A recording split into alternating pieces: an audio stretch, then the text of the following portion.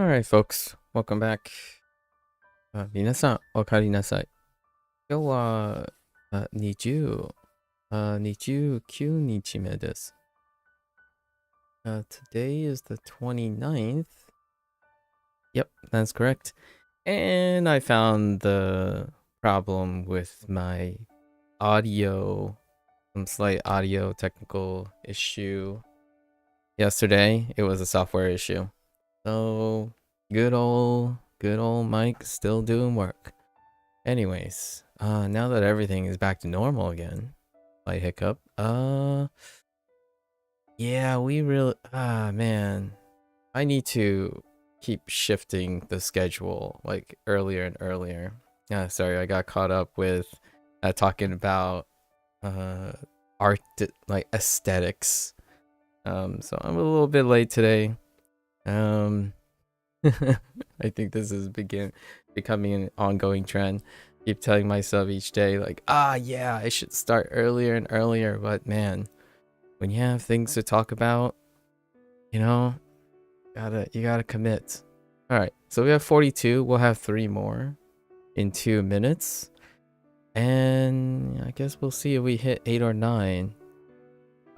Today was supposedly supposed to be the level up day, but because of how I kept getting later and later, we have 1 extra day before I start doing the once we hit the level up, then I'll start doing the review of Duolingo Chinese, and then we're gonna start playing our Chinese and Japanese, following Japanese playthrough of Infinite Wealth, like a Dragon Infinite Wealth, before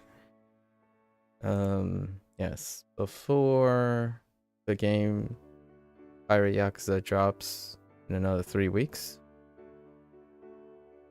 right, roughly speaking. Also, happy New Year to a lot of those people who are celebrating, probably getting close to the end of their New Year's actually. And well, not really. I guess they're starting their New Year's. Yes. And then I guess it's about 5 hours, T minus 5 hours. Let me add these 3. T minus 5 hours to the Lunar New Year here. And already did your usual. My family usually do things like consume food that are very symbolic. We've been doing that for now. Usual yearly celebrations. All right, let's get into our review. I don't think there were any. Yeah, WaniKani has been pretty chill, low volume affair. Let's get into this.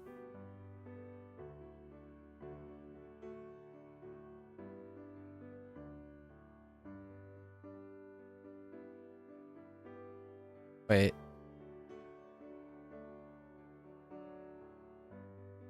I mean, would that take important as well?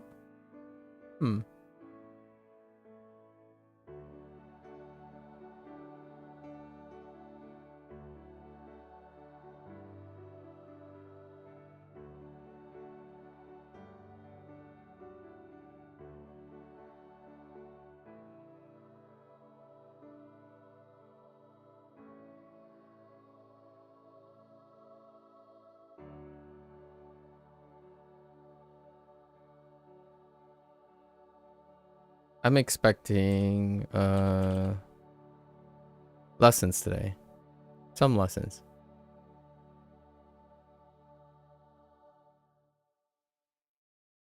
Oh, I typed oil again. I started typing oil. Oh man. That is so subconscious right now.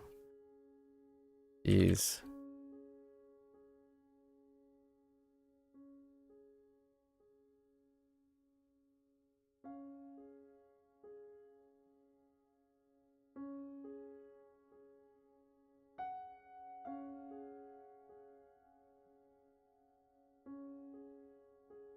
Almost typed 日本.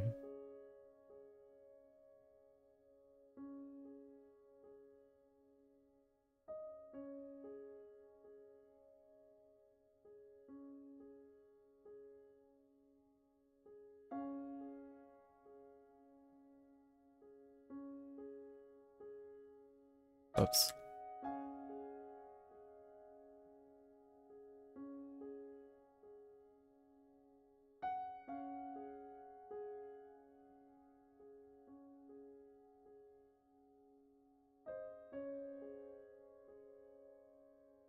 Oops.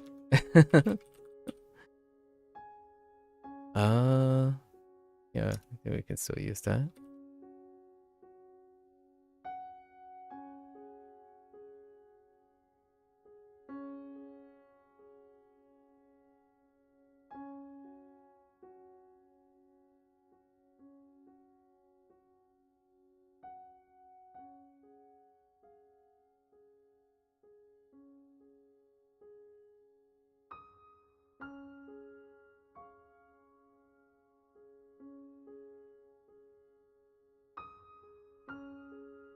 Oops. That's Chinese.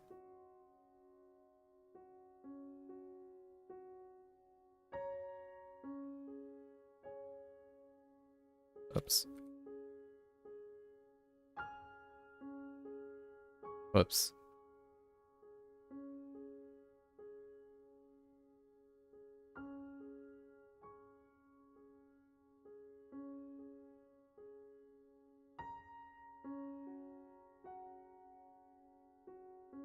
Uh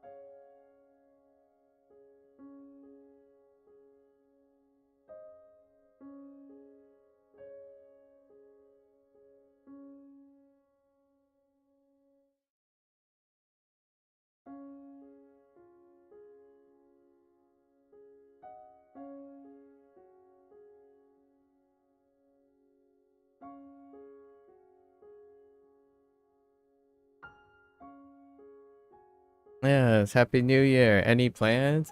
We already did most of our plans. We eat. Yeah, so yesterday, um, yesterday we had lobster. It's a very specific Cantonese dish, like ginger scallion lobster, something like that. And then today we'll have some sticky rice. And yeah, that's about it. My parents already did like bought display things and whatnot. It's kind of a little thing.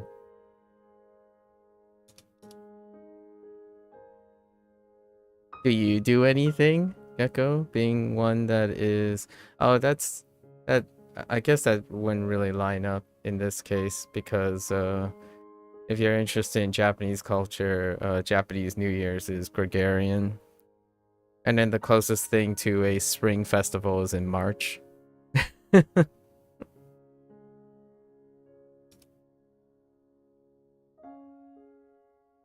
Yeah, there's been a lot of talk, like in the Discord, like I was lots of clarification because Churn and Jiao both have different perspectives, being from different places, about like the English use, right? Like Lunar New Year's is a collective categorical term when you're not in a specific place, and versus how perhaps other people, maybe even not necessarily foreigners, but I think a lot of times you get that comment about being pedantic regarding Lunar New Year's, and it comes from maybe a place of being pedantic as opposed to a place of being inclusive.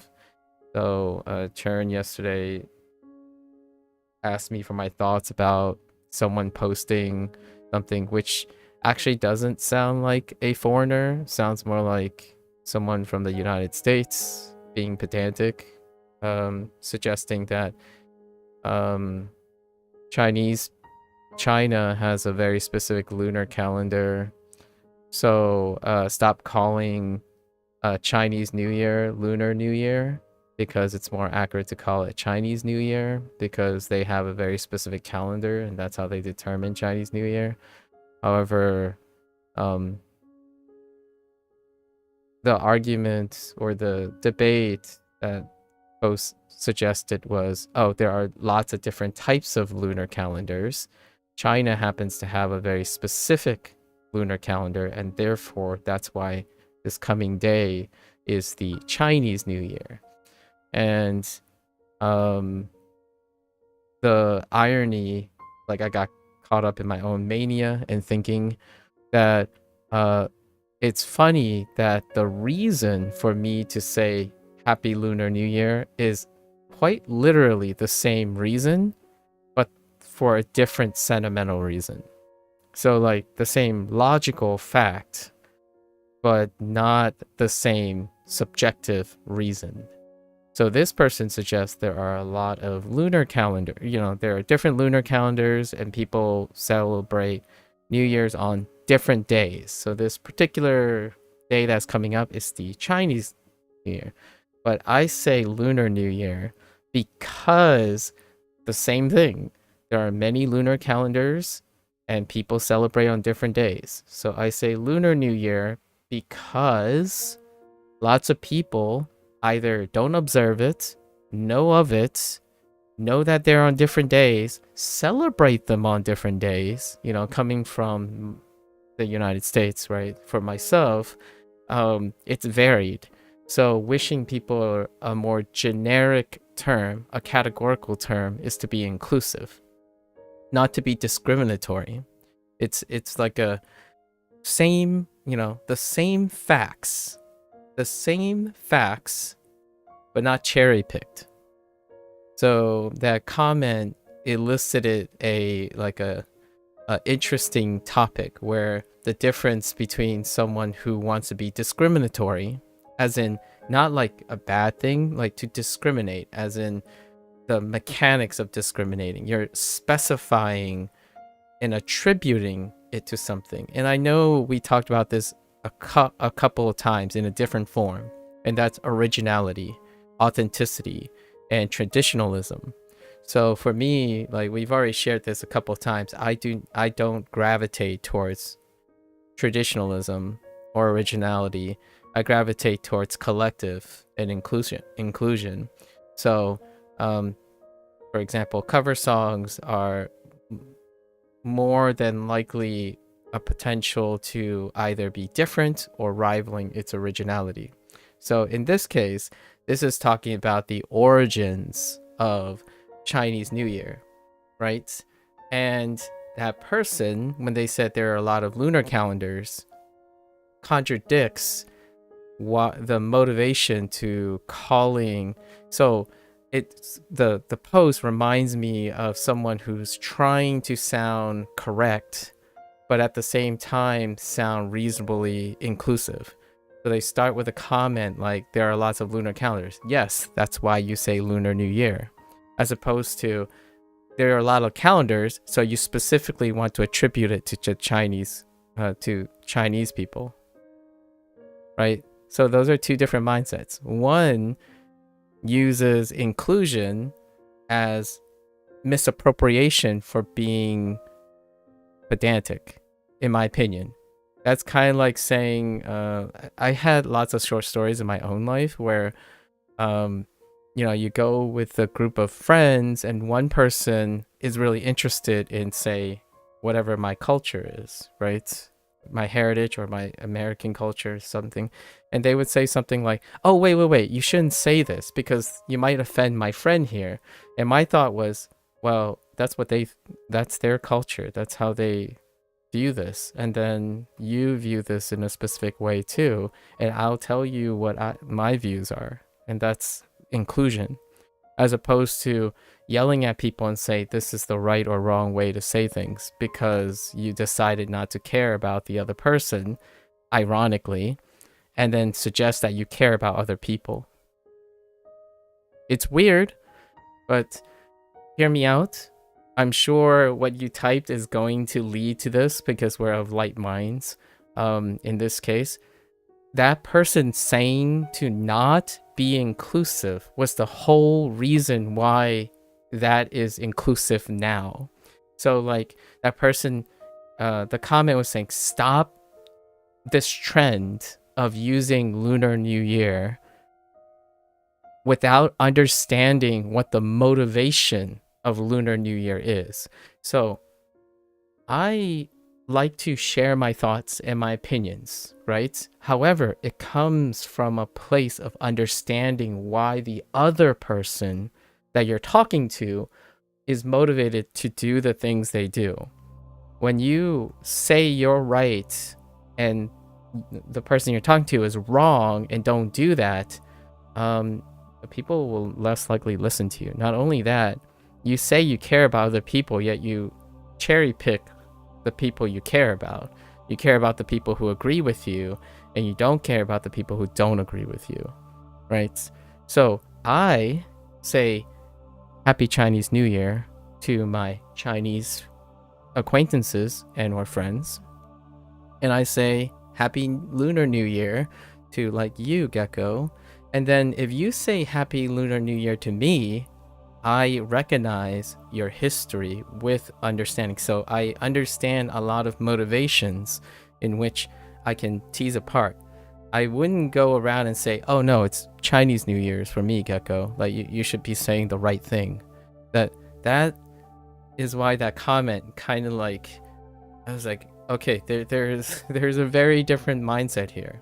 If you grow up in a country where people cannot have different opinions, or you're so used to having the same opinions so you don't have to explain these things, then I can understand how that's a social norm, right?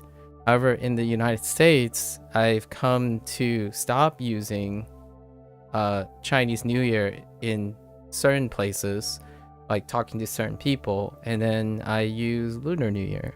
So, and then a lot of the Western world that's outside who do not participate in Lunar New Year are trying to be considerate of not understanding or not like wanting to be inclusive as opposed to exclusive. So when you say, if you were to talk, right, what are the odds of having someone, like if you were taking a gamble, right? You're someone who doesn't say, like if you took a gamble, you approach a stranger and like, should I use, like logically, we're going to use logic because these people think they are logically reasoning. If you were to say Lunar New Year versus Chinese New Year, what are the odds that you're going to land on more people that understand what you're referring to versus specifying? And logic dictates the more specific you are, the more likely you won't be misunderstood, for one. So that's one of the pros of being very specific, which is what this person's point is.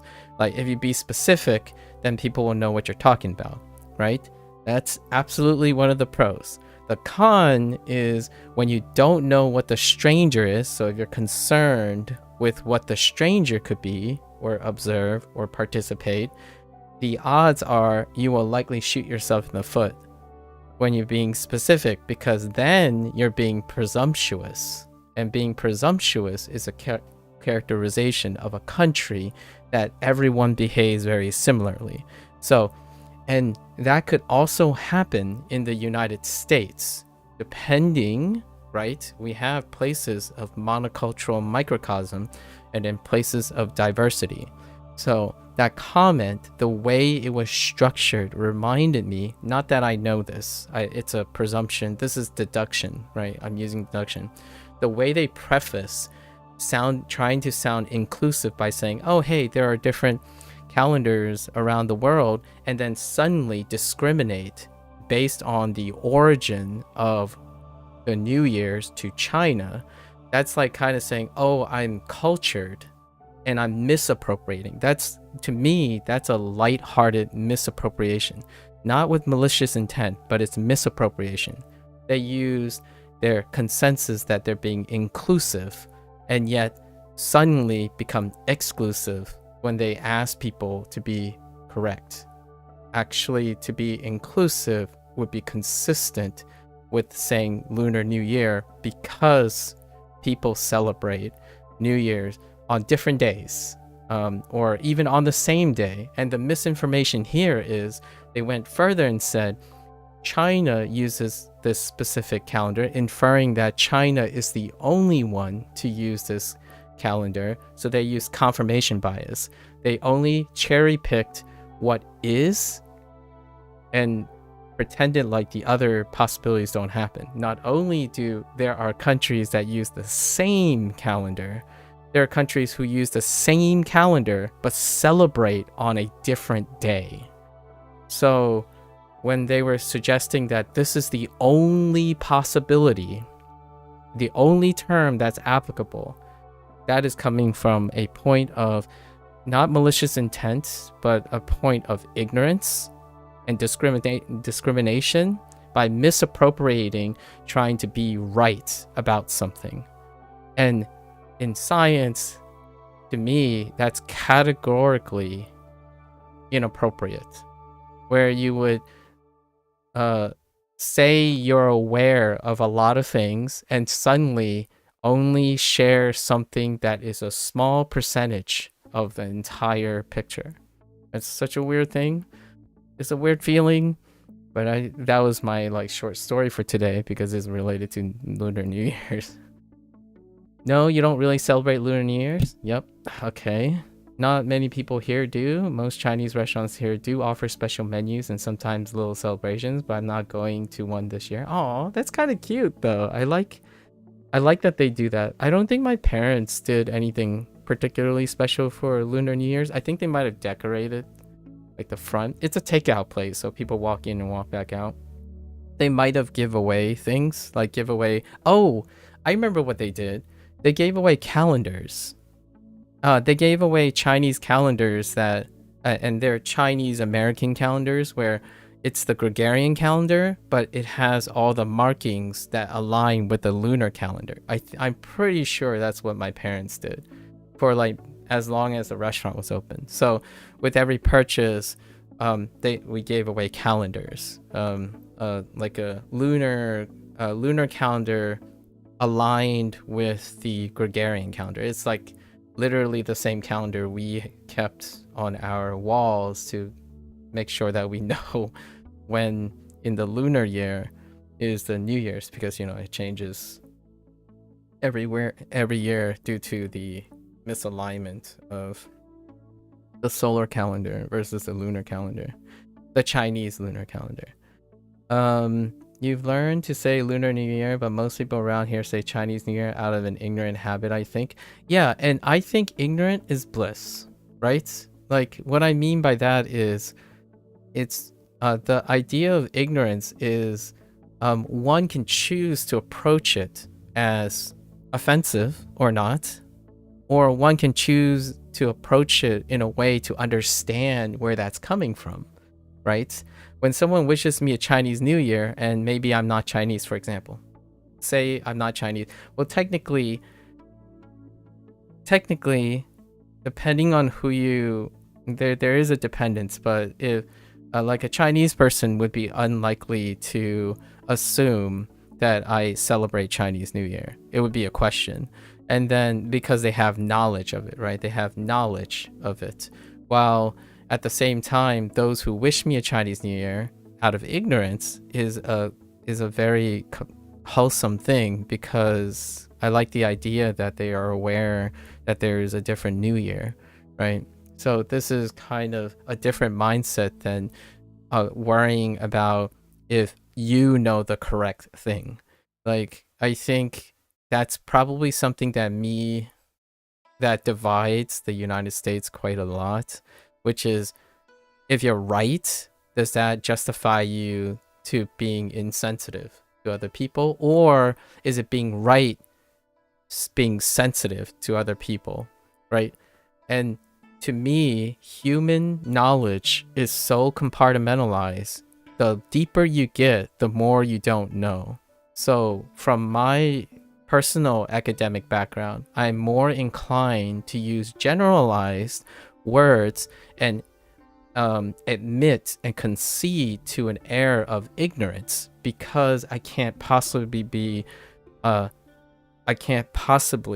compete with the collective of internet knowledge. Like, I'm one person, and the moment you say something, you are at the mercy of the collective knowledge of the internet, which inherently will make one person more ignorant, regardless of what you say. So in my case, I prefer to say Lunar New Year and troubleshoot and discuss the specific New Year that the person that I'm talking to celebrates or don't celebrate or know about, as opposed to assuming I happen to know more than the collective knowledge of the internet. I think that's incredibly arrogant. And to me, that's not only ignorant, that is incompetence. That is a lack of life experience and emotional intelligence. Now, that person can go on in life to be very, very happy for as long as the people around them embraces and tolerates that type of arrogance, in my opinion, and incompetence. For myself, I prefer to have people inform me about their practices and ask questions, because largely from my academic experience, personal academic experience, the more I learn about something, the less confident I become about making hyperbolic statements that are, this is right, that is wrong. The moment I say that is the moment that I hope it's one of the laws of physics, because I can wager that physics will not be redefined by the time I die, or something like life requires water, or something like biological life requires water, because that won't change hopefully anytime in the future. To maybe like different, these are extreme cases obviously, maybe something like, 95% of people live longer than a year, or something like a little bit more solid. To say absolutes about culture and forms of expression is something that I often tread carefully. I don't typically have people around me for a very extended time who treats culture, form of expression, subjectivity, language, art, music with a definitive righteous indignation. Like when you talk about music, right? When someone says, this is good music, that is bad music, this is the music you should listen to and only listen to. There are very, very few people in my life around me that has, I guess, what we would categorize as strong opinions, but not necessarily that you can't have strong opinions. Unwavering propensity to try to gaslight people over time. Like, for example, if you have a friend who consistently say like, oh, that's a good idea, but hey, this is a better idea, right? My idea is better. And then, so you go up to your friend and you share something. It's like, no. You know what's even better than that? This. That is kindness. It can be kindness. Like, it's not technically malicious in like a competence way, but that's also gaslighting. Like, you're constantly telling, you have a friend that constantly, for your benefit, consistently embrace their own idea strongly by underplaying and undermining. And sometimes this can be a conditioned response. The internet conditions this response quite well.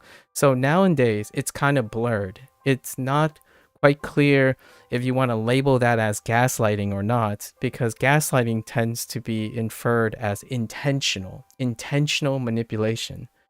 And now there's this new thing, I don't know what's called, like there's no name for it right now. I call it unintentional gaslighting. So not gaslighting as a standalone, but a conditioned response, right?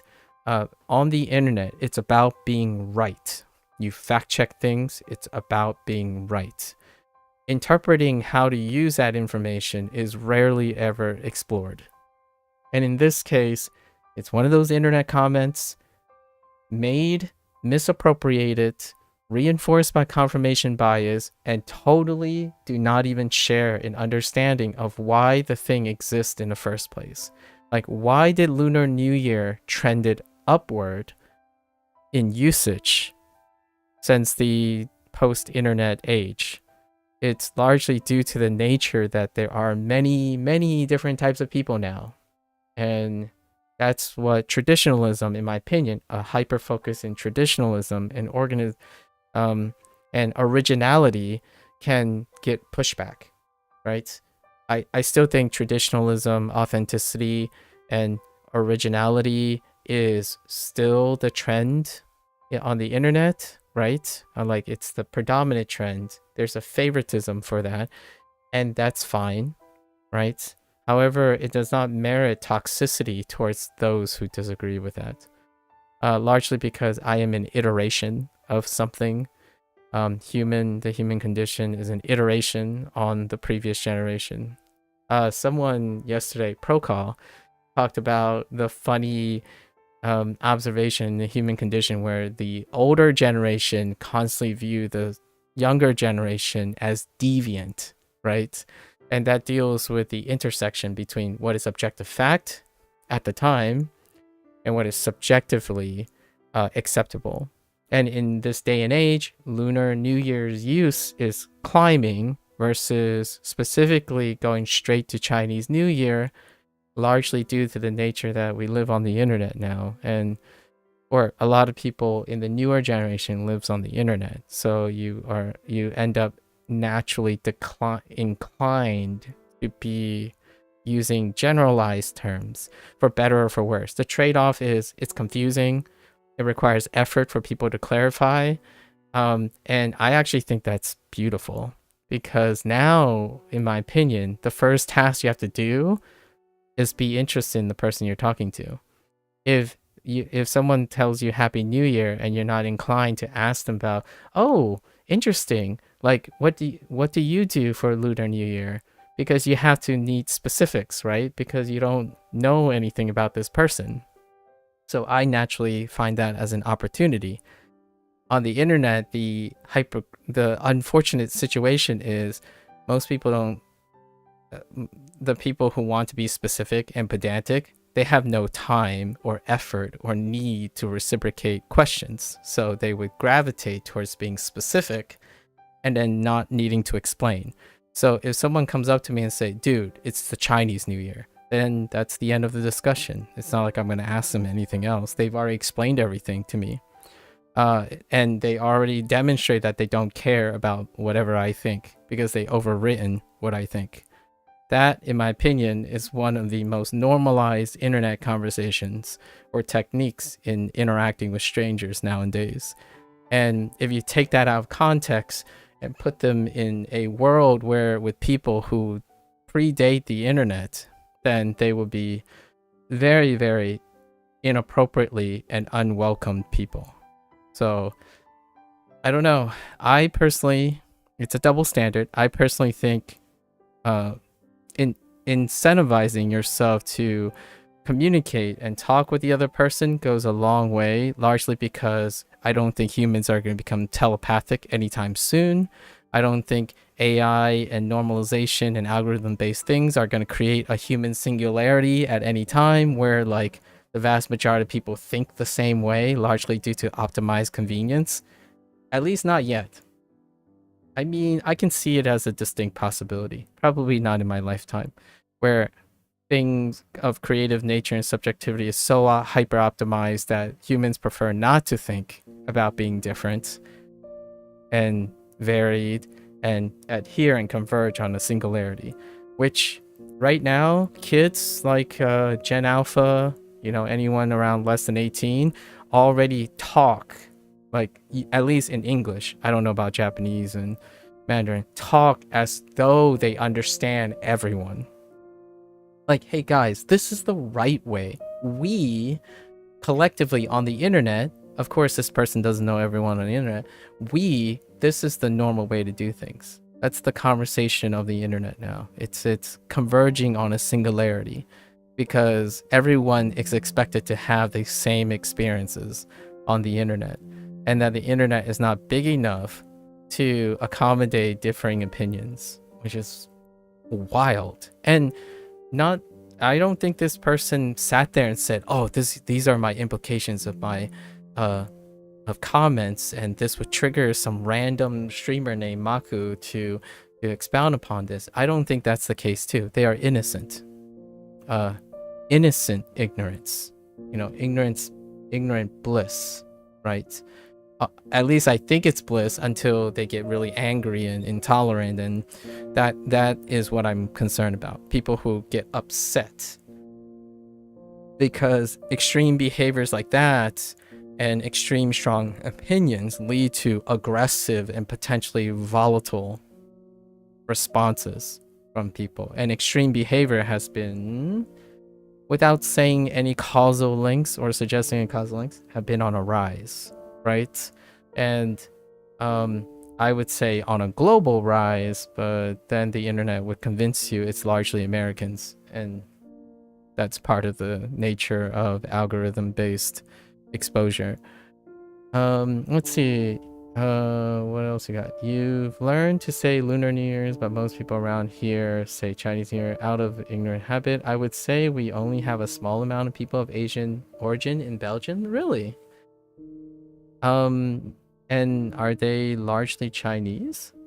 I don't actually know. My parents don't know a lot about Belgium. They know a lot about Norway though, because apparently there's this quite a lot of tea spilled about immigration patterns, and Norway tends to come up. My parents would typically know how to recognize the English names of countries that have significant connections with the population that emigrates from China and immigrates into places. I'm not sure if they know where Belgium is. And that's due to pragmatism, of course. Not that Belgium is not important or anything. That's sometimes life only has limited experiences. That being said, your next door neighbor are Chinese Cantonese. Oh, interesting. So since they moved in a couple of years ago, they help you learn a thing or two about their origin, culture, and traditions. So are they from Hong Kong? Often you have some Hong Kong. My mother came out of Hong Kong. I feel most people around me would not know what I meant by Lunar New Year, would be confused at least. Then it becomes a question if I would take the time to explain or just say Chinese. Exactly, right? That's what I'm saying. Of course, you captured it perfectly. If someone tells me Happy Chinese, like if you said Happy Chinese New Year to me, that is what it is explaining to me. Like I'm trying to understand the motivation behind that. So I can go about it in many different ways. You could get triggered and then be upset, born out of selfish ignorance, like, oh, I don't care about you. I only care about what you said is not right. Or I could say, oh, hey, you are exposed to Chinese New Year in your place. And I would immediately ask you, do you have like Chinese people around you? Like what I mean is like, where have you heard it from? And then when you said Lunar New Year's, I immediately asked you, oh, do you observe a Lunar New Year? Because now it's a bigger possibility, not specifically catered to Chinese people. So I wouldn't like go even deeper and presume things. And that to me takes less time for you. So if you said Chinese New Year's, I would specifically then ask, do you know anybody of Cantonese origin or Chinese, mainland Chinese origin to be familiar with Chinese New Year. Since you said Lunar New Year, I had to expand, right? Expand the possibilities, because Koreans celebrate the same day. Korean uses a very similar, if not the same calendar, and they celebrate today, or like right now for them, because it's New Year's in Korea. Japan actually celebrates what is considered a new year with the Gregorian calendar. So Japan shares New Year's with the United States on the Gregorian calendar. And to spice it up a little bit even more, here I would call display, like the festivals that happen in Chinatown and stuff, a spring festival. And a spring festival can be a little bit confusing, because one of the bigger celebrations in Japan is called the Spring Festival in English. And the Spring Festival actually happens in March. So, and you want to here's even crazier, like Gecko, since you're learning Japanese, and then we talk about Chinese, right? 春节 is Spring Festival in Chinese, right? In Chinese, right? But the Spring Festival that is referring to in Japanese is the one in March. So the translation that they use, if you write out the kanji for 春节, it's Spring Festival in Japanese, but it's not referring to the Spring Festival, this Spring Festival. It's referring to the March Spring Festival. So when it's the quirk of like you have the same name but different. It's the same, it's the same but different, right? So Spring Festival is referring to two separate periods in time. And that was not an American thing. It was the use of the kanji and the Hanzi to designate two separate days, and they both translate to Spring Festival. So now in the United States, when you're using American English, the Chinese New Year overlaps with the Lunar New Year, which also overlaps with the Spring Festival. So when you say any three of these words now in English, you could be referring to multiple things. Like when someone says Happy Chinese New Year's, they could be referring to the Vietnamese Lunar New Year, like Chong is suggesting, or the Korean New Year. But they're not referring to the Mongolian New Year, which happens at a different time.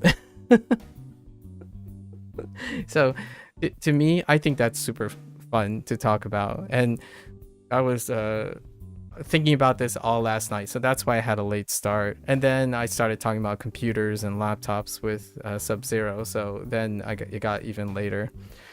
It's crazy. A language is so interesting.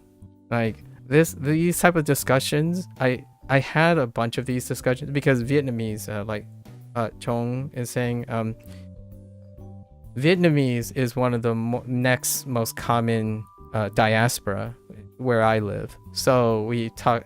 There were discussions about these oftentimes about like where did the Lunar New Year line up and stuff. And that's how I came to use Lunar New Year, because I'm more likely to bump into a Chinese American, a Vietnamese American, and a Korean American. I am actually not that likely to bump in. They are far more likely than bumping into a Chinese international, like a person from China in my generation, the generation that would participate in specific things. So Lunar New Year became the default because wishing a Vietnamese person Chinese New Year a little bit acceptable, but it's an assumption, it's a presumption that is less consistent than saying the Lunar New Year. So It's such a... By the way, happy Lunar New Year, everyone.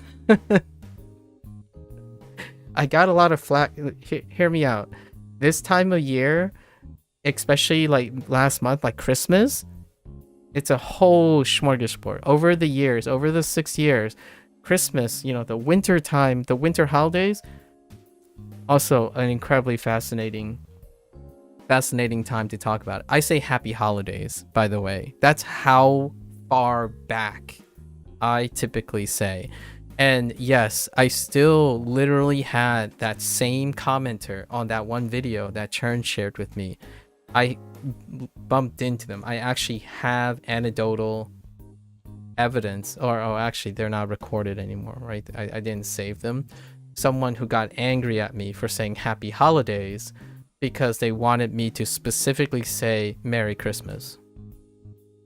And they said like, why are you so afraid of being offended? I already talked about this short story a couple of times. Why are you so afraid of being offended? It's like, no, I'm not afraid of offending people. I'm afraid I want to be inclusive, right? Like the motivation for me to say happy holidays is not born out of fear. It's born out of knowledge and wisdom. So I prefer to choose to say certain things so I can talk about those things. Like happy holidays. What type of holiday do you celebrate in the wintertime, right? It's my segue to asking the person. Or I say happy holidays and I wait to see if that person says a specific holiday so then I can talk about it. Or they say happy holidays back and I ask them, hey, what are your winter holidays if you observe any, right? Because it can be so many different ones. And at different times, I say American Thanksgiving because I have become aware of Canadian Thanksgiving, right? By the same name. And then now, since I'm learning language and interacting with other people, I ask, do you have a Thanksgiving-like holiday? And that's where Gecko volunteered something. I think someone else, I asked Sub-Zero if there was like some sort of Norwegian Thanksgiving, like a act of a holiday centered around Thanksgiving. And then Gecko and I already talked about like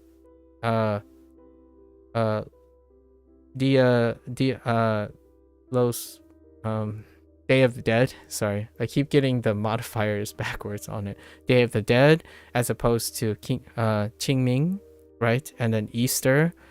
They don't happen on the same time in the calendar, but the idea, the concept is universal when you're trying to honor those before you. So it's kind of neat, right? Just say I have received such calendars in the past before from Chinese restaurants around the New Year. Yeah, it's probably the most convenient type of gift for the New Year's. Among the small Asian communities here, I would say yes, Chinese are the most represented. I see. I don't think your neighbors are from Hong Kong because they would have mentioned. Instead, they say, southern China. I see. So you assume a lesser known part, at least internationally. I see. There is some debate in Belgium because they renamed the Christmas holiday to winter holidays. Yeah, I occasionally say winter holidays as well. And in some places, Christmas markets are now called winter markets. Yeah, there is some real pushback on that. So like in Japan, right, it's the winter festival, which does include Christmas. Like this is a foreigner perspective. I don't actually know how Merry Christmas is more normalized than winter festival, the winter festival time, right? Like winter solstice is a very important time, which kind of precedes the Christmas, right? And technically Christmas has this air of Catholicism, right? Christianity and or Catholics. And as far as I know, there is expression of Christianity and Catholic, like religion in general, but there's also Shintoism, right? From a foreigner perspective, it's very myriad. So it tracks that winter holidays and winter festival may be more predominantly normalized than immediately assuming Merry Christmas, right? And I say happy holidays now, largely because I actually say Merry Christmas to my friends who I already know celebrates Merry Christmas, or like celebrates Christmas. In fact, hear me out here, Gecko. It's actually, it goes a little bit even deeper than that. My friends like to say different takes on Christmas, for the heck of it. So like, I wasn't even sure to like illustrate some idiosyncrasies, like Happy Christmas instead of Merry Christmas. But then there's like Xmas, and the way Christmas is written is weird too. Blair's wrote Christmas differently in English. Like there's to me, that's kind of the, I want to even say the playful nature of what it's like to be surrounded by different people, right? Not that it's for everyone. I think those who feel really comfortable in knowing the right way and the wrong way to do things, like Japanese culture is a great example.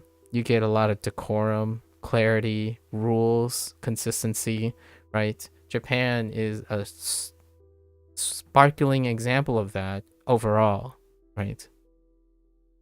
Some Vietnamese people also want to change Lunar New Year to a Catholic calendar like Japan. Oh, interesting. But the Vietnamese parliament continuously rejected this idea. I see.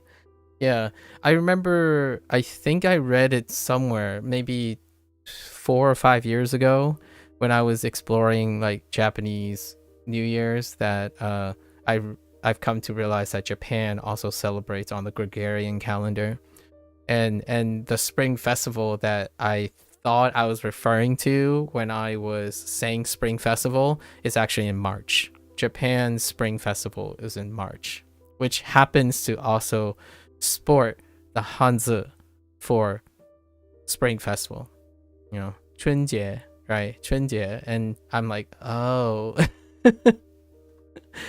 It dawned on me after I learned like Mandarin, and after I learned Hanzi and kanji side by side, it dawned on me like, oh wow, that's, now the English is a little confusing, because and it brought a smile to my face, because I think that's funny, like how it turned out, where the Hanzi and the kanji, when you translate it in English, means two different things.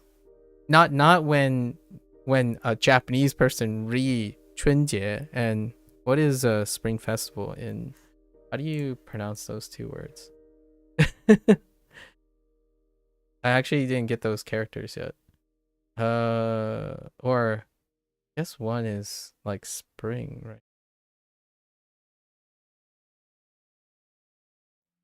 Haru, I guess one is Haru, and then what was the other one? Haru Matsuri? Oh, or Haru, what's Jie in Japanese? But it can be referred to as that, the spring festival. I'm using Matsuri because I can only think of festival as Matsuri right now. That's my only word that I have. But it's really funny. I don't need, excuse my limited Japanese kanji. Oh, okay. All right. What did Chern say? It starts with Happy New Year.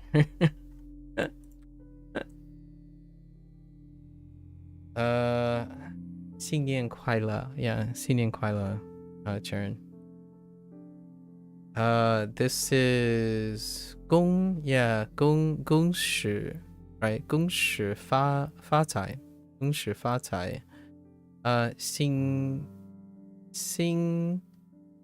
想心想事后事成心想事成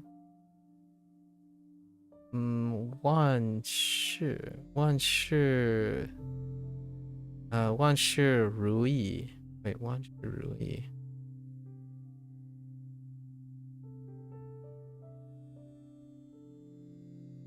that's hard to understand 祝你身体健康 okay that's fine what is this 平平安安 okay yes and what was the last one 交在进包 okay so one deals with money, one is peace, and then 健康 is health. So I guess you're saying wish you health, peace, and wealth. I see. Happy New Year. What is this second one? 心想. Is it like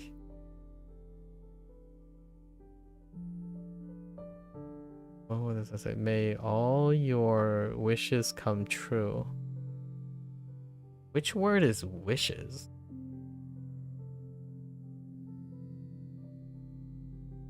I don't know where wishes are. Sure. Where is it? I don't know. Like in the thing you typed, I don't know where the meaning wishes come from. Everything else makes sense though. Oh, is that thought there's a full fat greetings? Yeah. Some Vietnamese wait. Okay. And then Belgium is historically a very Catholic country.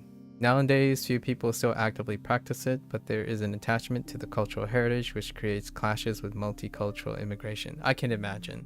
Yeah, I can imagine. And it goes without saying, I live in the United States, so that's a social norm, right?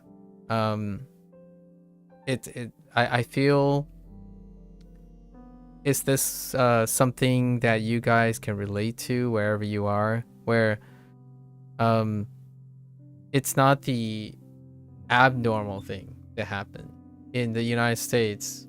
Multicultural clashes is the normal thing to happen. Like it happens more often than it doesn't, in my opinion. Like from this particular side of the perspective, like it's normal. It's almost like regular to expect cultural clashes or like discussion of cultural clashes. So that is less.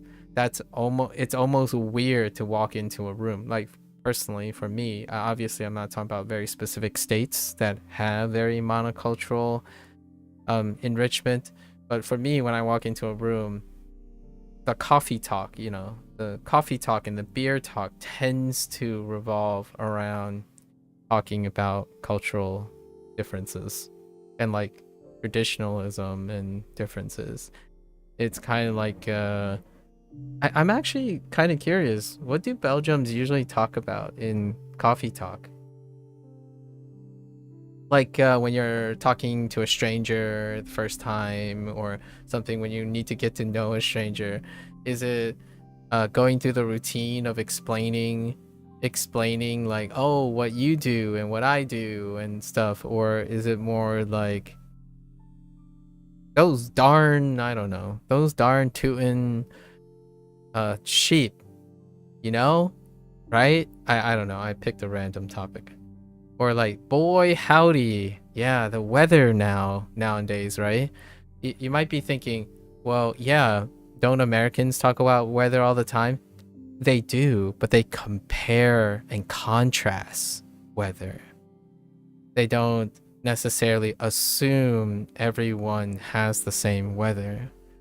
So like I haven't seen my extended family for a very long time. I would say hi, and then we have nothing to talk about. We would talk about the weather, and immediately it would be something like, oh, it's been warm here. It's like, oh, it's been kind of cold where we are, right? Because that's kind of the routine for American conversations, largely due to the nature that when you're meeting up, it's often not everyone will have quote unquote an opinion because they tend to have something to share that's slightly different. So the topics might be similar. Like if you complain about healthcare and I don't know, education system, it will still create a cultural clash, or a cultural discussion, as opposed to using the word clash, but a cultural discussion. Like if I was in Maryland for a while and I go back to Pennsylvania and someone's like, man, you know, public schools these days. And I'm like, I have a different perspective on public schools because I was in Maryland the last couple of years, that kind of thing. Or you visit another city and you meet up with another person, a local from that city, and then you are from a different city. The first conversation would be any of those like weather or cost of living type of discussions involve comparing and contrasting the two things. So I'm not sure how normal that is for other peeps. I'm not, and I'm also not sure what the internet perception is of this. I think when people, the impression that I get is that foreigners think or get the impression from the internet that Americans are always constantly upset with each other no matter what the environment is. And it's kind of like looking at Call of Duty gamers, right? Oh man, they're always trash talking to each other, but are they having a good time, or do they think it's normal? And you know, I, as an outsider, I can't think of that as normal. I'm like it's difficult for me to think that's normal. However, in the United States, when you see two people bicker or like hot-headed and discussing the pedantic nature of, should we call it Chinese New Year, like what I'm doing right now, this very moment, about Chinese New Year and Lunar New Year, that is coffee table talk. Legitimately. Like, oh, we don't have any Chinese friends and that's why we don't use Chinese. That is coffee table talk. That type of nature is normalized in the United States. So when someone, when a foreigner says, I get the impression that Americans just complain about everything. They always like complain and disagree and argue about things. Like, yeah, that's the normalized behavior. We discuss, like, in my opinion, the likelihood and high frequency of Americans discussing and arguing and debating about things is a reflection of how diverse it can be in the United States. Lots of conversations have to be done. And it becomes a normal routine. Is it taxing?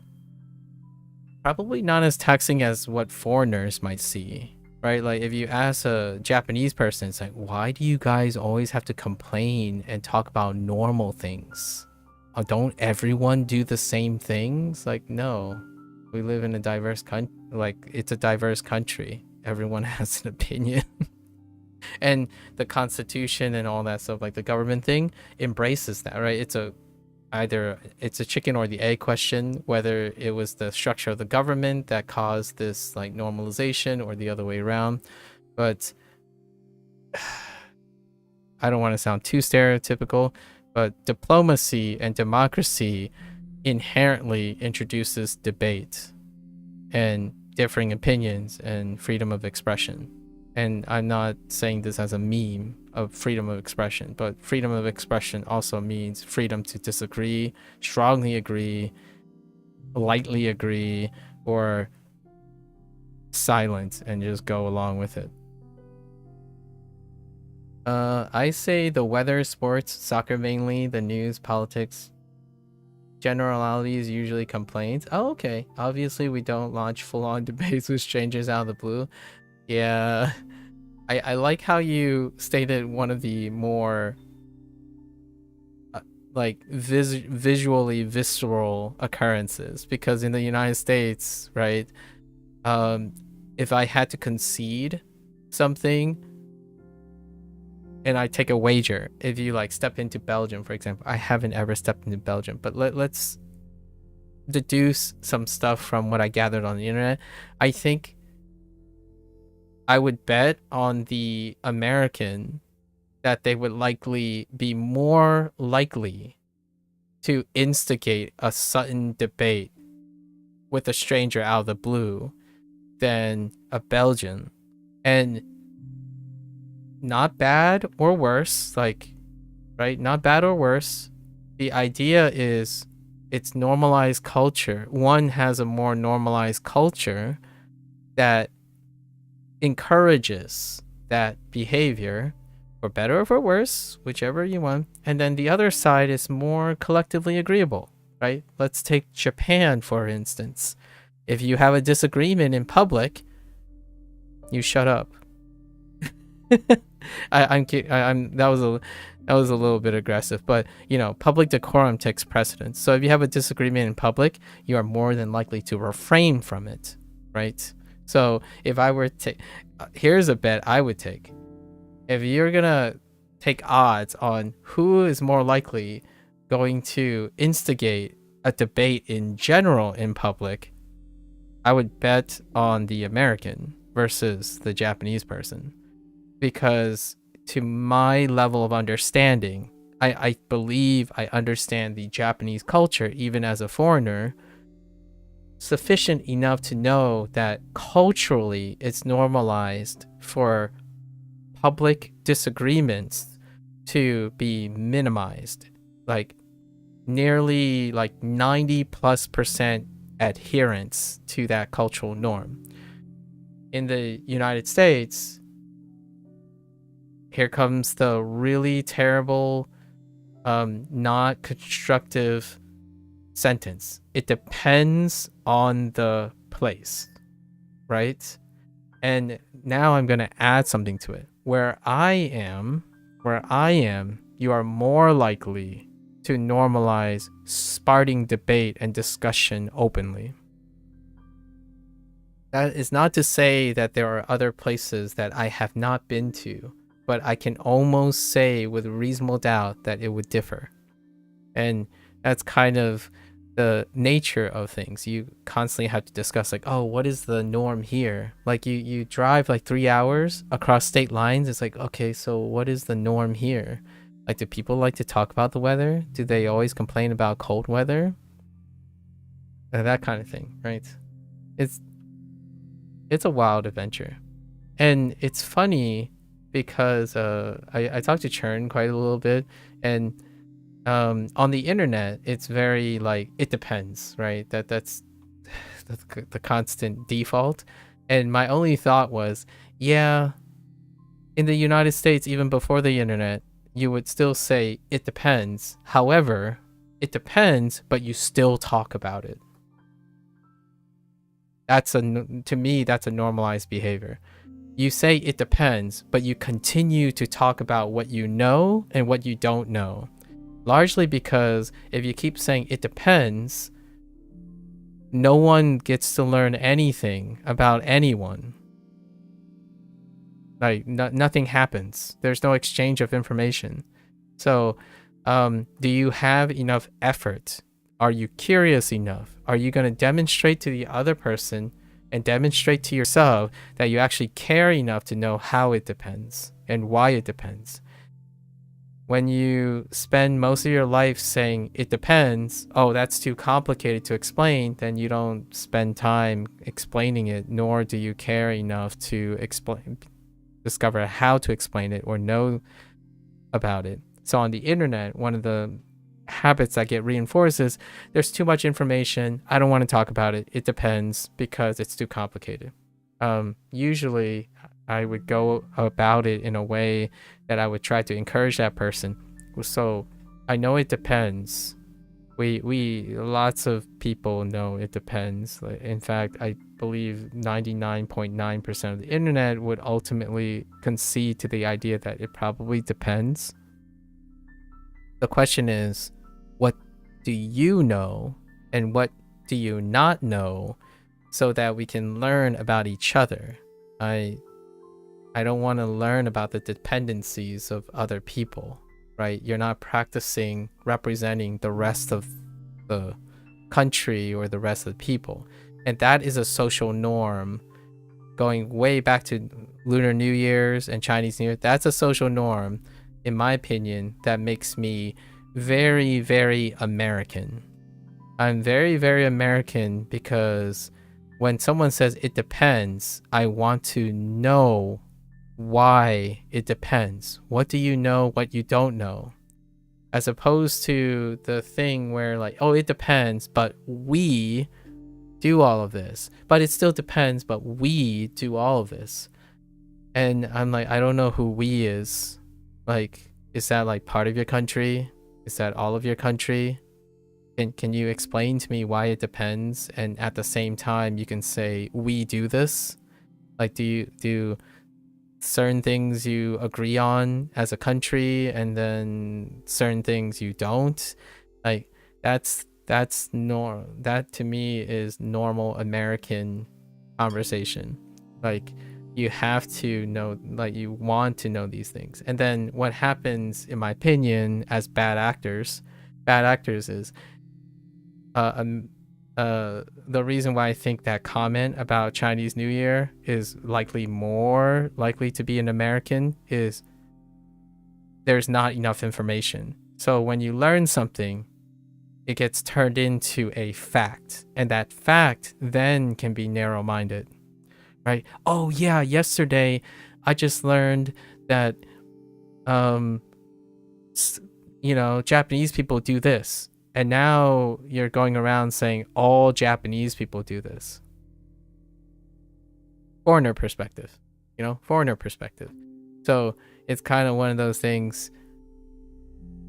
Foreigners from Japan or China or something find a much easier time assuming and presuming that Americans can be all the same. Like, they talk as though it's very generalizable.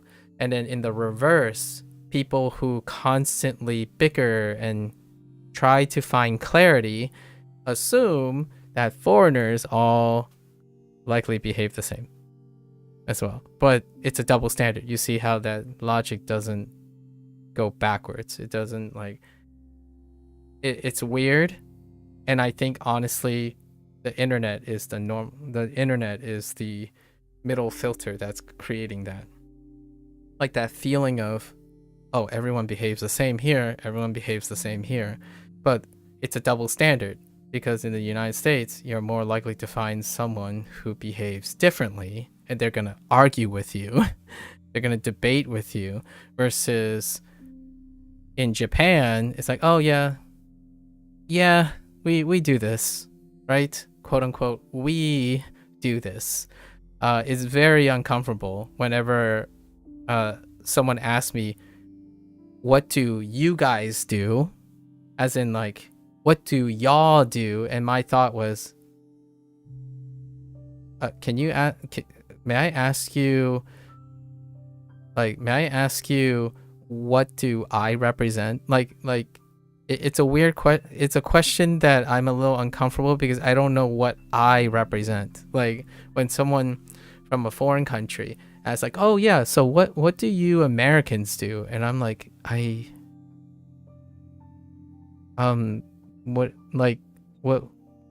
what do you think Americans are? Like, it has to start somewhere, because that's like, I start with something like, I'm from the Northeast.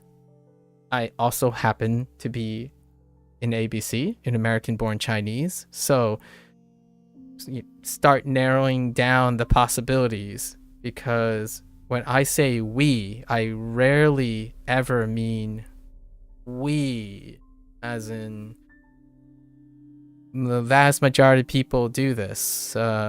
In fact, I represent less the group that I might represent is less than 6% of the, okay, maybe it's gone up to like 10%, but probably less than 10% of the United States population, right? And then the people I talk about and interact with represent even less than 10% of the American population. Now you might be asking, well, wow, 10% is not a lot. It's like, it's actually quite a lot, because the dynamics and distribution of the country is not, say, 90% something and 10% the rest. It's actually something like 50%, 30%, 20%, 10%. Then we have all the other ones stacked together as 5%. So when you're thinking about a country, especially the United States, your thought is, okay, well, most people are still white, right? Like, technically, yes. But you have to take the relative proportions, right? If a number is 10% higher than the next thing, it means a lot different than it's 80% higher than the next thing.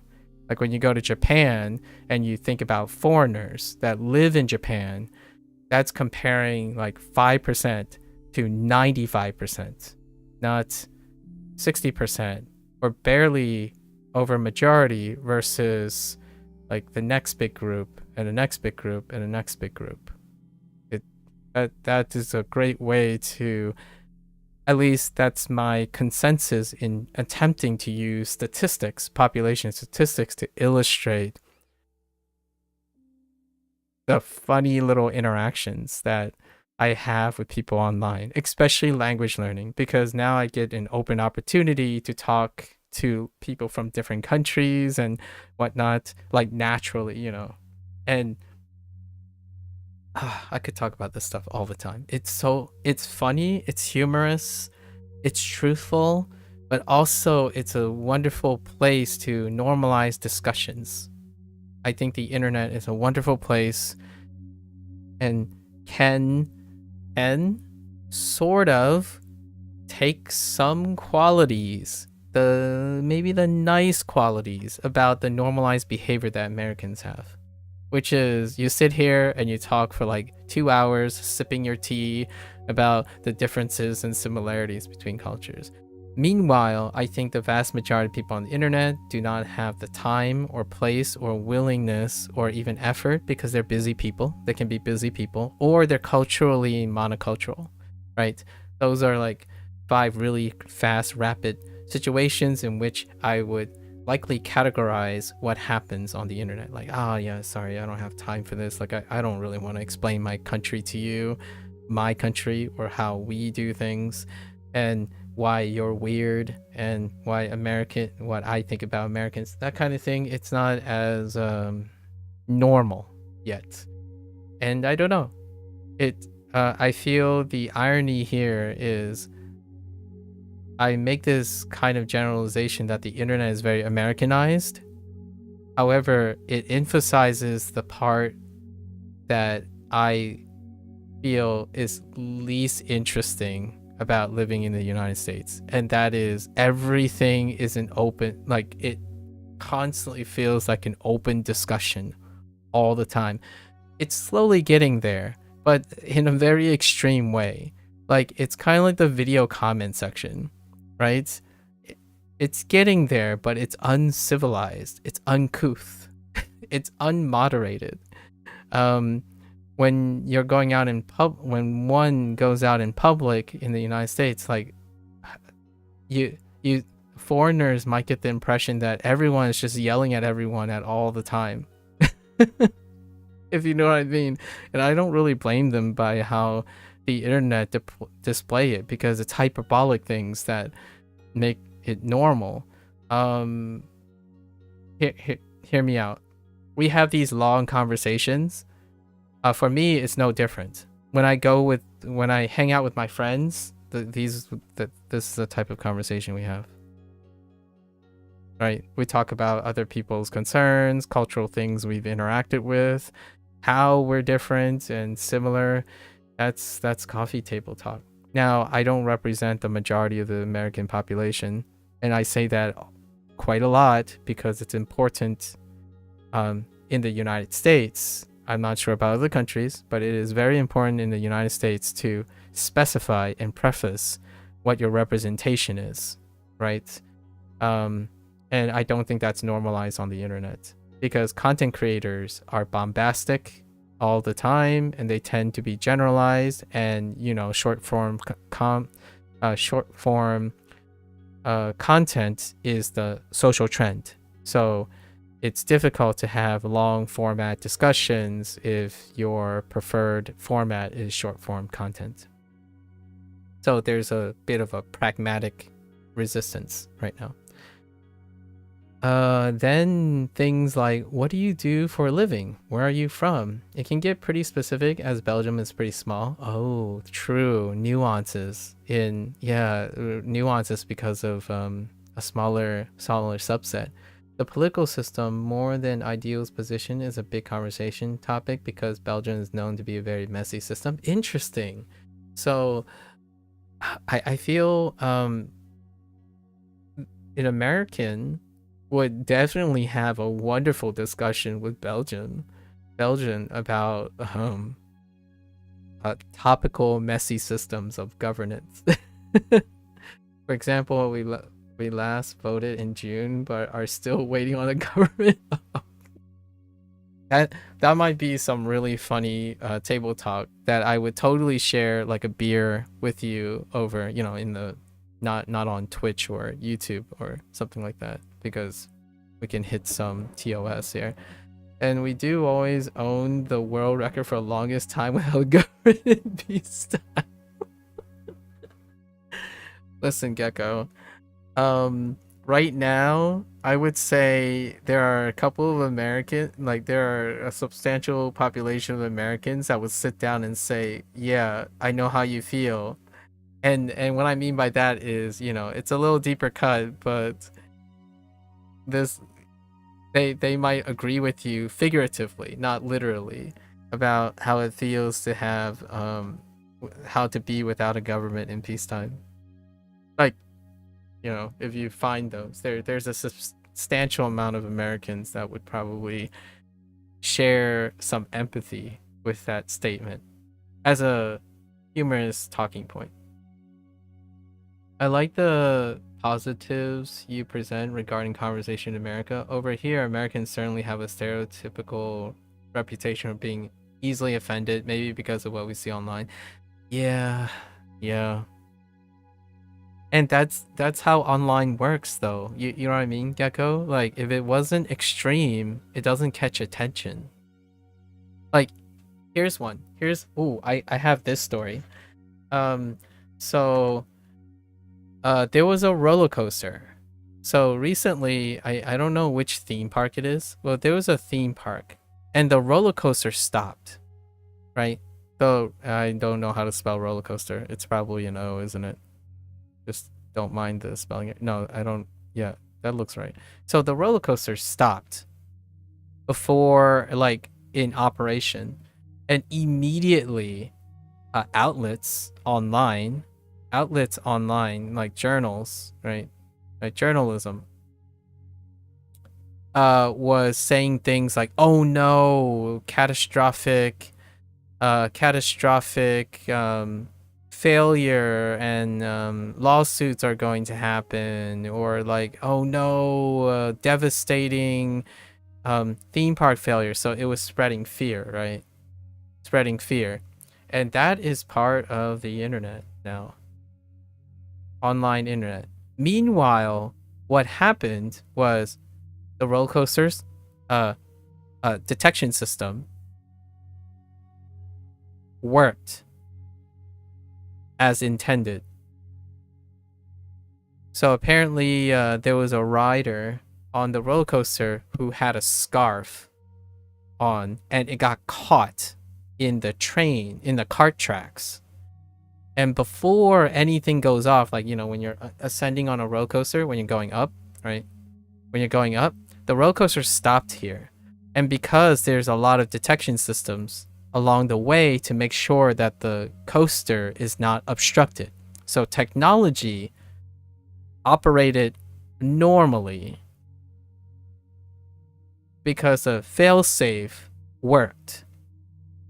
to control human error.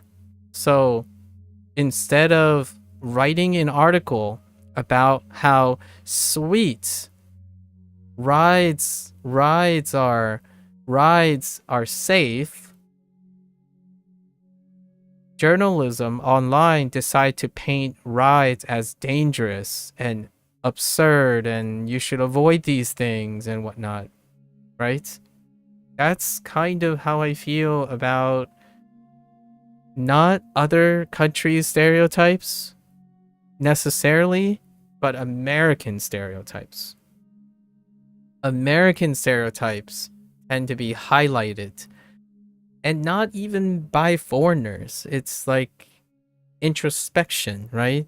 Like, think about the consequence. Like, I highlighted the consequence that it's a social norm to have disagreements in the United States. So online, what will you see? Like, statistically, what is the likelihood that you're going to see an American bashing on the American system versus a face culture strong system where they don't do that publicly? So when someone says no one ever complains about Japan, no one ever complains about Belgium, no one ever complains about France and Germany and stuff, we have to also take into consideration what is the propensity of criticism publicly. What is that socially normal? In the United States, I would argue is conservatively more normalized than other countries.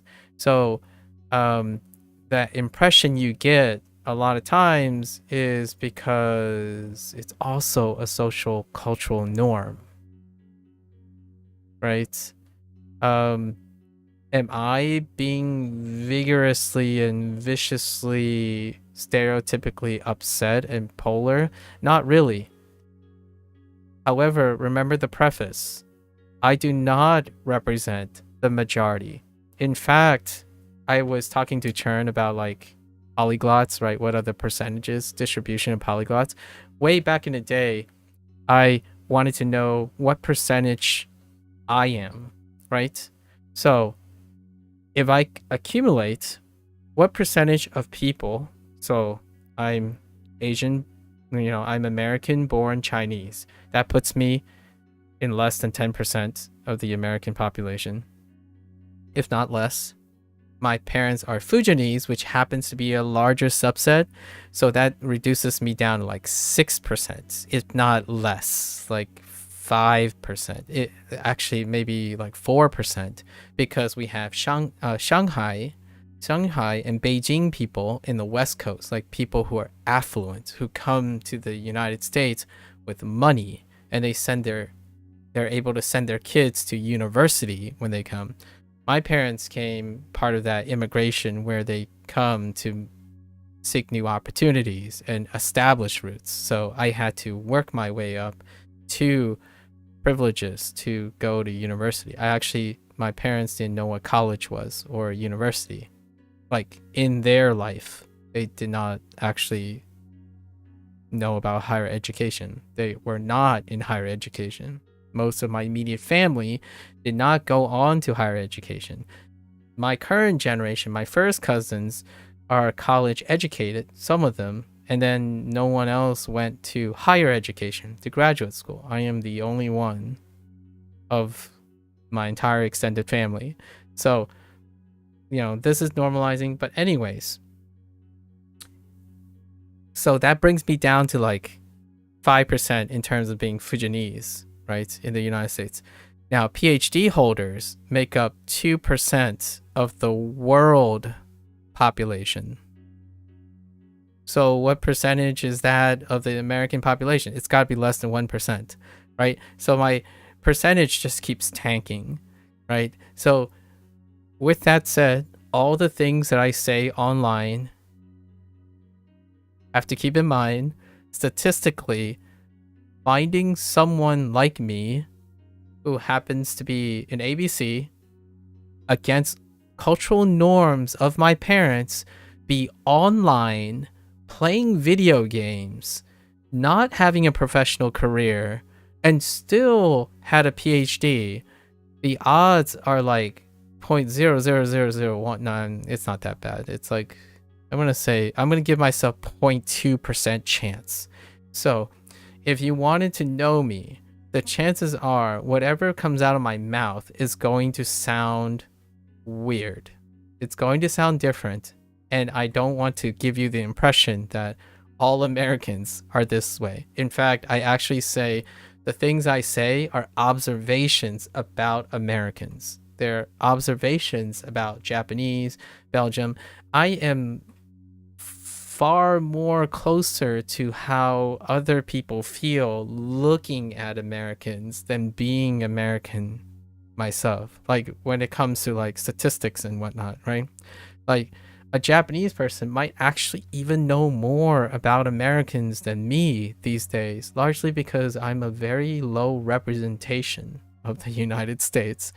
The one thing I can say is I live long enough in suburbia to make some generalizations, but I spent half my life in the city. So even that falls apart. There are Americans who live, born, raised in the same like 100-mile radius, which sounds kind of familiar, right? If you're in Japan, you grew up on the countryside, there is a chance you might go to the city, but if you're well-to-do, you stay in that place, right? If you love Tokyo, you might spend 90% of your life in Tokyo, and that would reframe your things, right? For me, low percentage, but it's really cool. Like, just to give an idea of population statistics, right? So I'm fascinated with the American culture just as much as I'm fascinated with the Belgian culture because I know you, Gecko. And then I'm inherently fascinated with Churn's Malaysian culture because Malaysia happens to be a very multicultural place too. And Chong kind of gives me Vietnamese vibes, but I'm not sure if it's Americanized Vietnamese or Vietnamese. So,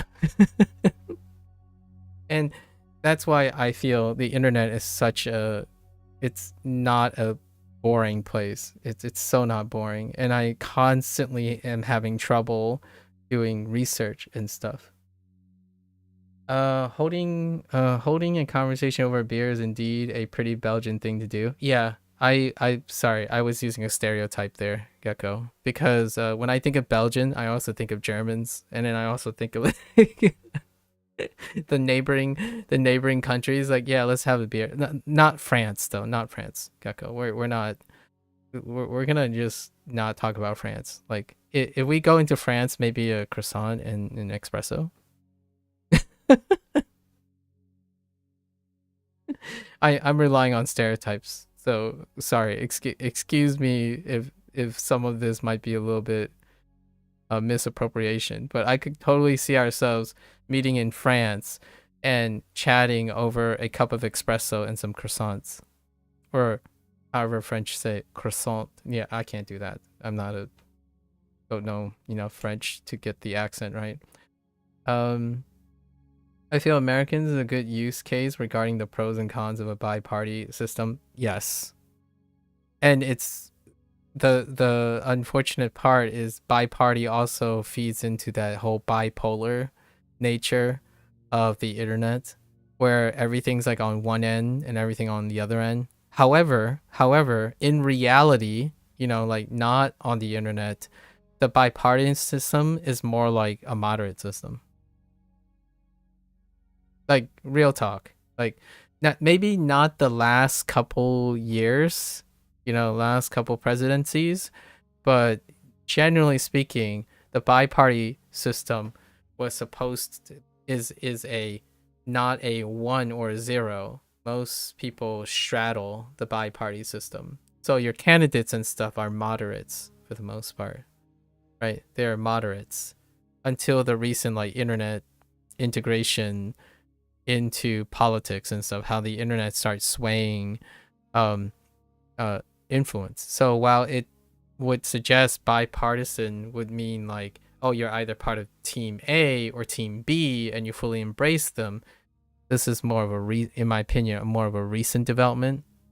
Consistently, the large majority of the candidates and people were in the middle. They were like slightly to one side, slightly to the other side, but it's moderacy, right? It's a given exchange. So pros and cons kind of thing. I'm going to take a little from column B, a little column A. Looks like I have a little bit more of column A than column B, so I'm going that way, right? It's a slight tilt left and right. Until recently, I'm not going to like argue about how people say politics is a lot more extreme now.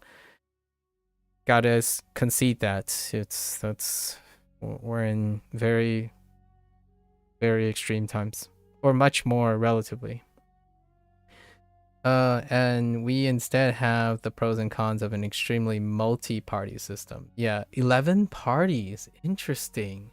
You have 11 parties. I can't even imagine how you negotiate 11 different parties.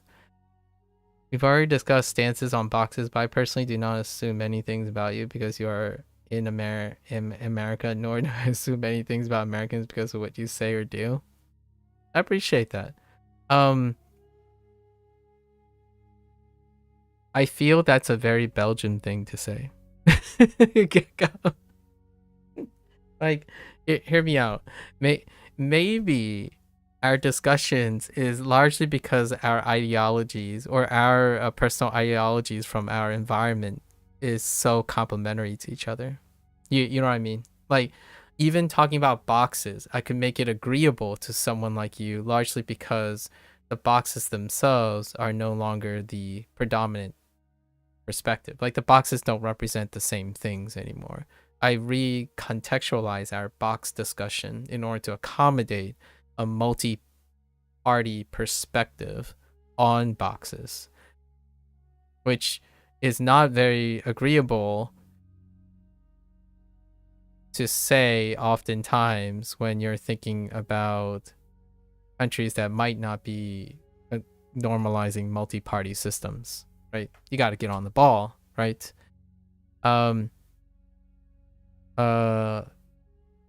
The first thing I would probably say is it would be very refreshing to engage in a country that's, when you walk in, if you know the rules, know the decorum, 90% of the time,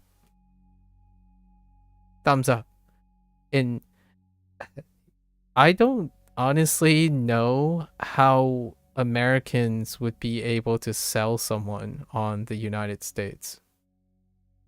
Right? Like, think about like an advertisement, right? An internet advertisement.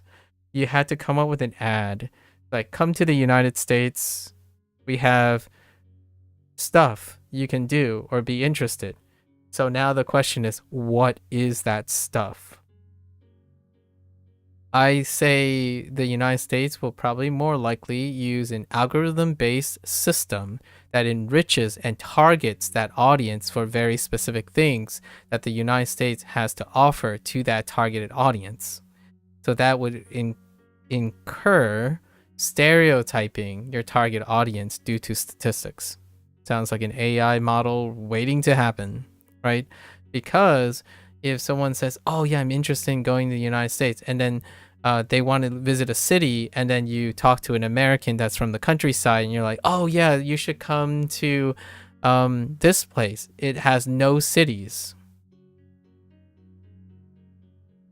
right? So I'm not surprised the whole AI fad and targeting advertisements and business stuff came from predominantly the United States, largely because clarity and automation allows for a noisy existence, but a individualized noisy existence. So in the future, if you ever say, oh yeah, I want a vacation in the United States, they're going to take your data, they're going to customize and target you for all the things that make it a good vacation.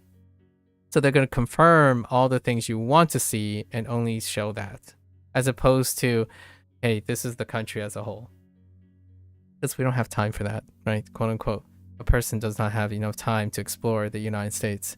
The United States is a potpourri of highs and lows for any particular individual, right? If you like cities, you could spend more than, I don't know, you could spend more than half your life never encountering a city. So it's one of those things. When someone says, I want to visit the United States, may I have your data, please? Do you like cities? Do you like to encounter these things? Are these deal breakers? Any of these following things are deal breakers. And then you plug that into an AI model, and then selectively select which state they are more likely to be satisfied in going. As opposed to, I go to Japan, I'm going to go to Tokyo, because that's the city hub. I'm going to go to Kyoto for this. I'm going to go to Okinawa for this. And oh yeah, sometimes I should go to Hokkaido area for the milk, right? Or like dairy products. Oh yeah, then I go. There are certain generalizations, boxes that are very effective and pragmatic when a country has consistency, like has enough consistency to create those generalizations. And then in the United States, the stereotype is someone, a foreigner will tell you what the United States is like, and then you pretty much upset like 7 out of 10 Americans because they probably depict their state as something different or their immediate place as different. And I'm terrible. And I absolutely concede that, because I only represent a really tiny margin of the American population. Because of that tiny margin, everything is different in the United States. So I'm trying to explain my behavior. My natural behavior is that I view the United States as a place to explore because I have no idea what's going on. So if there's a American that wholeheartedly says they know exactly what's going on in their country, in the United States, suspicious. They're most likely from a place that everyone around them have the same opinion, and then that opinion is closed off to everywhere else.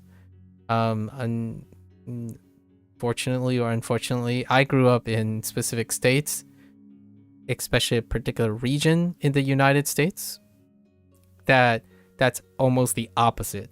They're extremely overly concerned with the dynamics of the country. So mileage may vary. I do wonder if Team A versus Team B is here to stay, or if there is a hope to go back to more moderate exchanges in the near future.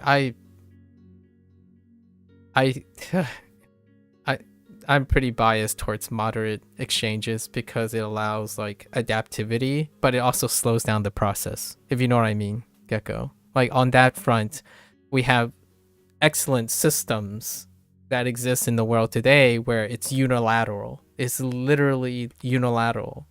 A very specific country that I have a diaspora from as unilateral decision making. So we can see how efficient that is, provided that the culture can provide leadership that creates consistency, right? In the United States, if everyone has an opinion, that may be the cause or the consequence of a moderate system, right? Like to gravitate towards a moderate system.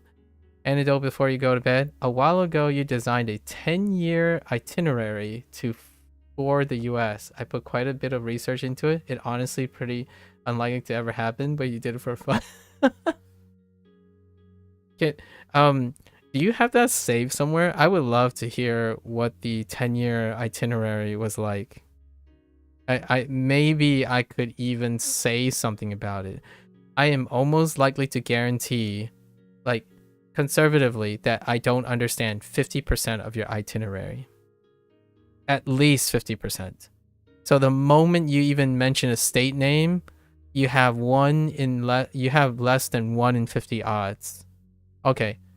if I expand a little bit, you might have a 1 in 30-ish odds that it will land on something that I actually know about the country I live in. That's how objectively sobering that can be, right? When someone says you're visiting the United States, and if someone's telling you what they know about the United States, the odds are very small that they actually know what your experience is going to be. Largely because the country is so divided, not like politically or something, just divided in terms of its people. You do have it. I do have it somewhere, but not on this computer. I'll try to dig it up. I love that. Yeah, we should talk about that another day. I would love, because I largely asked you about Belgium stuff, but it would be so interesting to see what your itinerary included as a Belgian in the United States. Like, what interests you? What are the markers that, and of course it was 10-year, right? 10 years is some time ago. Like, how maybe that has changed or something. I love seeing people's travel itineraries going to places that are incredibly diverse, largely because you get to learn a lot about that person, right? If you chose to go to like Malaysia or something, there are very, like, Malaysia is quite diverse. You get to see what resonates with that person, and then through those choices it can be very telling. And that also requires I actually know what it's like in those places, but it's still really telling. And it did not include Alaska, Hawaii, or overseas territories. Mainland only. Ooh. Okay. Interesting. So no Hawaii, Alaska. Huh. No Puerto Rico as well, huh?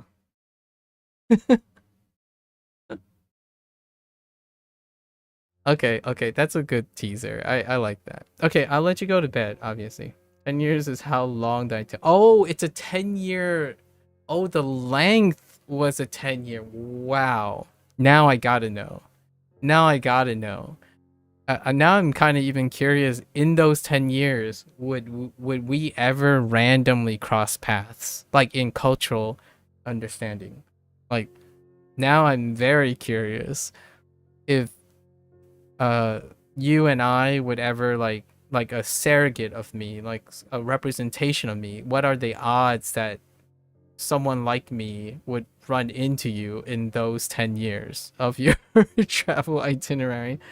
Because the odds are pretty small right now, and the internet brought us together, right? So before you go to bed, that's what I love about the internet. You can pre-select yourself, so even rare occasions happen, right?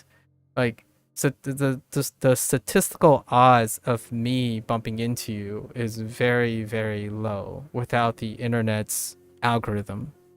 And so that's the silver lining, right? The internet is so good at putting pre-selection together that rare odds can happen. But in real world, when you're not algorithm based, although making the itinerary based on algorithm might increase that chance. Now I'm really curious. Okay. Sorry, I'll let you go. That's so fascinating. So fascinating. I should make an itinerary. You know what? I'm gonna make a Belgian itinerary, like based on what I would look for. Maybe I should do that. I'm gonna ask like ChatGPT and stuff and see what happens. Ooh, this could be a great social experiment. Okay. I got an idea. Don't worry. I will reciprocate. Yes.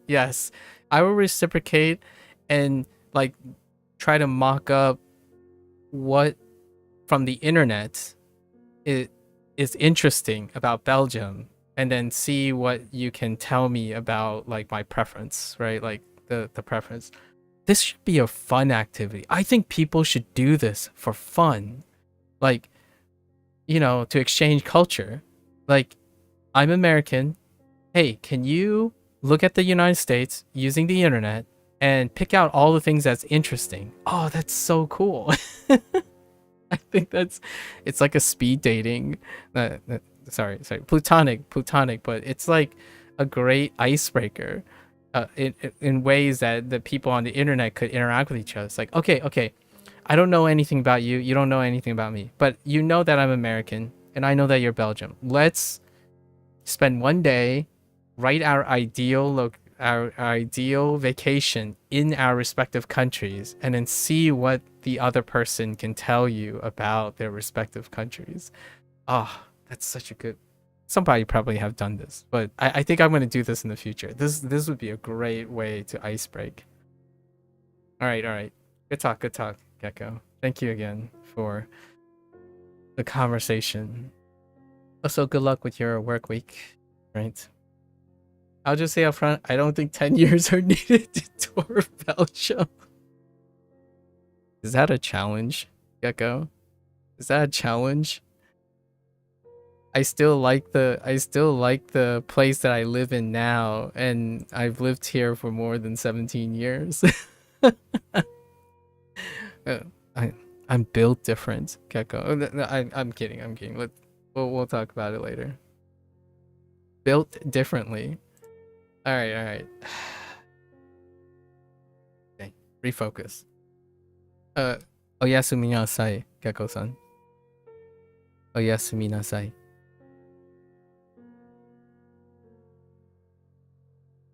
Hey, you've been in Belgium for over 30 years, and there are many things you haven't seen. Enough said. Absolutely. I would totally spend more. There's got to be more than 10 years worth of stuff to tour in Belgium. There's got to be more than 10 years. You're hecking over. You've already spent over 30 years. Yeah, have a good one. Have a good one, Gecko.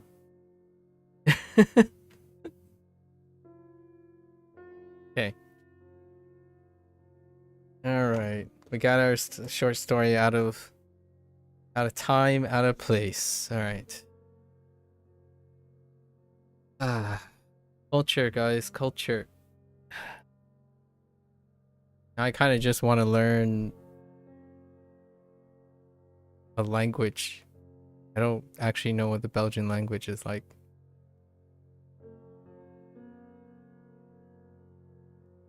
All right.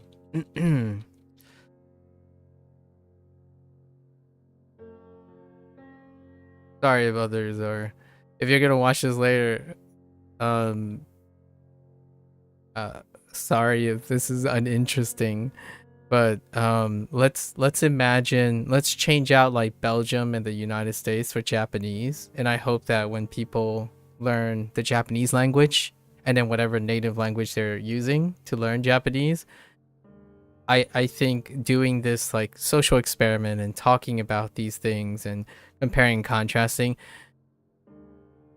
personally, it aids in being motivated and being interested in learning the language too, in my opinion. So definitely geek out, create sentimentalism attached to your target language.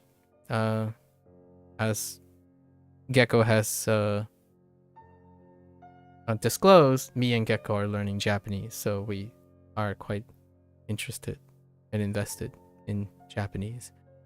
And it would be also really fun to have two foreigners discuss about their perceptions of Japanese through learning Japan through the learning and interactions of the Japanese language, right? Kind of highlighting the silver lining about learning a different language and talking with language learners alike. Not necessarily just native people, right? There are different perspectives out there. Oops.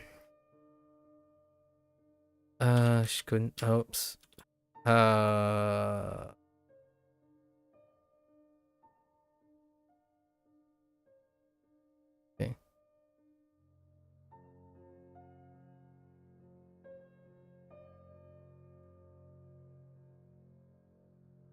Oops.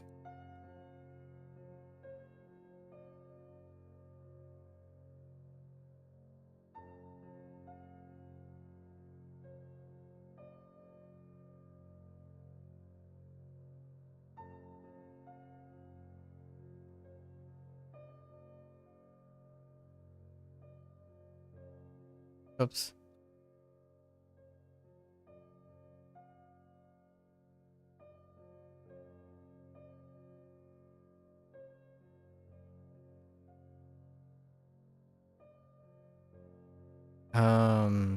Life? What's the life mnemonic? Oh. I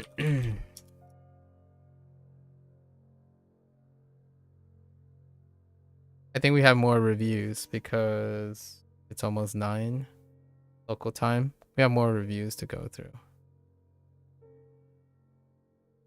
Not planned. Wasn't planned.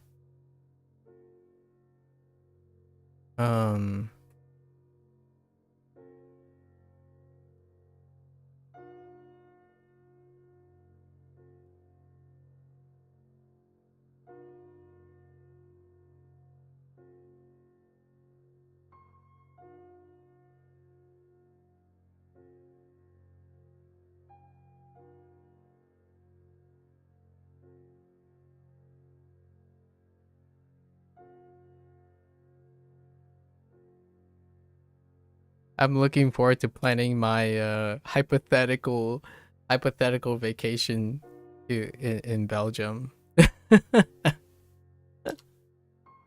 I'm gonna have to add that to my list. Add that to a list of like creative icebreakers to bridge intercultural communication, right? Like as a fun activity. So whenever maybe there are two people who like want a long distance, or two friends from a different country, that kind of thing, that's such a fun activity. I don't know if there's some sort of like a automated or like an app designed to do that, or maybe some sort of service, or like some influencer out there that encourages these things to like do as activities between different cultures. But that sounds like such a fun activity. You get to learn about the person's choice in the framework of the other person's culture. So it's so appropriate. Like it's very useful. It can be very pragmatic. You ask another person who's from a different culture to choose what's interesting in your culture through the idea of visiting the vacation. Then you kind of get an idea like, oh, now it's all framed like this, and then you can interact with that, and then the other person does the same thing. Oh, hello there, Mattia. Greetings from Italy. Hello. Hello from the United States. How are you today?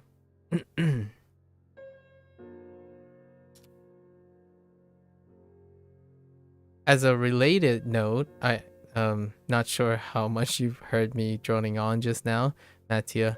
The last time I like participated vicariously about Italy was the program. I'm not sure if you watched the program. But it was the program with James May. Our man in Italy. I quite like that program to like celebrate a lot of things. I also watched the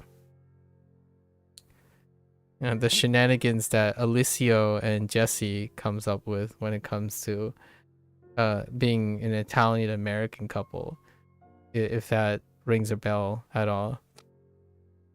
I think they're very adorable. I like to experience like cross-cultural interactions through watching multicultural couples interact about when they cultural exchange about each other. So a lot of my stuff comes from that type of media when it comes to Italian culture.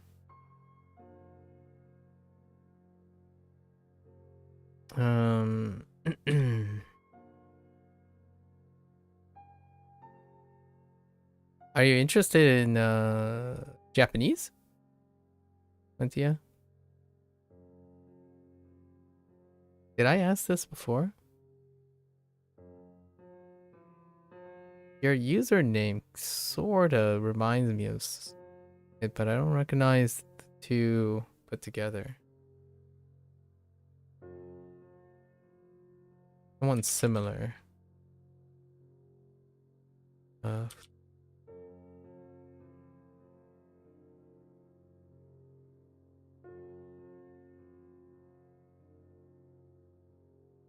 Fat and wide right after each other. Nice.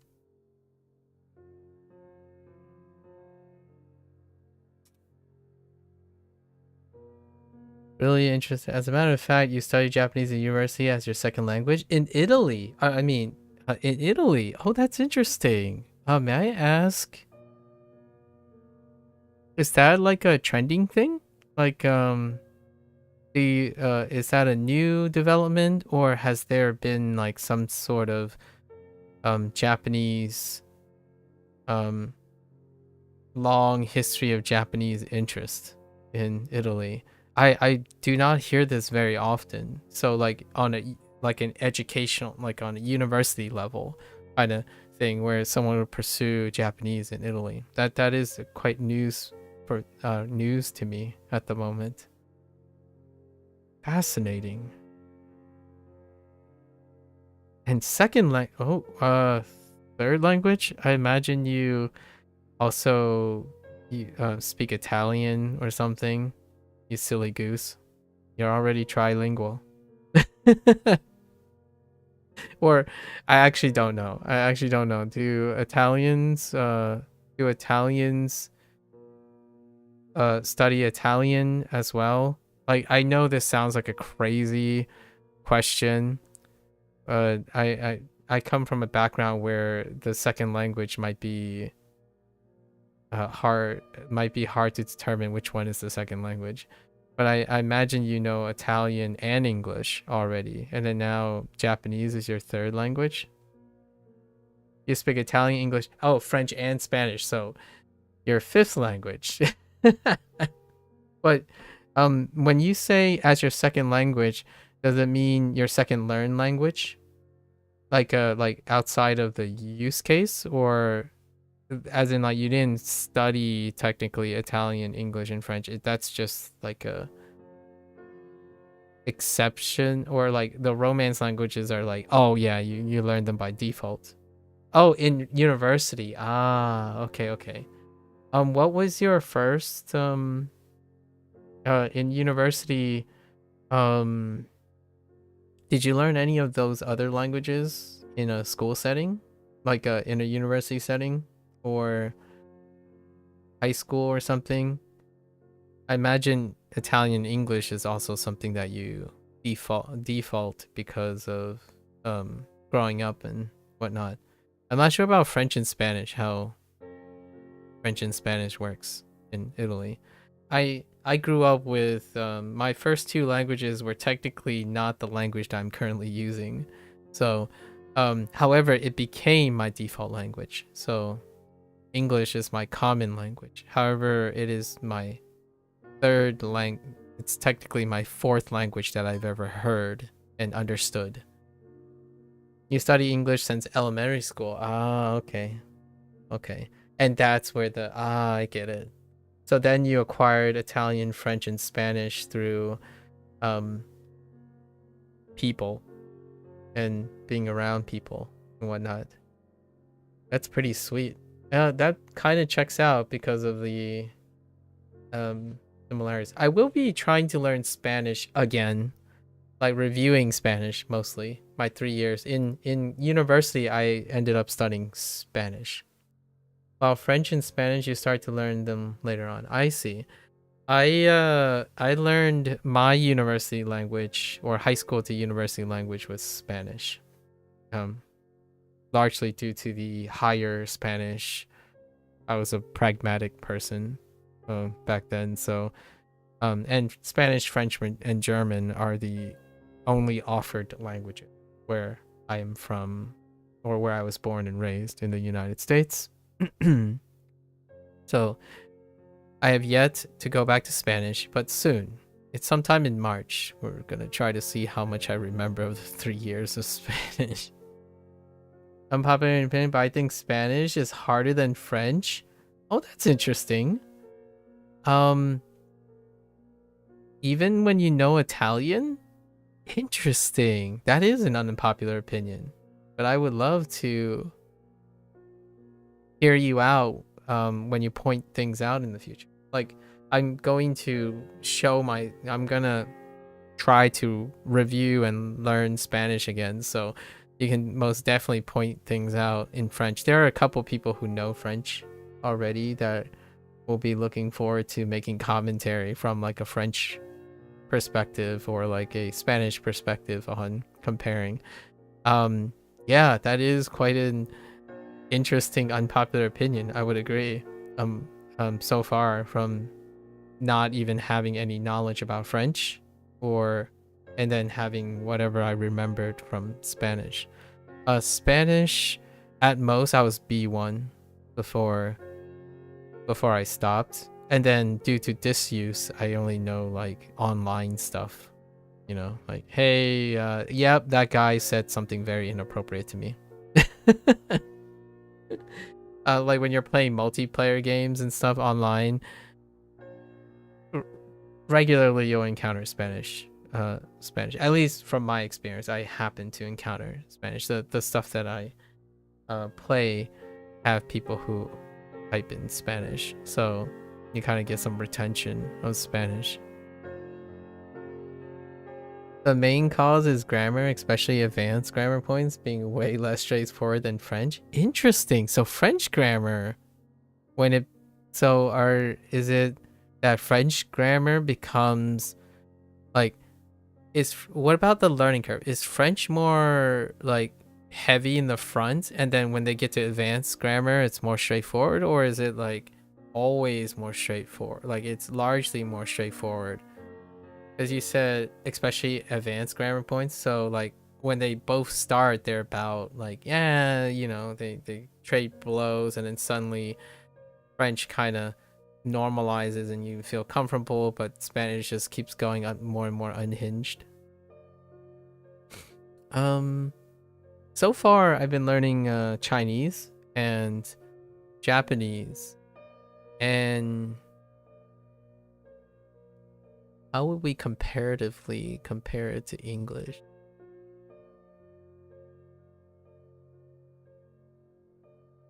I really like Japanese grammar. It's very elegant, and elegant in a like straightforward manner. Like what I mean is, maybe it's because I don't understand English grammar that well anymore. English is like a cloud now. English grammar is like a cloud. It's like a hazy cloud. Like, wait, yesterday I was describing the difference between or 2 days ago, I was describing the difference between nationalistic and nationalism, right? And I'm like, well, nationalistic could be a noun, but then it would be more of a feel of a noun because it's a predicate adjective. And I'm like, is that really a predicate adjective where the helping verb is being used to convert nationalistic into a predicate adjective, which may seem like that is nationalism, which nationalism is a noun, for example. So all of these discussions are happening so much more often now that I'm learning a language again, and it's been fun. It's been very, very fun. We're strangers, so I wanted to introduce myself as a preface. I like confusing things. I like grammatical advancedness and nuance, largely because it keeps me intellectually stimulated. So whenever someone says harder, I don't really empathize with difficulty, but I also find it very exciting that is something to look forward to. The main okay, yeah, French is harder to understand at the beginning since it's a new language, but then it becomes easier until you hit subjunctive. The subjunctive. I don't know anything about French, so unfortunately I can't make a comment. However, I do have to admit that in the English, right, when it comes to English, like the colloquial English, if you evaluate the native English speaker these days on the internet, I do not think anyone can confidently, and not a lot of people require an execution or practice of using English subjunctive. Why is that the case? A lot of times is largely internet normalizes on a indicative voice most of the time, because you're being told what is and what is not most of the time, right? On YouTube videos, media, journalism, rarely do they execute or use the subjunctive anymore in English. The subjunctive creates, what should I say, the political feel, and that political feel does not create clarity and or sharp ones and zeros. So the internet, when it comes to English, like the purveyor of English, the subjunctive is hardly something that's used. For myself, when I'm speaking, I use words like hardly, rarely, most likely. It's fairly agreeable. Indicative, yeah, English is most definitely just an indicative language now. Like online, right? Online. However, if you start speaking to, say, someone like myself, when we have to talk about perhaps certain technical aspects like academia, politics, religion, or you happen to come across specific topics with experts, like those who do not spend most of their time online, they are more than likely to use the subjunctive, like what I typically use, right? Typically, sometimes, maybe, collectively, overgeneralization, perhaps finding things disagreeable, perhaps is a word that I feel has fallen out of favor. So most of the time when you talk to online people, in English, they would say, this is the way. That is what is happening. This is true. That is false. I am right. You are wrong. That is wrong, right? Those are pretty much like makes up 90% of the indicative voice in English. However, when you leave and participate in professional occupation, which typically is not demonstrated online because content creators typically use the indicative voice in order to be straightforward, right? Straightforward. The subjunctive is typically more nuanced and tend to be verbose, quite substantially verbose, arguably, debatably verbose, and they tend to sound politically agreeable, right? When you listen to a politician, that's something of a stigmatized position in the United States and on the internet. So typically the indicative voice wins. When you're thinking about the subjunctive, you're thinking about politics, talking and circumventing potential clashes and conflicts of interest, and you ultimately end up sounding perhaps like a businessman or someone that is more or less suspicious or have ulterior motives, perhaps. And that is usually why I would say there is a natural stereotype to indicate that English is likely to be an indicative language, largely due to the average user not using the subjunctive or typing, and journalism do not write in the subjunctive anymore. Typically, back in the day, the subjunctive was far more trendy to use for political and public publications. If I'm being honest, I really enjoy not always having to conjugate verbs in English. While Italian, French, and Spanish is way more used. Yeah, the subjunctive. I like Spanish subjunctive. Not the conjugating part can definitely get used to. And in English, you don't. I guess you usually use adverbials. Like you use like modifiers as opposed to conjugation in order to elicit subjunctive. Yeah. Yeah. Yeah, exactly. I was just about to say that's probably it's probably what that's referring to. Yeah. You add words, like you add an air of ambiguity by using words like flavor words as opposed to having to remember how to conjugate to imply the subjunctive, right? Like implications, potential, possibilities, um, perhaps. That indicates the subjunctive writing, the subjunctive voice. Then, having to say, how do I make this verb? It looks like this verb, but how do I change this verb so that it's not a it's the same verb, but now it's in the subjunctive. You change the word in English.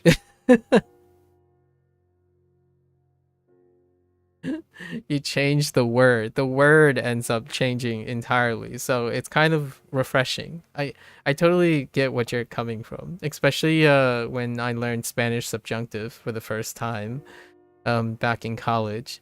I'm like, "Oh, so now you have to conjugate to change the voice." I'm like, "Oh, okay." It's felt.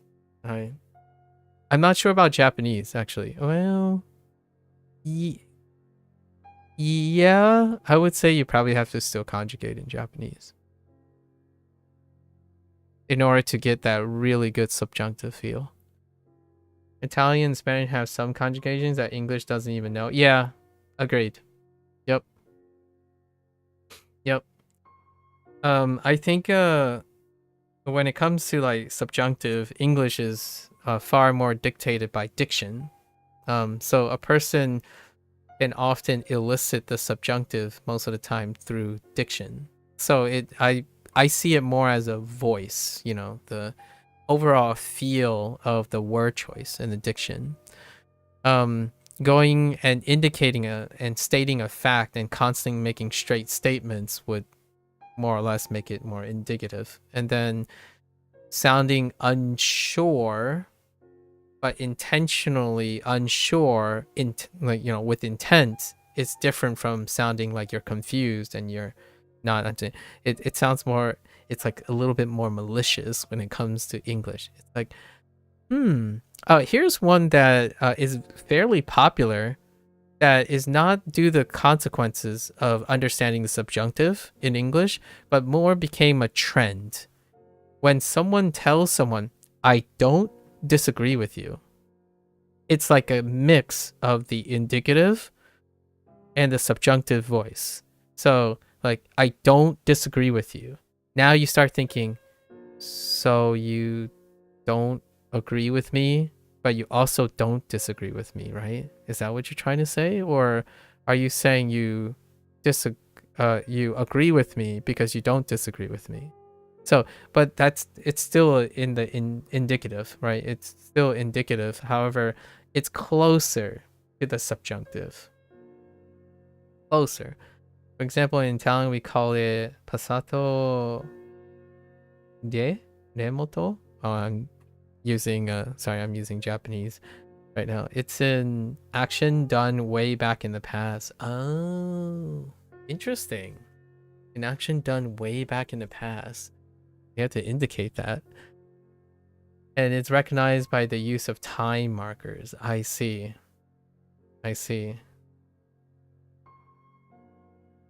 I'm trying to think if there's any facsimile or analogous, like, jerry-rigging of English to, like, capture the feeling of that. A time marker. Back in my day, I'm just kidding. I'm kidding. Sorry, I have this, like, propensity to say back in my day. I'm not that old, but I'm fairly old compared to the average person I meet. So I'm at least one generation older than the average stranger that I meet online. Back in my day.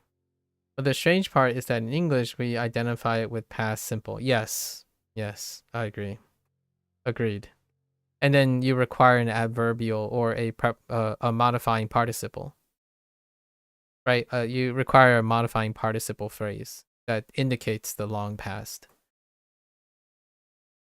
Right. Different mechanism, right? Different mechanism. For example, to indicate and distinguish between way in the past and now for an action, you use oftentimes it's a prepositional phrase that modifies it. So like way back in the time. Yeah. But again, I'm saying that I agree the literal thing does not exist. However, much like languages, while the literal thing, the technical thing does not exist, there's a facsimile or analogous capture of that. And understanding the mechanics is the distinguishing factor between English and Italian. Would you like to use that, or understand that English requires the use of modifying prepositional phrases to distinguish between past, extreme past, and near past, which I basically just did, right? So, not long ago, I did this. Very substantially long ago, or moderately long ago, I did this. Whoa, so way long ago, I did this. And that's kind of close to the subjunctive, actually. It's something that people don't usually use anymore. But nowadays it's rarely used for the Italian thing, or for the English thing. Modifier, participle, dude. If you're talking about English, participle phrases, like complex sentences do not exist. Oh, no, I'm being hyperbolic. Oftentimes, we prefer using something like "I've done something." Yes. I see. I see what you mean. That sounds like very in line with the internet. It definitely sounds like it's in line with the internet because of the generalities. Like you can generalize that so that it requires less effort, right? Not reducing the complications of the language. Like for example, my parents, they don't study English. They don't study English. They're largely like they don't use English or speak English, but not only do they not conjugate things because my parents are Chinese. There isn't conjugation in Chinese. There's no like very strong analogy or literal mechanic of conjugation in Chinese. So when they learn various English phrases, they remember the key words, but they drop modifiers and helping verbs and whatnot. So like, we late. So it's even less than conjugating. We are late is an analogous form of English conjugation because are is creating a different speech of late, right? So it's affecting the properties of lake. But since in Chinese, you don't do that most of the time, 80 to 90% of the time, you don't do that. And then Chinese use time modifiers. Yes, exactly. Which is funny because it comes full circle. Why do I think about this? Because in English, when you're doing that thing that doesn't exist in like the Italian thing that you're saying, that is in Italian but not in English. In English, you have to do the same thing as Chinese, where you have to distinguish and indicate. You use a time modifier in the form of, in terms of English, a prepositional phrase, and then in Chinese it's a indicator. Like you use a word like 现在昨天 明天, that type of thing, and you indicate it usually preferably in the front, largely because conjugation, the words that follow do not indicate any of that stuff yet. When you read a book, you continue to read a book. And if you read it yesterday, you still read it yesterday. If you're going to read it, you still read it tomorrow. You read it today, you read it yesterday, you read it tomorrow. You wanted to write 昨天? Yeah. So, you're familiar with Chinese too? What is this? Are you interested in Chinese and Japanese? How many languages are you rolling here, Mattia? And you're in university, so that's relatively young still as well. Actually, may I ask, are you going to university for some sort of language-related career? Like something that you're able to apply your multiple languages, like maybe communication, some form of communication. You like to always learn some words from every language? Ah, okay. Do I like to learn words from every language? I guess I'm in between. You would love to work in Japan, I see. Does Italy have some sort of like an analogous JET program like the United States have, where they have like a open relationship where people who are educated in university are able to hop on the program to do like an exchange in Japan? I'm not sure if you're familiar with this, if you come across this on the internet, but in the United States, there's like I would say, government related program that deals with exchange, like cultural exchange, and it's called the JET program. Oh, you can do exchange? I see. So is that a little down your track for Japanese? I think I've met a couple people who are interested in their own respective countries' exchange programs. They are really common in Italy. I see. I'm not entirely sure if I know anyone. I think you are the first Italian that are very vigorously in deep for for the Japanese language. There's a French student that is also interested in the exchange program, but they are interested in Chinese. And then we have a lot of students. It goes with the territory. By the way, as a background, I am no longer a student, nor do I work professionally. I used to pursue academic science, so now I am no longer. I am very much the post-doctoral period, like postdoctoral period. So after the postdoctoral period. And I just do whatever. I learn whatever I can. Language learning was something I put off for many of my years, because in order to divest my time, it would require me to take time away from the rigors of academic science, which stole my heart in the first place. Yeah. Now I'm visiting language learning because I have the privilege of language learning. However, I've been listening to Japanese since I was 5.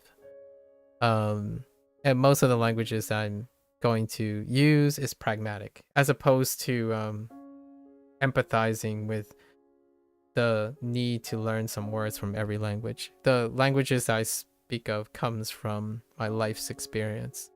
So I speak Fujianese at home with my folks. That's our preferred one. That's a dialect of Mandarin. And my exposure is Mandarin and Cantonese, largely due to my parents. And then my first acquired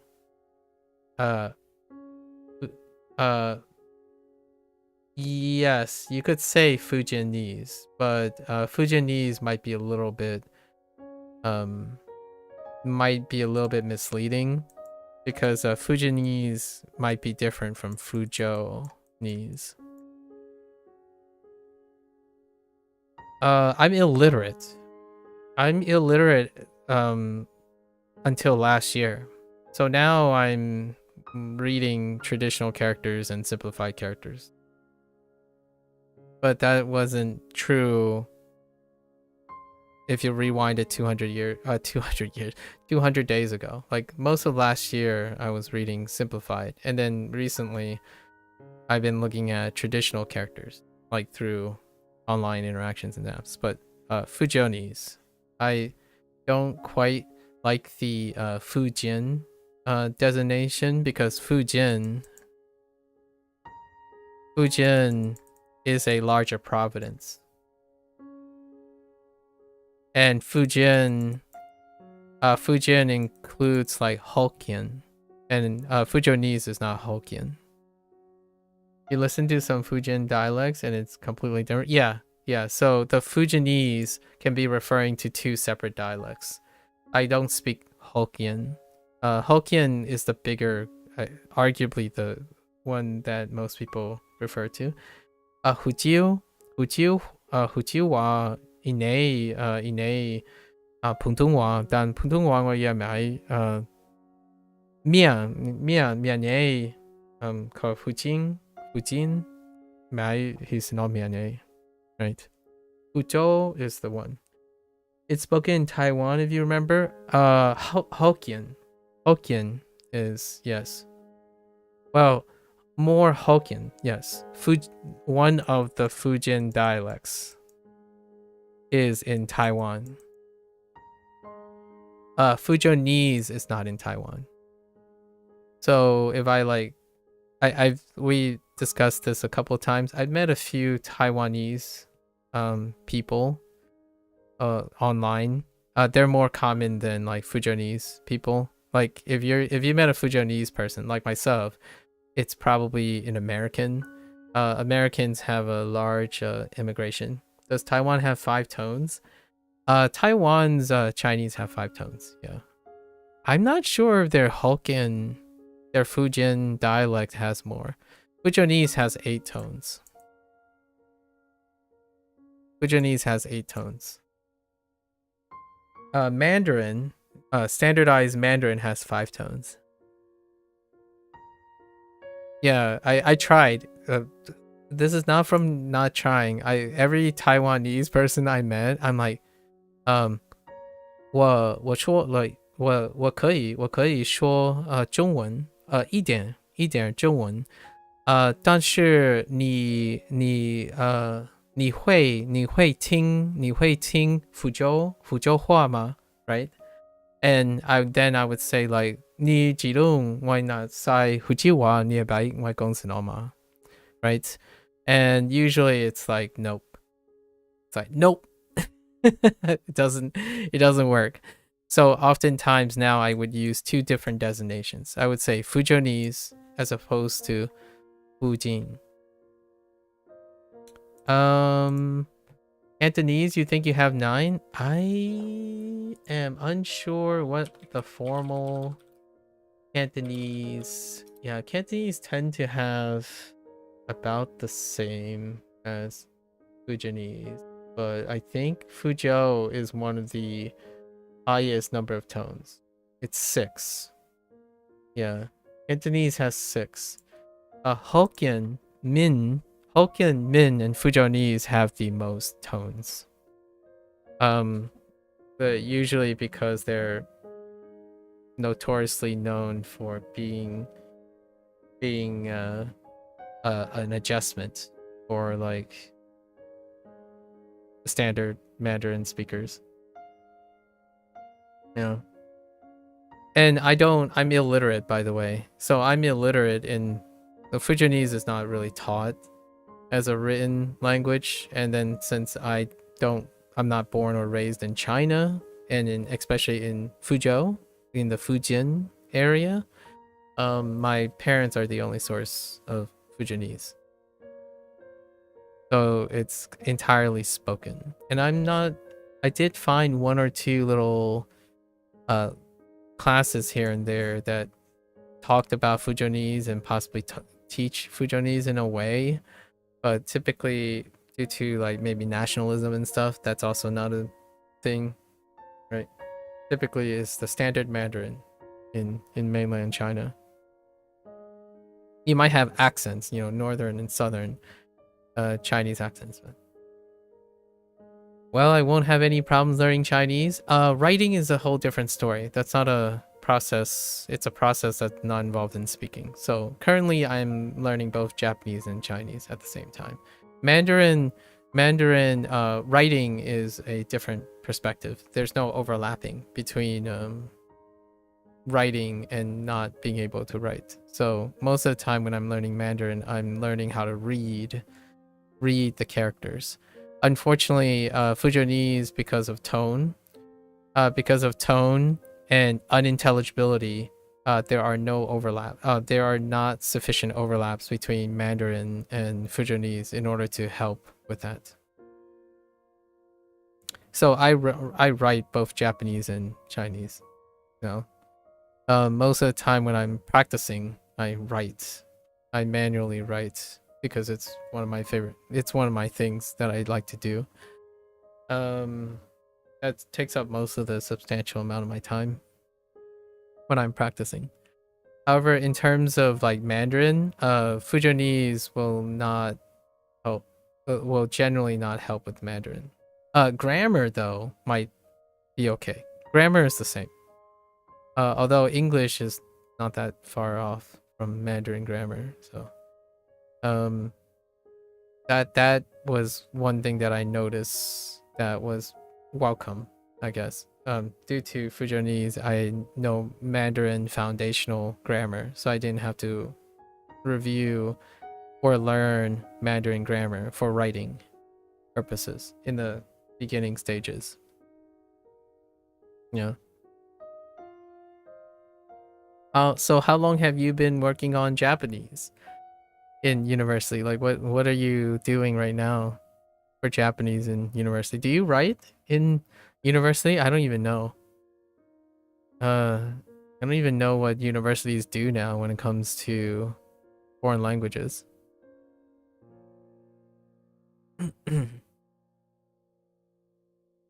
I'm 37, so we wrote when I was growing up.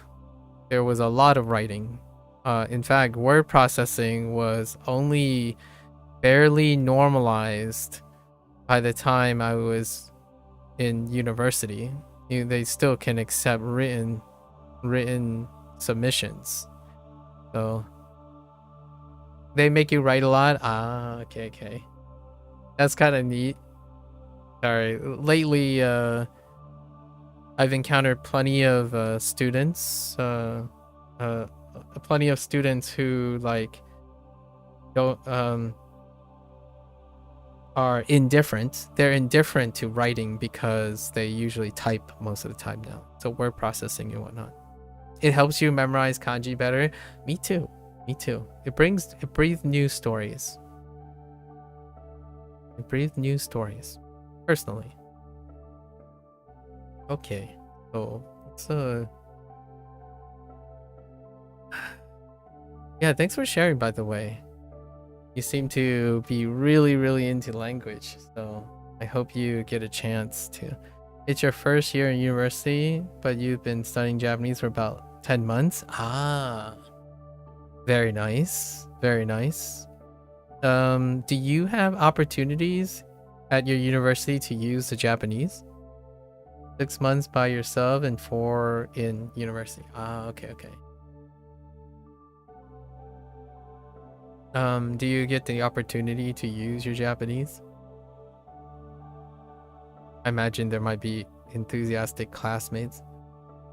You started late going to university since you're 21? Okay. No time like the present.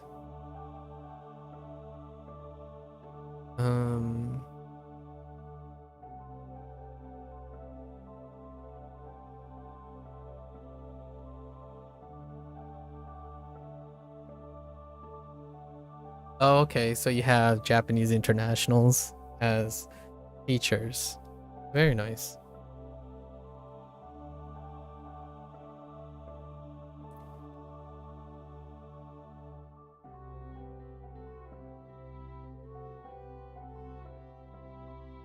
What was the mnemonic they used for this?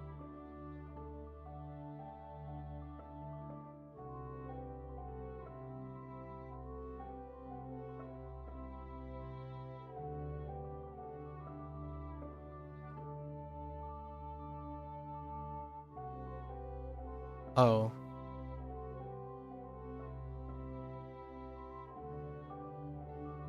I should try to learn some Italian. Possibly. Possibly. After Spanish, though. So, you're gonna have to give me like 3 or 4 years. I have interacted with a bunch of Italians using like Spanish as a bridge way back, but we have to go over Spanish again.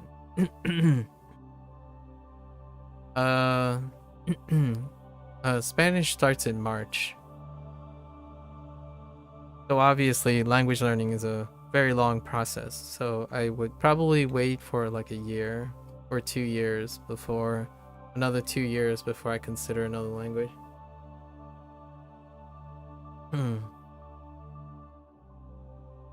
Do it for the alliance between Donald J. Trump and Melanie.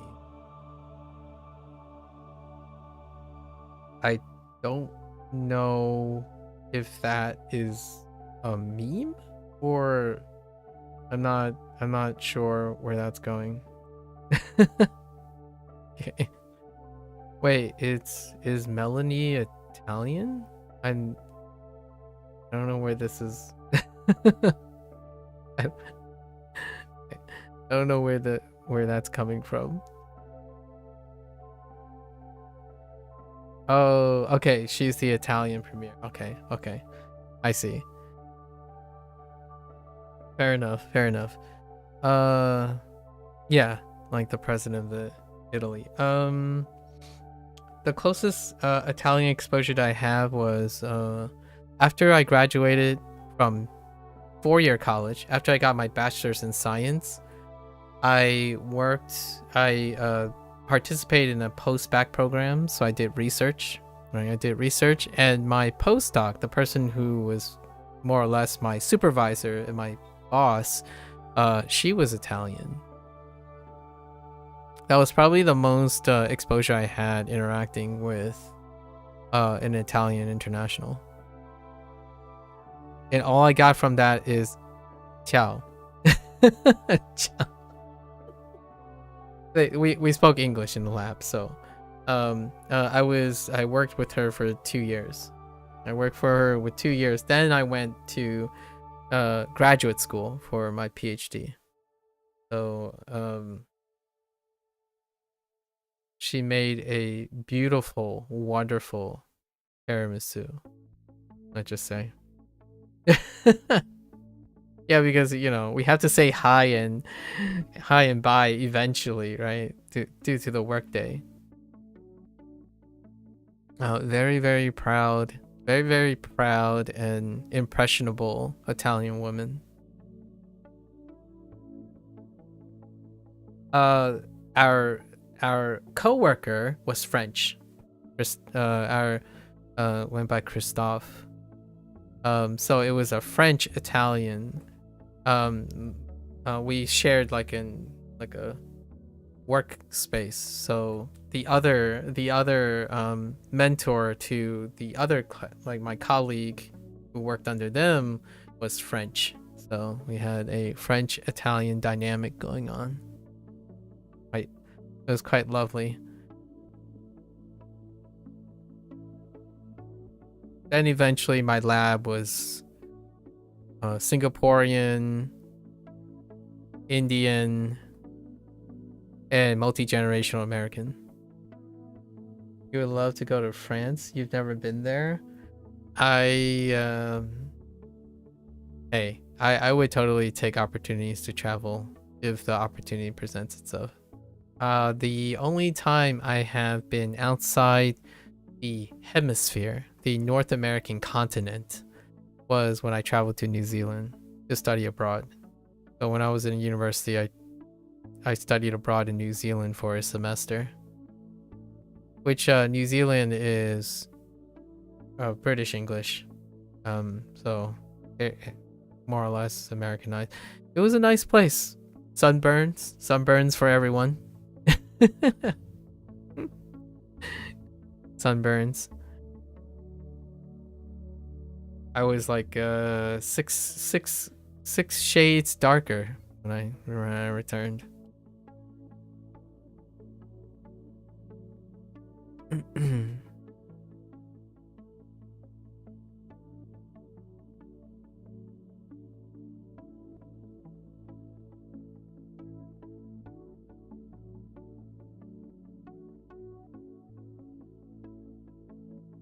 Yes, I said British English, not British accent.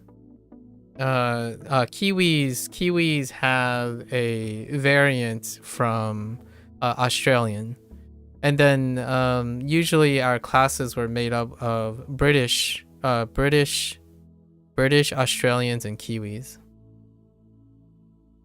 They live in their own world. Wait, are you talking about British or are you talking about Kiwis here? They don't really, because in the classroom it's a mix between people of Maori or Pacific Islander, and then British, and Australians and Kiwis. Australians and New Zealanders live in their own world. I can kind of see that impression from a foreigner perspective. When I was living there, it was a little. We looked at Samoan and Aborigines, which is Maori culture. So different seasons. Yeah, they certainly have different seasons. Unique animals. It was one of the islands. We learned about what the island was before the colonization of New Zealand. It was an all-bird island. Only birds. Probably very similar to what Hawaii was before the immigration of people.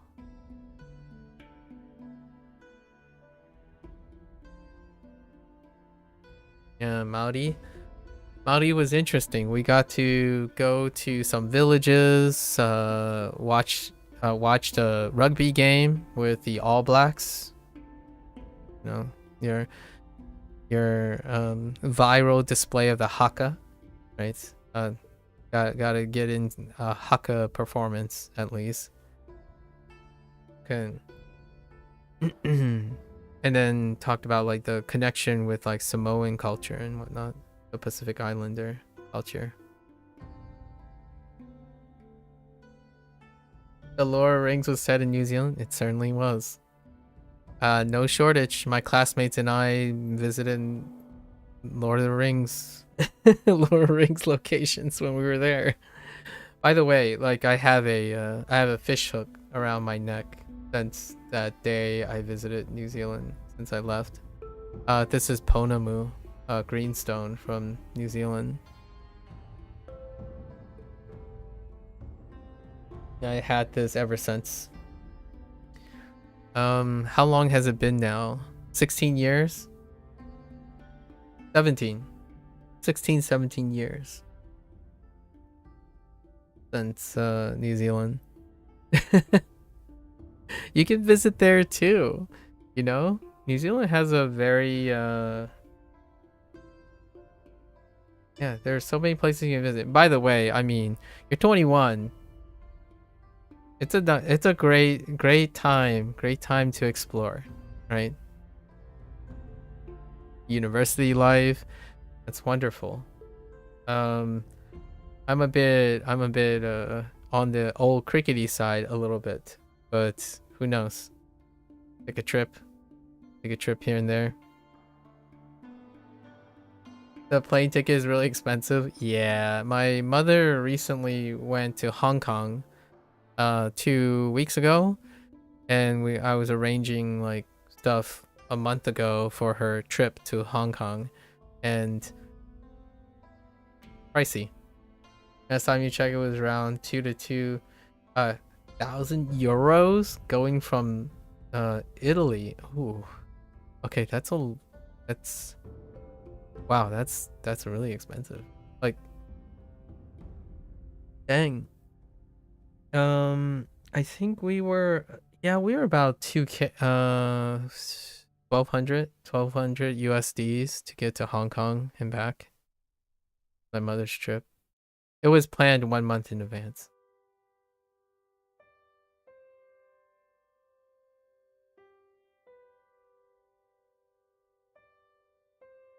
All right. Let's finish our review here and then refresh our review. We have lessons. Okay.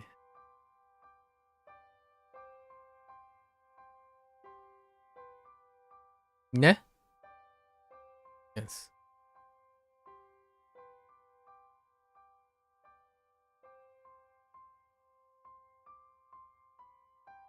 If you reserve it 1 year in advance, it would probably cost 1,200 euros. That's still quite expensive. 1 year in advance. Dang. You weren't kidding. Dang. Yeah, my mother went in like down traffic times. A little before the Chinese New Year. And then a little after the Gregorian New Year. So it was like right in between there and a month in advance. Still got 1,200 USDs. And that you're saying if you reserve 1 year in advance, it's still more expensive than that. That's crazy.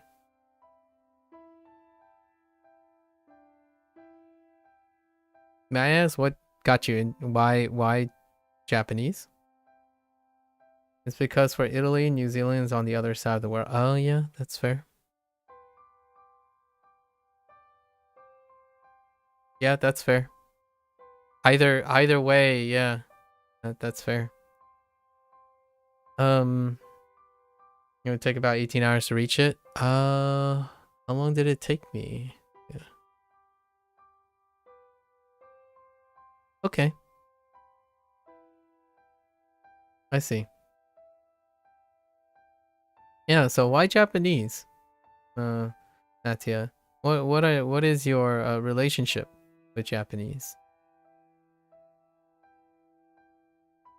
What motivates you?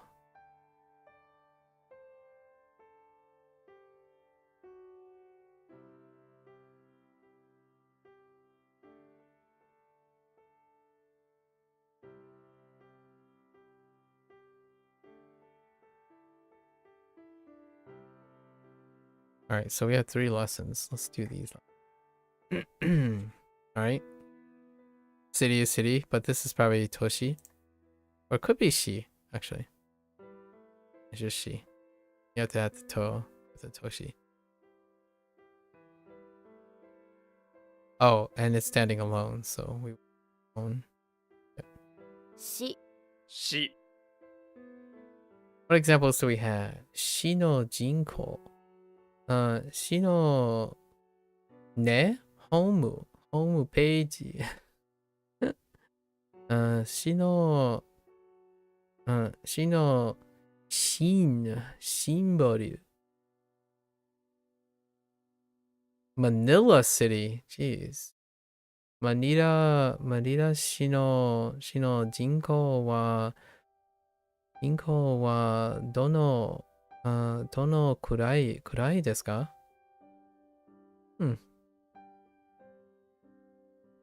Shi no website? Oh my gosh. Shi no check out. No. Watch it. Oh my gosh. Web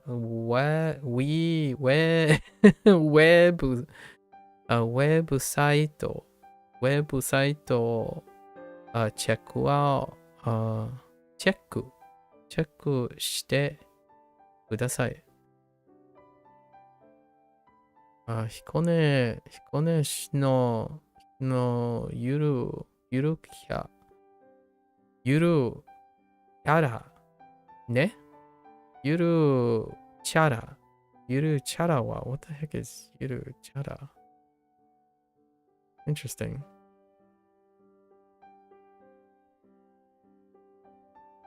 Hikon. Oh, Hikonyan. That just sounds like a cat name. Hikonyan does.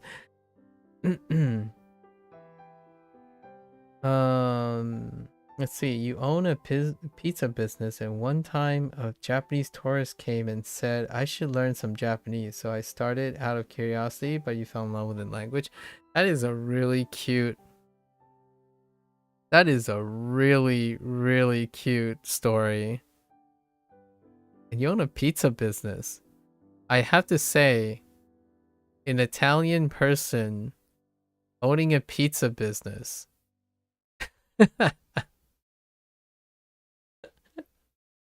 That's such a cute story. So you met a Japanese tourist. Do you bump into Japanese tourists often? I don't know Japanese interest in... It's like asking a foreigner about a foreigner's perspective on foreigners.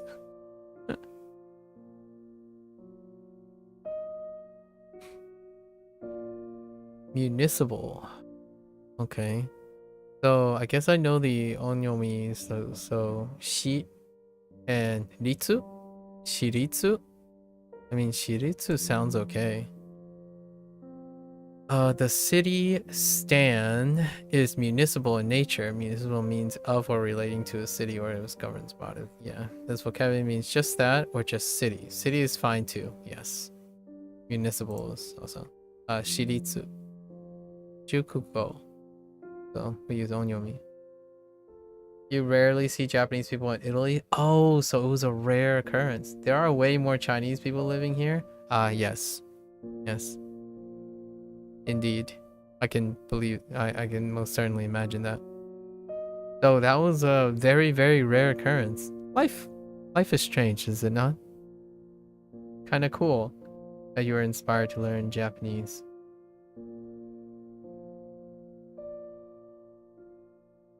Shiritsu. 私立私立私立。私立と上官ね? Oh, 図書館. Oh, yeah.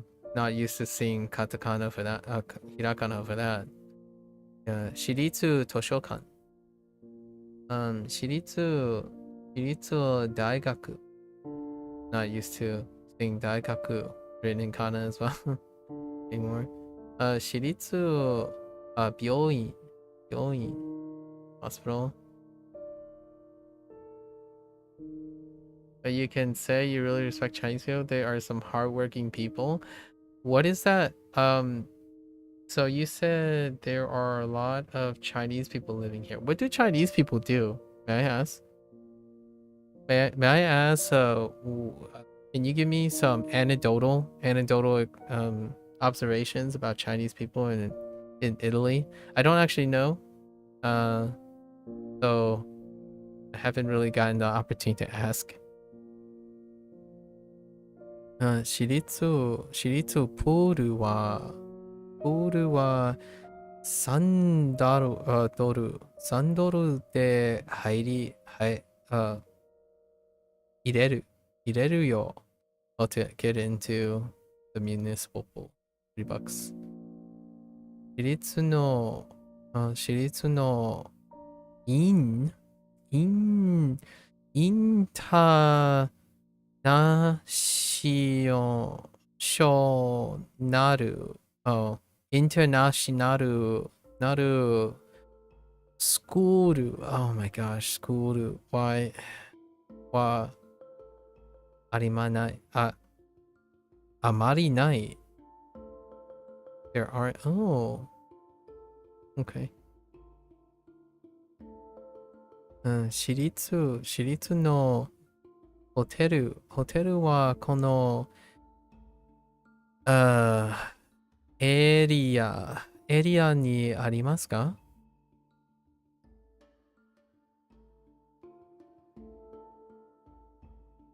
If I have to describe it, it's really strange. They usually own private businesses. That sounds fairly expected.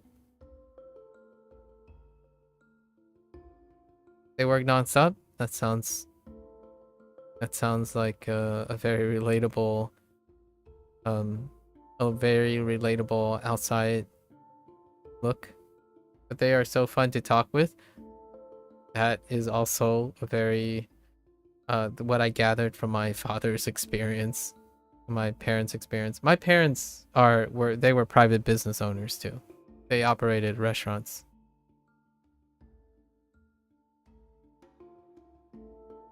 They are since retired now though. Seattle. Oh my gosh, Seattle. Seattle. Seattle. Seattle. Seattle. Seattle. Oh, I wonder if Koichi is from Seattle or not. If Koichi or Viet lives in Seattle at one point. Yeah, restaurants, a lot of them. Also bars. Yep. Sounds very reasonable. Especially if it's Chinese, it would be very pragmatic to open a bar. If it's easy to grab a license and it's very pragmatic for the culture. Alternative would be like I'm thinking from like a diaspora Chinese perspective. Generally the private businesses would be catering to the local population. So you adapt. Like for example, my parents invested a lot in soda and cold drinks, because in the United States the preference is sodas and cold drinks before as opposed to bars. And then some of their items are deliberately enriched for like fried chicken. Lots of fried chicken so that it sells better. The name of the city, Seattle with a she attached to it. Yeah, the city of Seattle. You can do this with any city. Try it out on your hometown. My hometown, I guess. Yeah. So this word Seattle, or more specifically Seattle. Yeah, city of Seattle. Here people prefer investing in food. Well, that is an investment in food.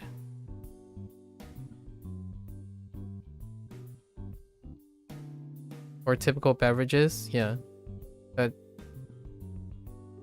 yeah. That's I don't see a distinction between that unless you're like reconfirming things, but yeah, typically when you operate a food place, you would invest in the food.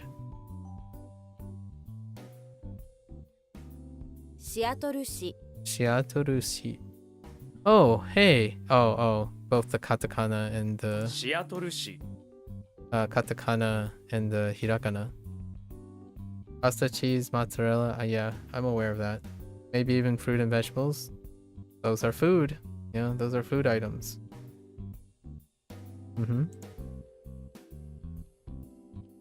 Seattle市にある。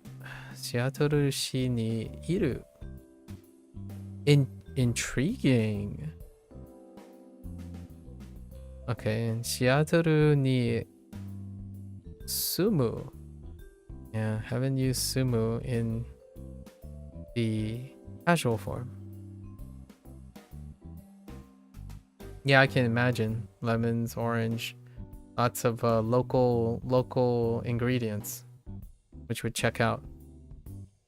今はシアトル市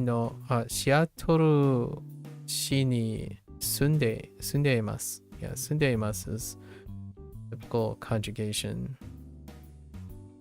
私のお母さんはシアトル市で育ちました。育ちました。ね? Oh, grow up. 育ちました。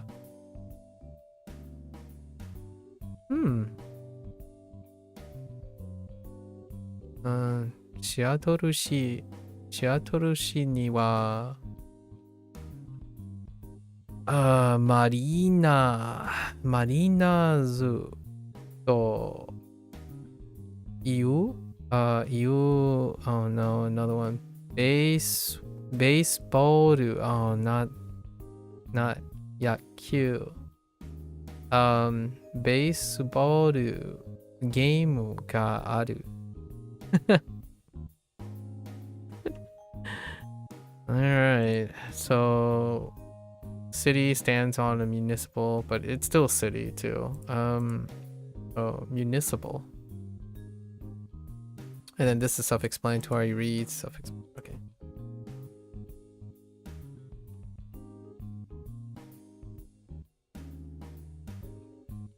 起立。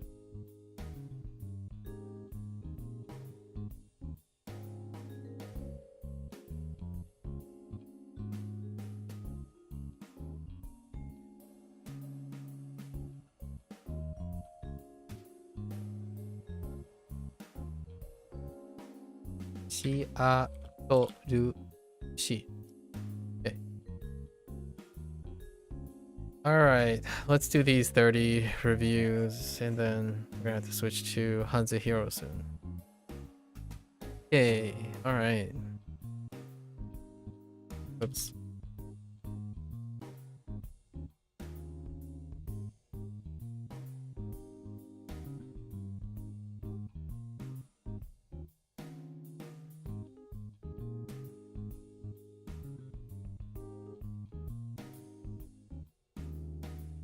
Ne?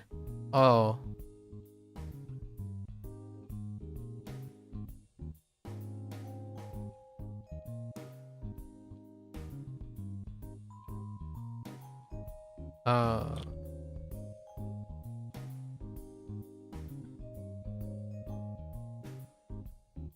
Do you spend most of your time studying Japanese schoolwork, or do you do other things online when you're studying Japanese? How do you interact with your Japanese other than like studying or like learning?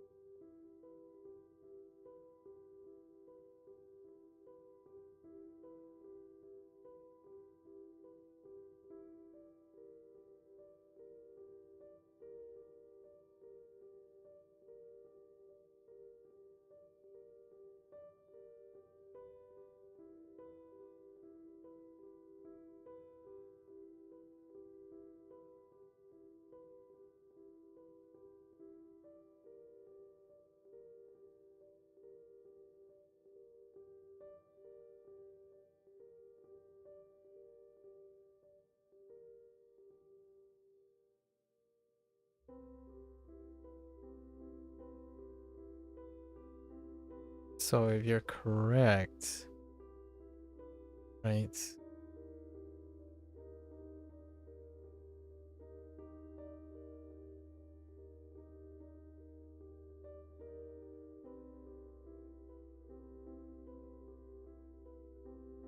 Use textbooks for grammar while you watch anime and sometimes read manga for vocabulary. Oh, okay.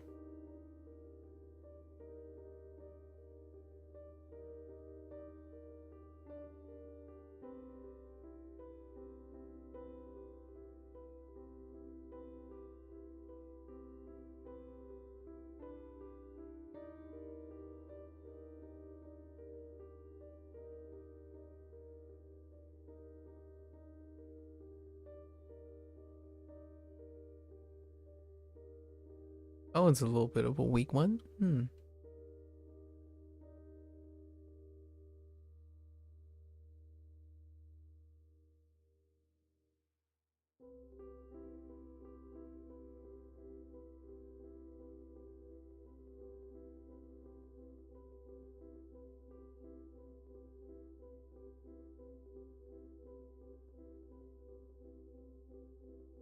Whoops.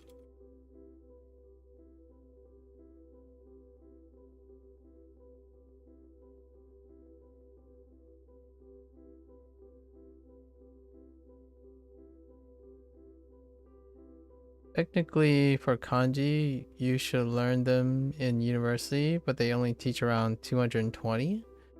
For the first year class, for the first semester, and you already know around 800 and 850. Ah, I see. Yeah. Good review then. Next, good review.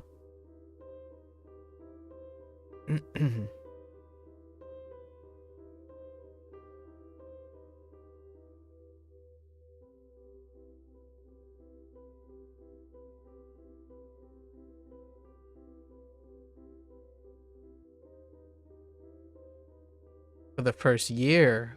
Oh.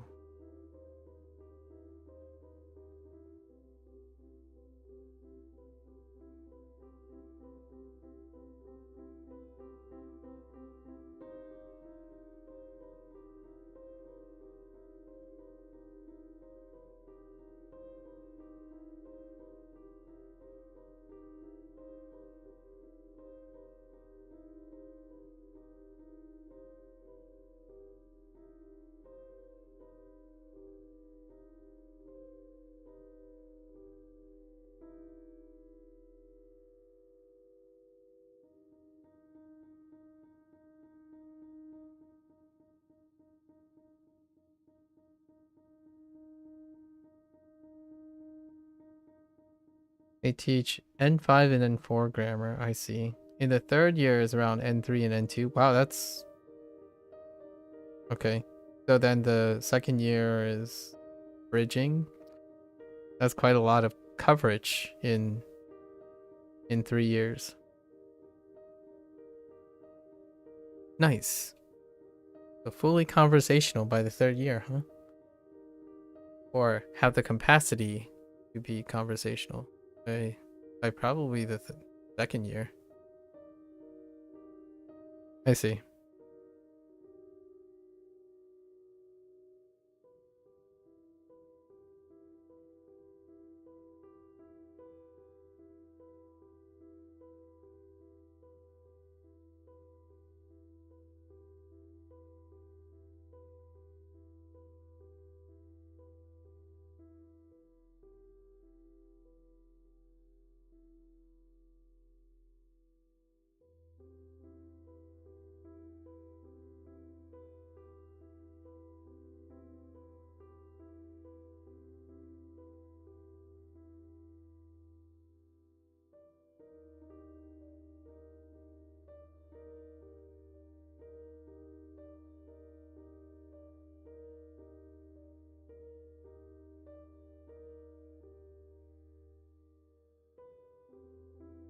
You think at the end it will be more N3? That sounds like a wonderful place to start having conversations and learning through using Japanese to learn Japanese.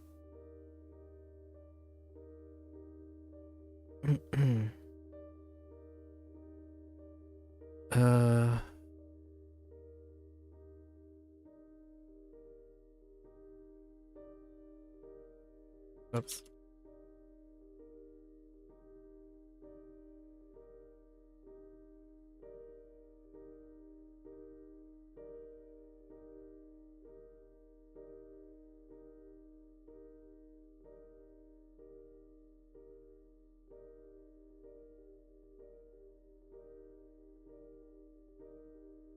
Well, lessons. Oh no, we're falling behind. Okay.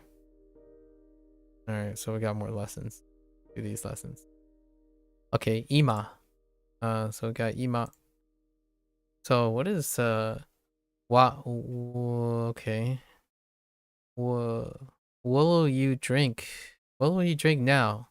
I'll have a Zima Ima. Say Zima Ima 10 times fast. The heck? That's a little bit of a stretch. I don't even know what a Zima is. By the way, I wanted to ask you, do you find mnemonics helpful to learn kanji? I use mnemonics for systematically everything. I guess mnemonics can be a very narrow narrow thing depending on how far it is, but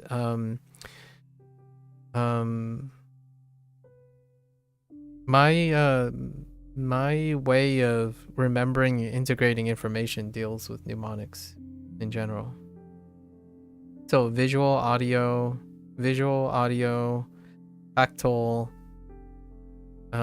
integration, as much as you can get from the mnemonic is typically how I remember most things. Yeah, not a sprite kid anymore, so I don't typically rely on rote memory alone. The older I got, the more likely that I would use mnemonics. And mnemonics can come in a form of an entirely developed story. So generally speaking, I don't think there are material that I remember in isolation. There's very few abstractions that I don't contextualize myself. So to provide a contrast, for example, when it comes to language learning, I didn't approach kanji abstractly. There's no like, if this is now, right? If I didn't know what now is, ima. If I didn't know what ima is, what this looks like is the mnemonic for me. So I tend to leverage most of my previous experiences with whatever I'm learning. So you could kind of say mnemonic is not considered something as an option. It's a default. So if I have to remember like the details that we talked about today between you and me, I've already developed a mnemonic for how I can remember some of the details for the future. Like how Italian crosses with your story about when I ask you what motivates you in Japanese, and you mention about operating a pizza business, and you've encountered a Japanese tourist, and that inspired you to be curious about the Japanese language, and then you fell in love with the language. That would be a mnemonic for your name, your username right now. I tend to ask questions to form mnemonics about people. So you can also probably interpret it as a way that I'm a lot more accustomed to using mnemonics. So by default, they are helpful, largely because I use them by default as well. Well practiced. What I like about using tools like these things is I want to see how other people form mnemonics. So like if I don't know what Zima is, right? Zima, I really don't know what Zima is. I can form a new mnemonic on top of this person's mnemonic, which is Ko. But there's a single writer. Oh, that's Zima. I didn't realize that was called Zima. Yeah, it's a clear malt alcoholic beverage by the Coors Brewing Company. Of course, it would be Coors Brewing Company. So it's an American. It was named after a town in Russia. Or maybe not. Might be a coincidence. I don't know. 1993, huh?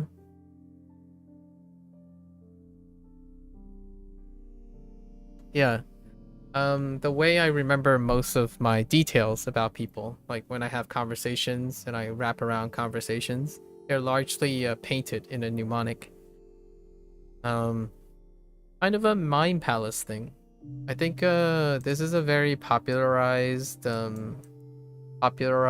imagery for most people because of the internet. Mind palace, the idea of a mind palace. So most of my memories and stuff overlap with objects and visualization and emotional investment. So asking you about Japanese and asking you about Italian, your culture, and like your background and university, they're all important to me, while they are also important to you, or at least I try to get to know you a little bit. University life and academics is very important to me.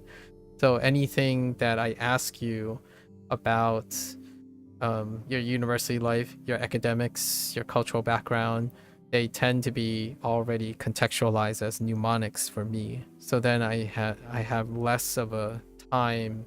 I spend less effort trying to remember the details about you for the future. Like maybe we won't speak for 2 or 3 months. It would only take 1 or 2 of those things to trigger the mnemonic, and then that mnemonic then would give me the rest of the details. I like how people learn, rediscover how they learn a new language. They learn often through context, right? Everyone keeps saying, learn through context. Well, context itself offers a mnemonic. When people require context, it also means that they are unable to create mnemonics. However, if they're provided context, it can be a starting point for their mnemonics. Usually, it stops there for most people. They like to have the context literally provided for them. And for myself, if you give me something in isolation, I will create a mnemonic of my own.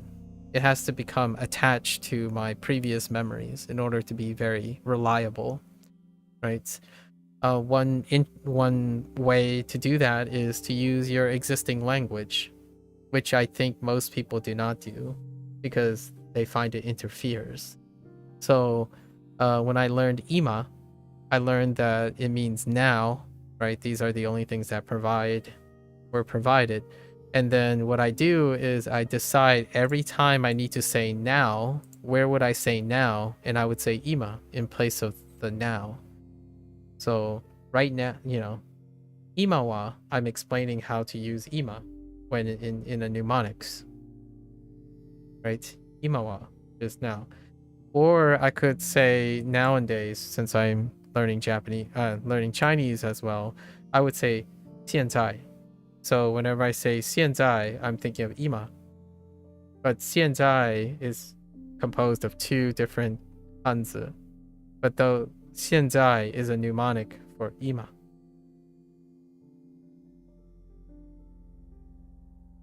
And then it goes on and on, right? You try to find as many connections with existing memories that you have.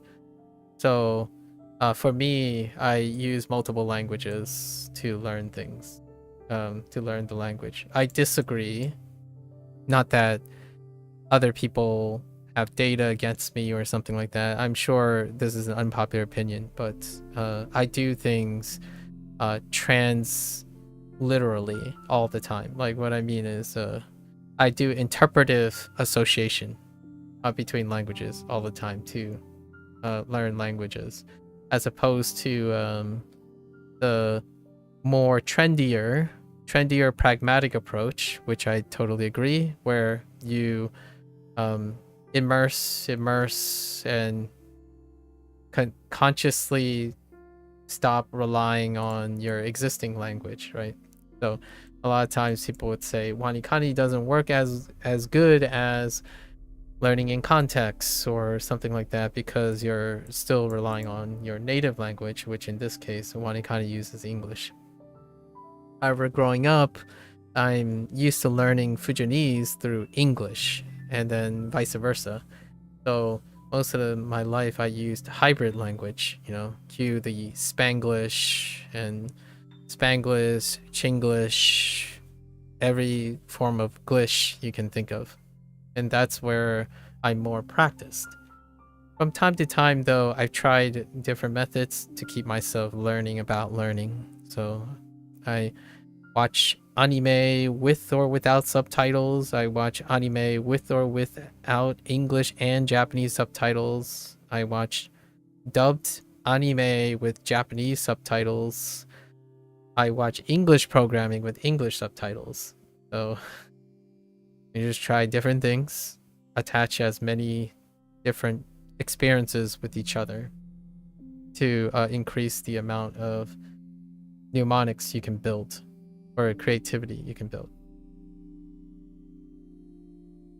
新年, yeah. Wait. 年? Ah. That, yeah? Oh, oh, the snake. That's snake. 十年. 十年大指. You're the snake indeed. You're the snake indeed.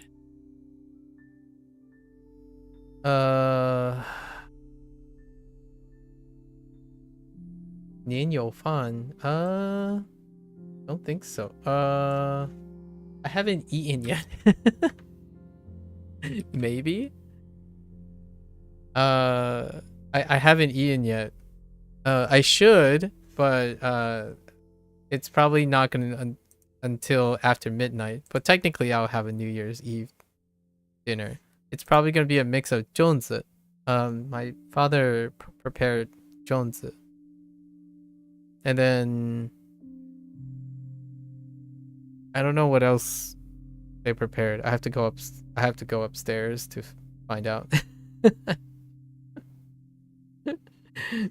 I've been talking about a lot of random things today. We've been having. How about you?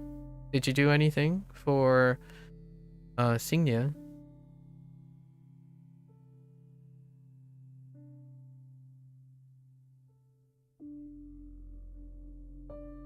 今 Going up. 今の人. The person we just met. 今の人. Oh, interesting. 今の師匠. 師母. 師匠. 師母. Oh no. No. 師匠. Oh my gosh. 師母. System sucks. 今の子. 今日本にいます。今母にメールしてるところです。してることとこね。Wait, メールして that's texting, yes. And then してると yes. And then フォローです。今のジョーはとても優しい。Fair enough.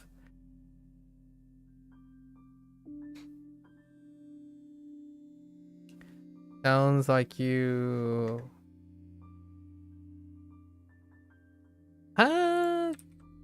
sort of. We don't kind of distinguish between the two. We eat whatever is available. But yes, what is it? 端午节. 端午节. I know that 端午节 typically is when you consume 粽子, but it's random. So like this year we consumed lobsters instead. We had 2 lobsters yesterday. So ginger scallion lobsters, the Cantonese dish.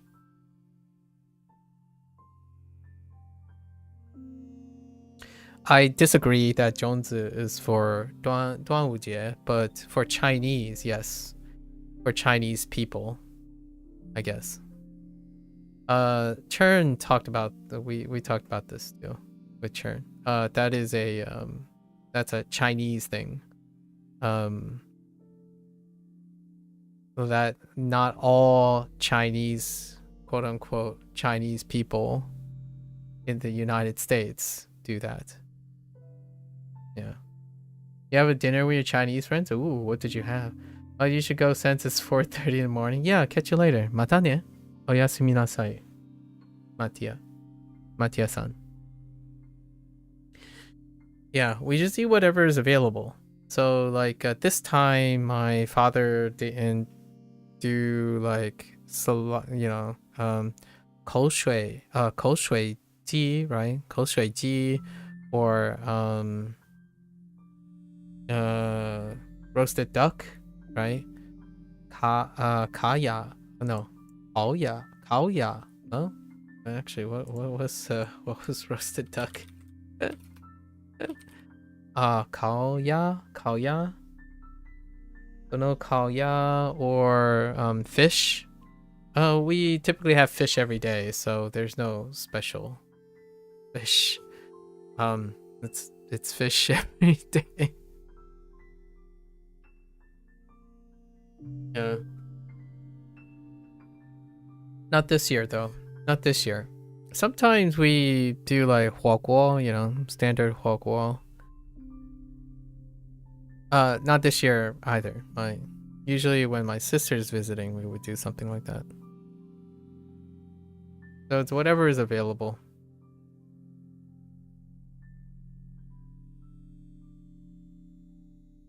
Yeah, don't discriminate. We don't discriminate for very specific things. But lobster was the main thing. Sometimes we consume eggs, hard-boiled eggs. Is jidan. You had huoguo and churro. No. Ne? Fire meat. Barbecue? Is that how you say barbecue? Oh yeah, okay, cow roll. Okay. I'm like, that looks like barbecue, alright. Cow roll. Neat. I didn't realize that translates directly to barbecue. Nice. That sounds like a lovely, lovely dinner. I was here all day, so maybe tomorrow. I was here all day. Kyo. So we have kyo. How do you explain kyo? 今日 今日 The reading for this word is a complete exception. Yep. Today, the word itself is incredibly common and useful when you think of today. Think about what you have to do today for work. You have to work in one of those mall kiosk. Dang. Kiosk. Just oh, wow. Okay, just think about how sad you are that you have to do this today. What a crummy day. It's sunny outside and you're stuck in a mall manning this hermit crab kiosk. Note, this reading mnemonic is pretty far from the actual reading as far as reading mnemonics go. Use this to get yourself close and then use your own brain grapes.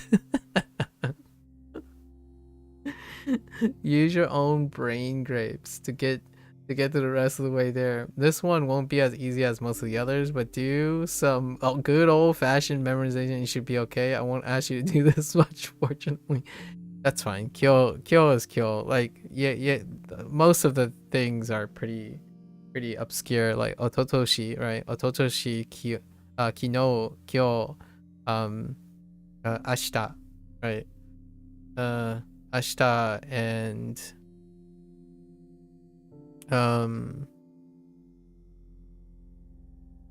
ne?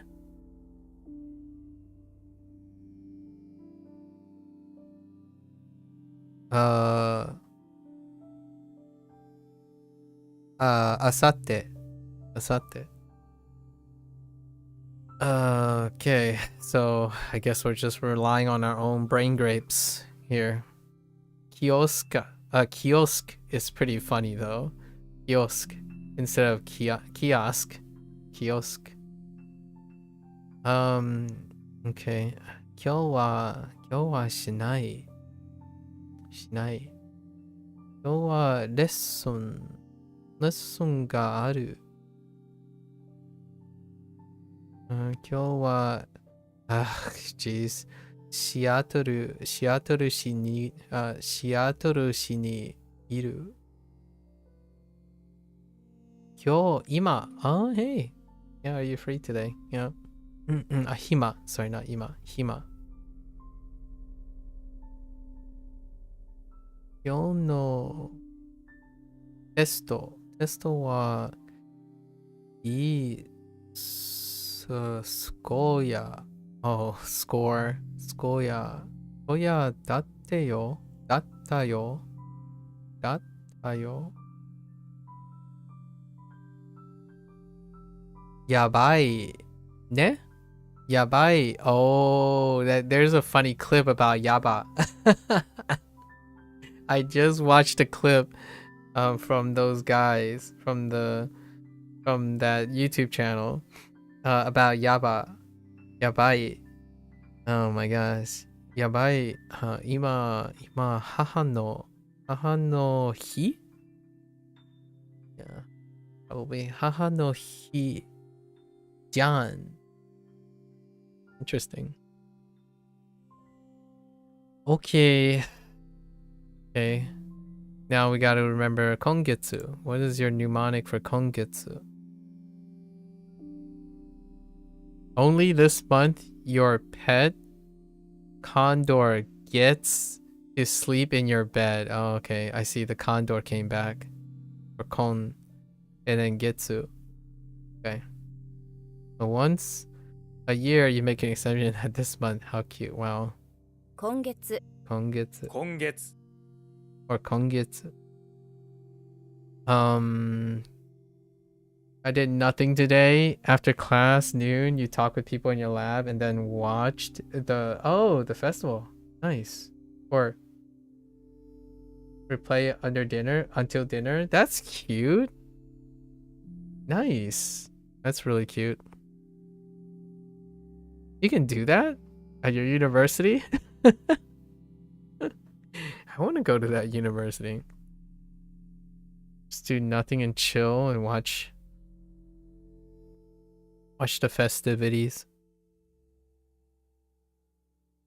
今月いっぱい all through this month. Oh, interesting. 今月は締めね The beginning. 今月25日 No? I don't actually know about that. Maybe it's go jin. No, go 5日 Maybe it's 21日 Possibly. 今月は大切なテストがあります。今月の10日までにやってください。今月はシアトル市にいます。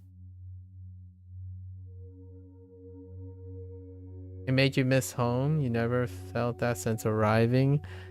Do you plan on stopping like spending one of your vacations going back home? No? It has been some time. Doorway. Oh, that kind of makes sense. Coal and coal? There's no way this is coal. I don't have a read for like toll is kunyomi, so I don't have a read for toll yet. I think. Unless that's how they door opening is mostly used for doorways that lead outside. Oh, it has an old-fashioned feel to it and it's becoming less common these days, especially in spoken Japanese. You might notice that this word resembles, deguchi and iriguchi. Like in those, oh, so the character just represents it. Okay, and then we're using guchi for the rendaku and tokuchi. Okay, fair enough. For the rendaku. It's tricky because of your visa. Ah, okay. Did you call your parents? Like, do you talk with your parents during this day? My sister calls my father every day, apparently. Like, frequently. And I imagine there were a lot of phone calls in the last couple days. and maybe even going into tomorrow. I expect my father to be on the phone. Tokuchi. The reading for this one is mixed. You get the kunyomi for both kanji, even though it's a combo. Yeah, since only reading is the kunyomi reading. Ah, okay, that clarifies things. And you should know the kunyomi for kuchi, but it's guchi because of rendaku. That means as long as you remember that this is kunyomi fest over here, you should be able to read this word. Also, watch out for the rendaku. Yes. So, tokuchi. 戸口 Toguchi. Toguchi. Oh, toguchi. Okay, toguchi.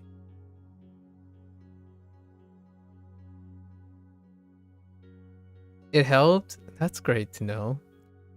The one time that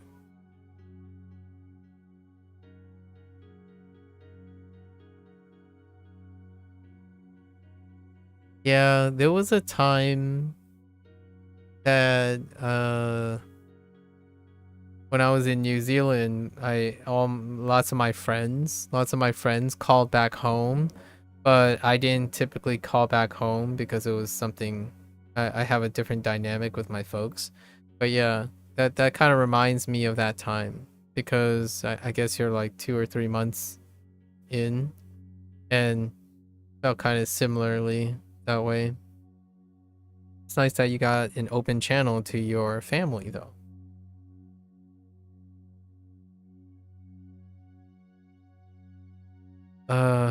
So fur, mo is onyomi, so I guess we're gonna get a kun. It's ke. Okay. Look down. You're holding something covered in fur. It's a furry kettle. Are you kidding me? It's the weirdest kettle you've ever seen, but presumably it keeps the water hot for much longer. Oh, that's kind of funny. Keeping the water hot with fur. け Ke. Making a kettle. It could have chose anything like. Actually, what other objects would a furry? What else could? Is there a furry thing that starts with K?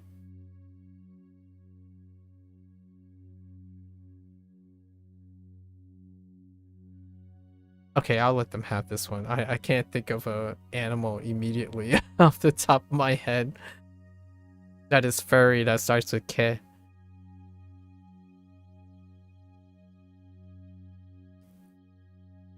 You kind of can get away with it with kangaroo, but that would kind of be weird near rhyme. K. Yeah, no. You got me. There it is. Kami no ke. Ne? Oh, kami. Yeah, kami no ke. What the? Hitsu.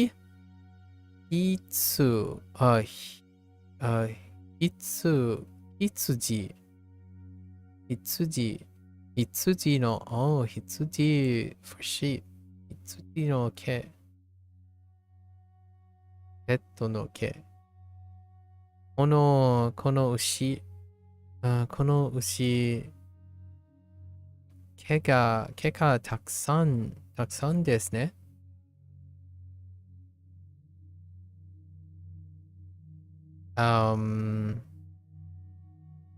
Ay.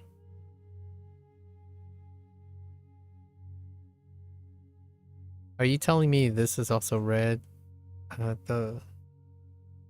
I just do like say or show for this? Yeah,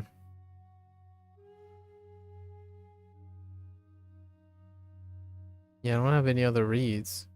This would imply that it's either say or show, which I don't know which one. Like say mareta? No, that doesn't. That sounds really terrible.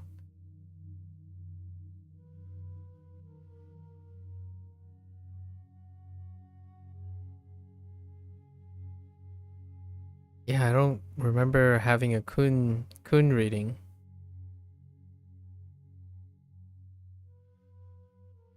Nope. Don't remember a kun reading for this. Maneta, 生まれたと、木から毛がありました。犬の毛のせってね、せって白のシャツは綺麗ないんです。Because of the dog fur, yeah. Okay. All right. So that checks out, right? Koichi special. Okay. All right.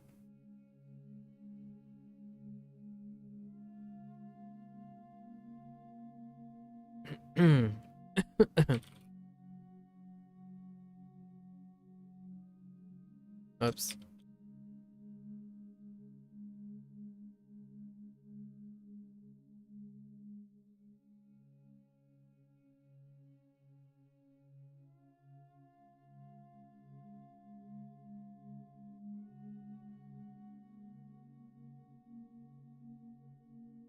Wait, I just realized.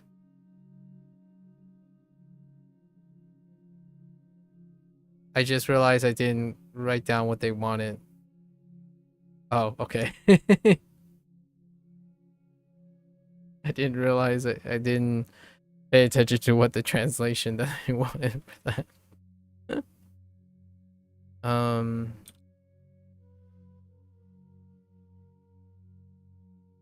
Was this so?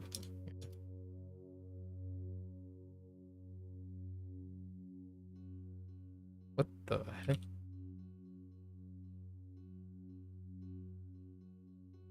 Oh, okay. You're gonna go do something? Take care, Jao. Thanks for stopping by. Enjoy the rest of your New Year's Day soon.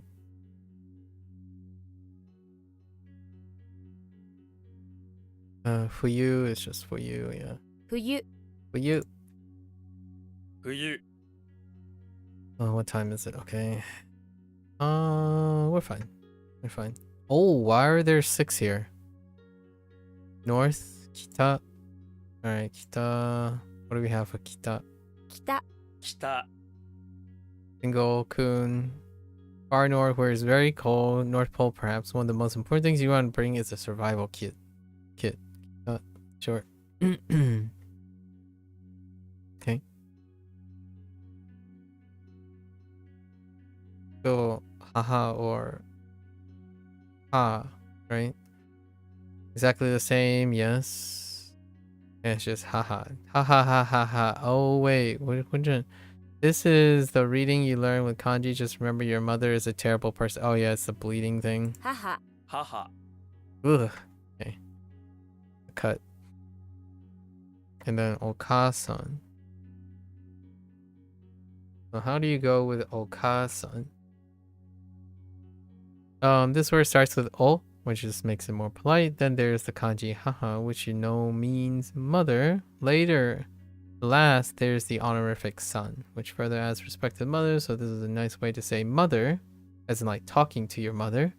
You use it when you're talking to your, oh yeah, there it is. You're using it when you're talking to your own mother or talking about her with friends. Yes. Referring to your own mother though. You can also use this when you're talking about your friend's mother.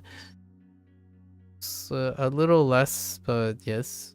If you need to talk about someone's mother, then you don't really know or you aren't close to, you'll want to use Oya ne? No, that's something else.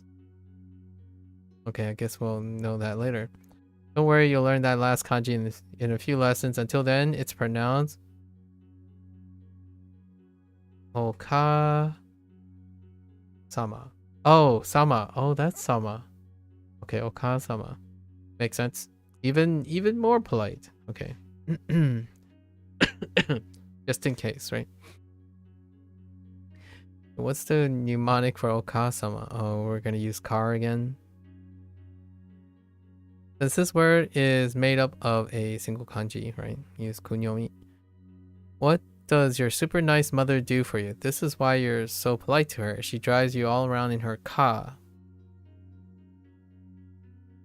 Not to be confused with ka, which I think they still use ka in ka for car. Taking whatever you need to go, soccer, kendo, whatever. What a nice mother you have. Okay. Oka-san. お母さん、お母さん、 Oka-san. Utilize. Checks out. Ask. I don't. What? Oh, we only have yo. And yo is in on. So we need a kun here. Where do be using kuns? Mochiru. Oh, mochiru. Okay.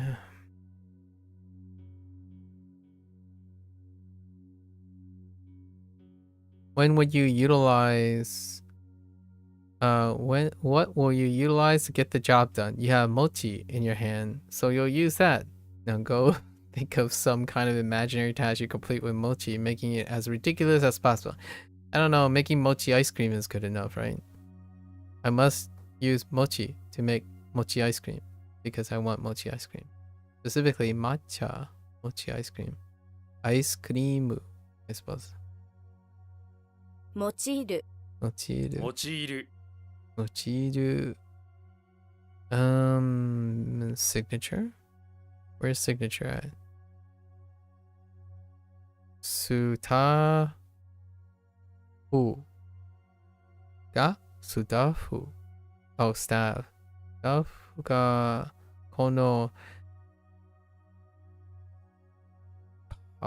パソコンをパソコンを持ちるのに持ちるのにはすね oh my gosh すねじゃ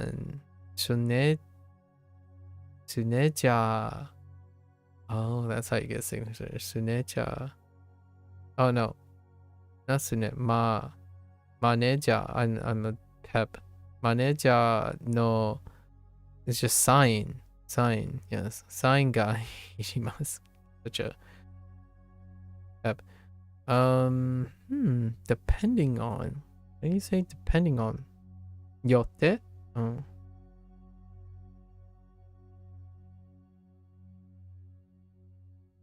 yeah 違うんです different okay okay task is task still and then yo because it's standing okay this one uses the onyomi reading which you learned from the kanji already oh interesting よ that's gonna be a little confusing but that's okay don't text me on Line oh like the Line app dang do people still use Line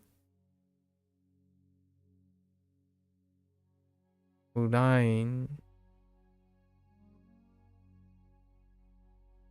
Yep, Japanese style door. It's still tall.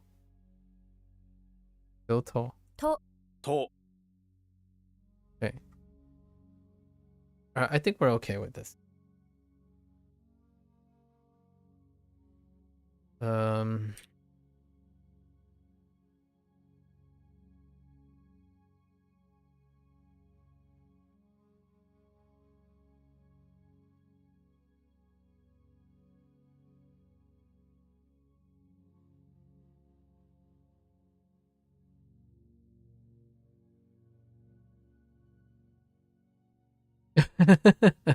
Still mother. What was this? How does this work? What was the mnemonic for this? Oh, survival kit? Right.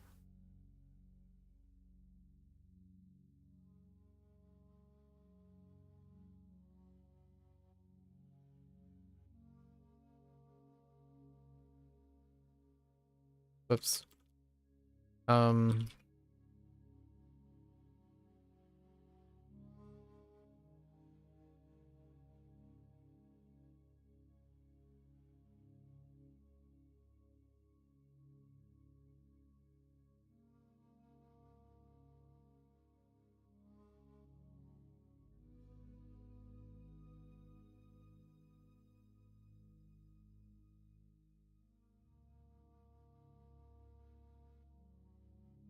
You want the whole thing? It's a sliding door. I disagree with this. Oh, you know what? And they would accept the door. Dude. I'm just gonna stick with door. That's BS right there. Alright, dude. Okay, that's the end of that. Yeah, we're really far behind, so we're 2 hours plus behind. Get to that. Tomorrow is level up day, right? Yeah, we can't avoid tomorrow. So tomorrow is level up day. Last break day. Today is actually my last break day, and I still haven't finished that stuff. So let's go over harmonics.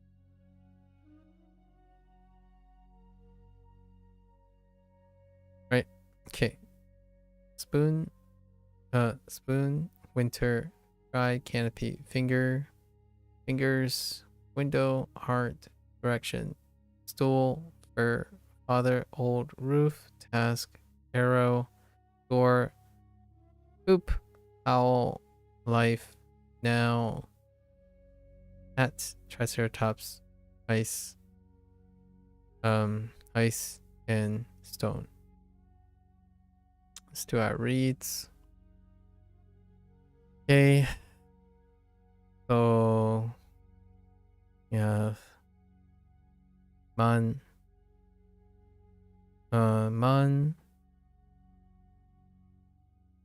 nai, bun, setsu. On go you tai cho I shin to ne o you chichi mo shi uyu toku toku han ko dai gaiし、色、母、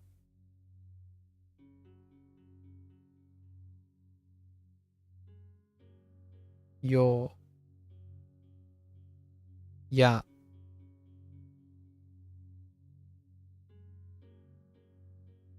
聖書、じ。Hey. And what was the last error? Sliding doors? Japan style doors? We're just gonna keep with doors. Just door.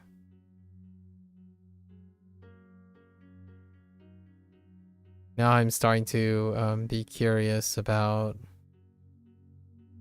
whether they do like a Japanese traditional pub and a Japanese traditional inn versus a regular inn. So it's gonna happen soon. What is our first kanji? That's part of the master thing. Alright, well, tomorrow's level up day. We gotta keep on moving. Been nice. Lots of wonderful discussions, right? Yeah, so if you're only interested in Japanese, right, and WaniKani, and gonna watch this later, arigatou gozaimasu. As always, we do a little bit of digressing here, but usually it deals with language learning or cultural exchange, part of the experience. I see that as a natural part of being interested in language. However, you know, for the linguistics out there and those who are mechanically inclined or those who simply want to stay in their lane, so to speak, where they consume very specific, enriched, niche aspects, it's perfectly acceptable too. So I'm gonna get up. I'm gonna walk around, stretch a little bit. I'll be back for HanziHero. So 皆さんまたね。じゃあね。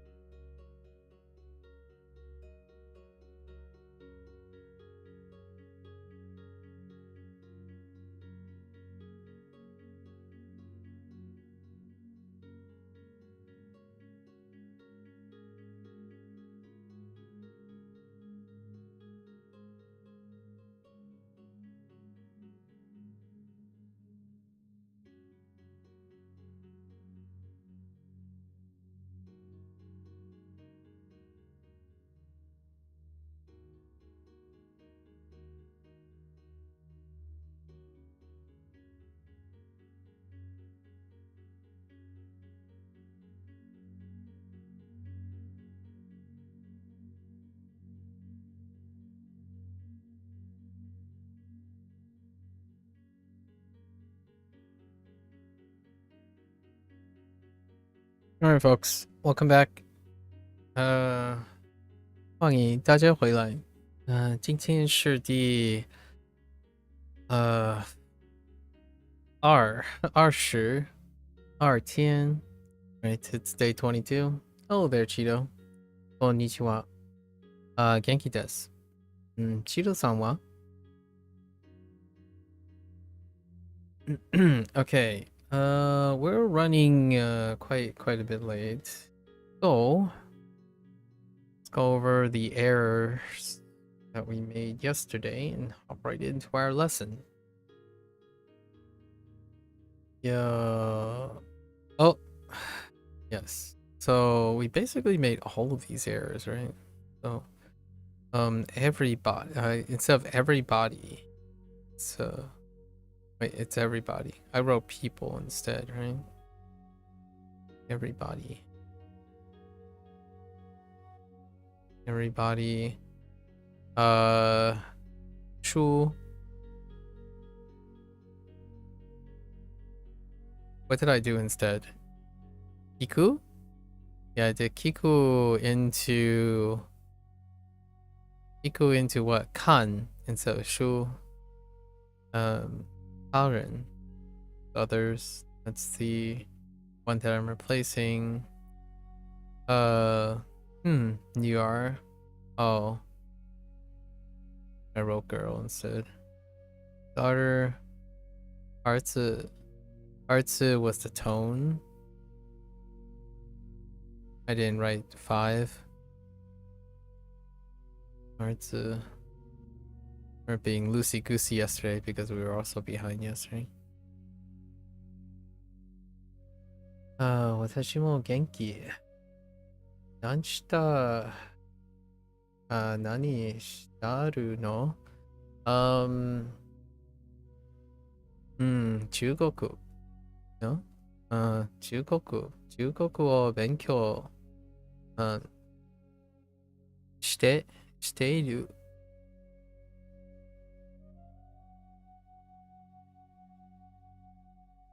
And then, so this is James Bond. Nanzi. Okay, Nanzi was the one that. Nanzi. Right. I missed that. Sun. Oh, that's from last time. I mistyped the own. And then. Many. I miss many. Is this a language app or a website you're learning from? Both. They're both a language app and a website.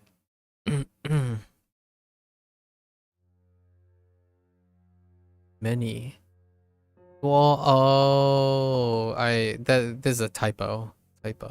We dual and a typo on the diphthong. Okay. All right. So get into our lesson. Do you have any interest in Chinese? Do you speak Chinese and or read Chinese already? I guess traditional and or simplified. In this case, we're looking at some traditional characters. All right. 昨天 昨天, okay. Funny. That's quite exactly the example that I was talking to someone else new today. Wanted to use 昨天.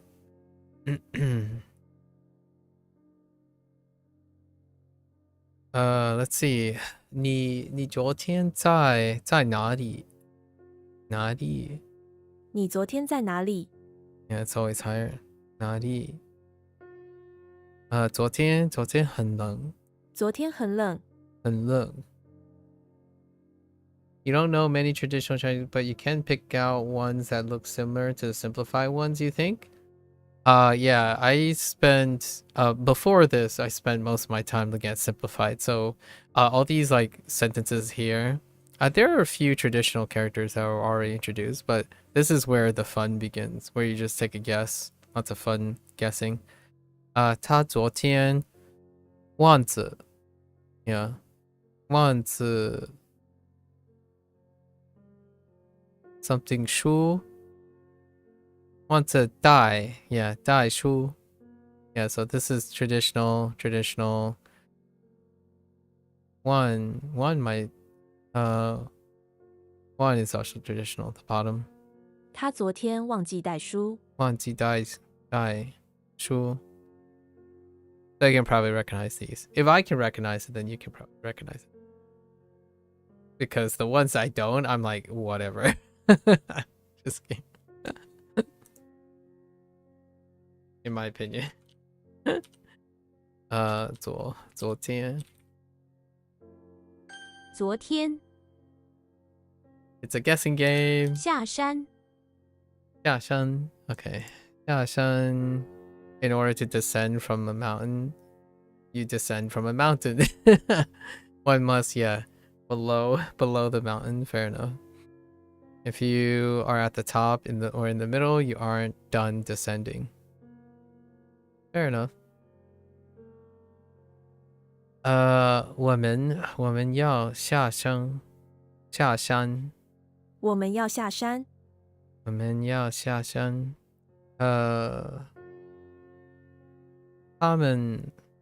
他们天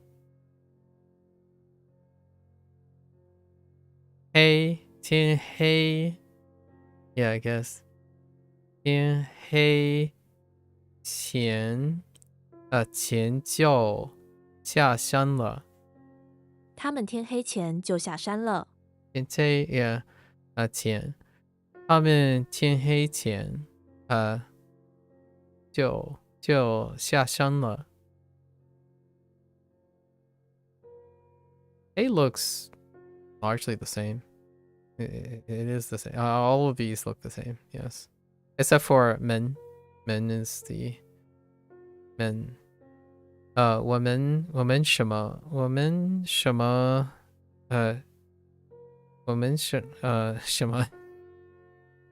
I keep saying G in my head, but that's Japanese. 我们什么时间我们什么时候下山？我们什么时候下山？ Okay. 下山。 Is it the mountain? A mountain. Okay. 打开。打开 Okay, to open. Yes. 打开 one way to open something is to strike it with your fist until it opens. Indeed. To strike open. 我打开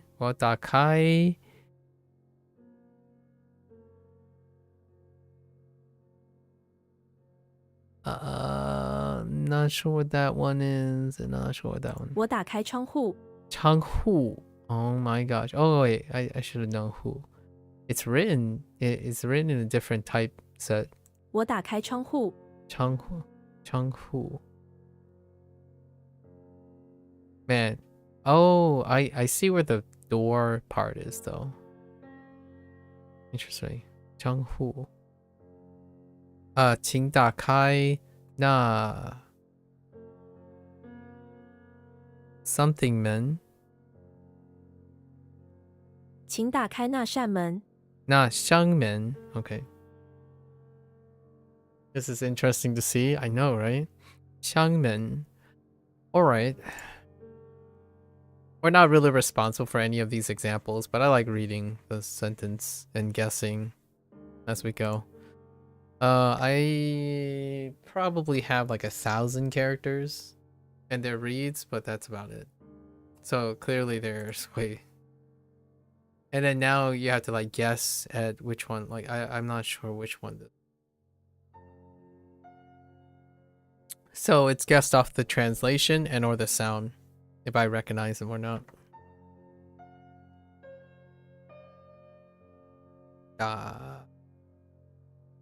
打开打开。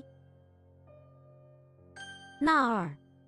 那儿 okay. Not to be confused with the League of Legends character. Haha. Nar. Door is such an easy character to memorize, I think, because of its image.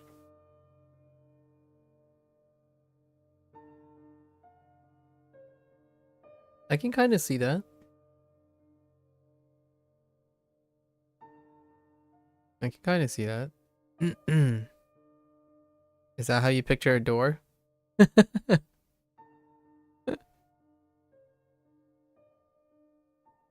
Nar. So Nar, there be below a silent sun. That silent sun? Oh, okay. It looks like one of those doors out of those old Western cowboy saloon doors. Yeah, saloon doors. Yes. Saloon doors tend to have panels, but there is already saloon doors is already taken as a mnemonic. But yes, I can kind of see that. Yeah. Indeed. Yeah, there are saloon doors here. Saloon doors, anything with the visors. So like ageru. Well, aku, right? Aku, shimeru, shimaru. They all have saloon doors.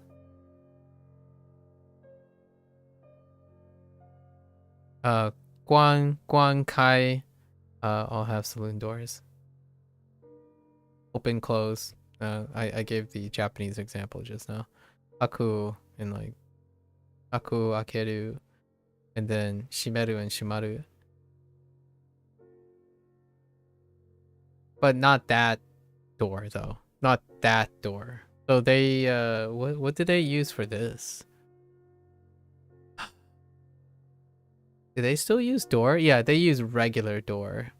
And then the saloon doors are for those doors.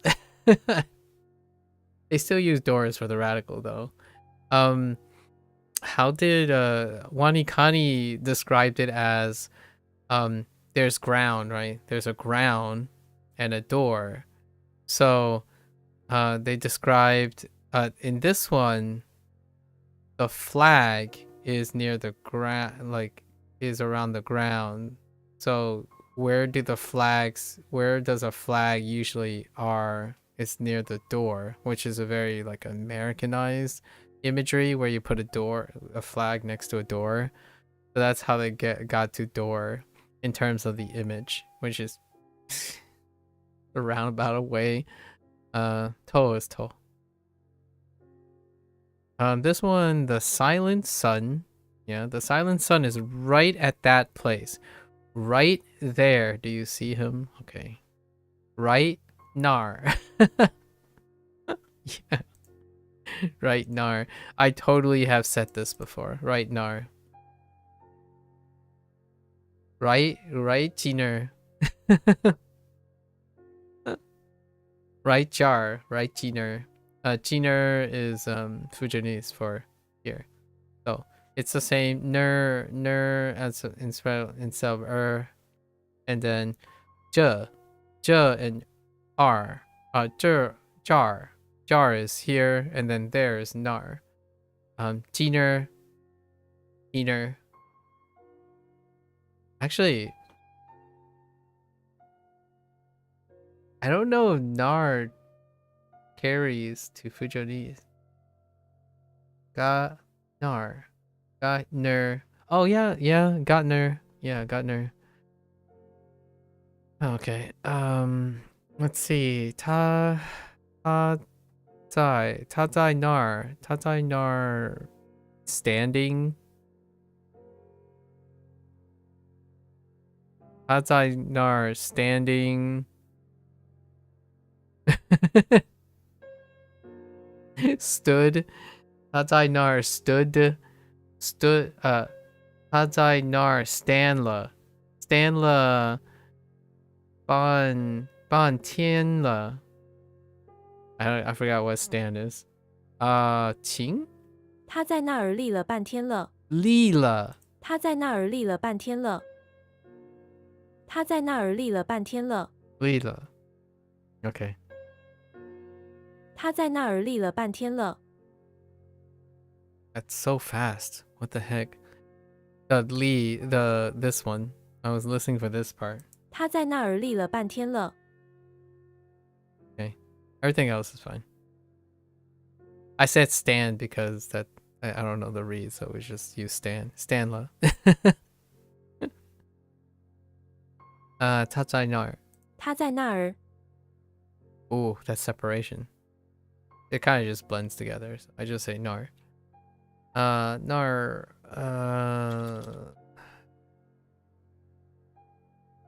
Na. Ar. 那儿。小朋友。小朋友. What's a small companion? A child.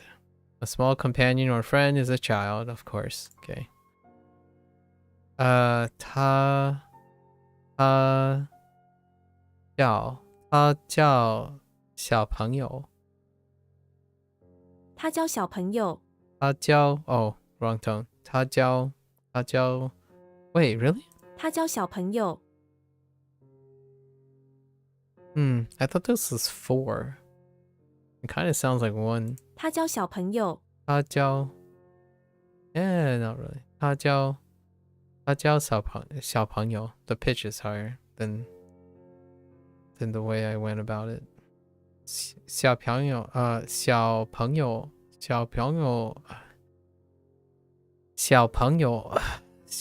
友喜欢吃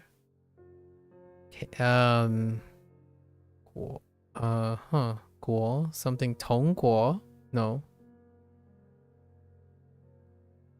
糖果小朋友喜欢吃糖果，吃糖果 yeah 吃糖果 okay砂糖 right this is 糖 and 果 Buddha or like in this case actually I don't know what an onyomi for this is. It's probably go but or something like that, but yeah you can get sato from here or sugar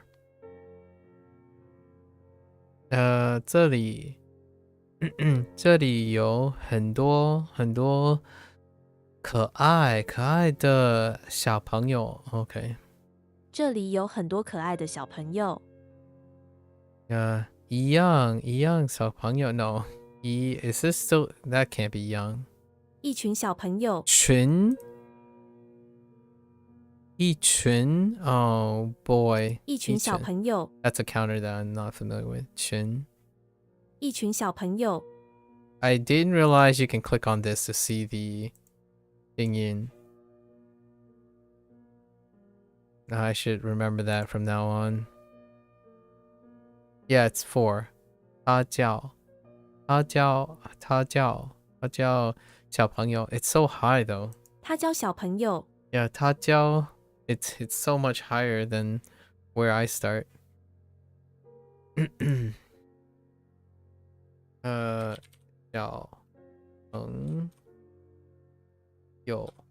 小朋友小朋友，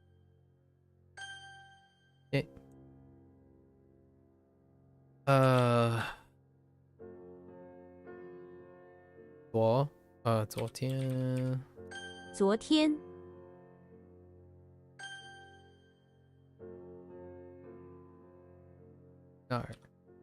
那儿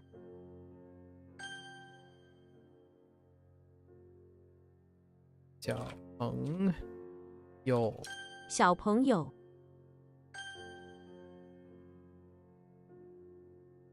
打开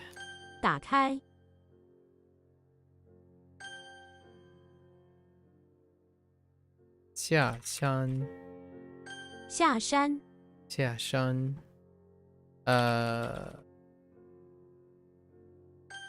Okay. All right, next batch. Let's go. 下午 Yep. What's below or afternoon? It's afternoon. Literally afternoon. 我下午会去看电影。我下午会去看电影。今天下午会下雨。今天下午会下雨。我们明天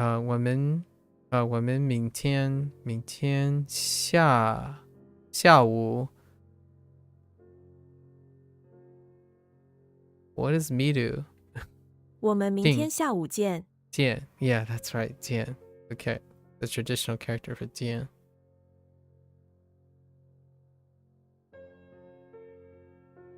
下午。明天。见 Tomorrow, right? 明天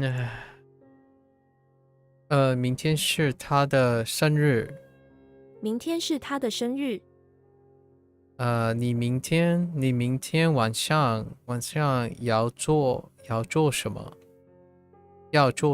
你明天晚上要做什么？什么？明天天气会很好。明天天气会很好。明天天气会很好。很好。明天天气会很好。很好。Oh my gosh, that's so much shorter. 明天。明天分开。分开。Okay. 分开。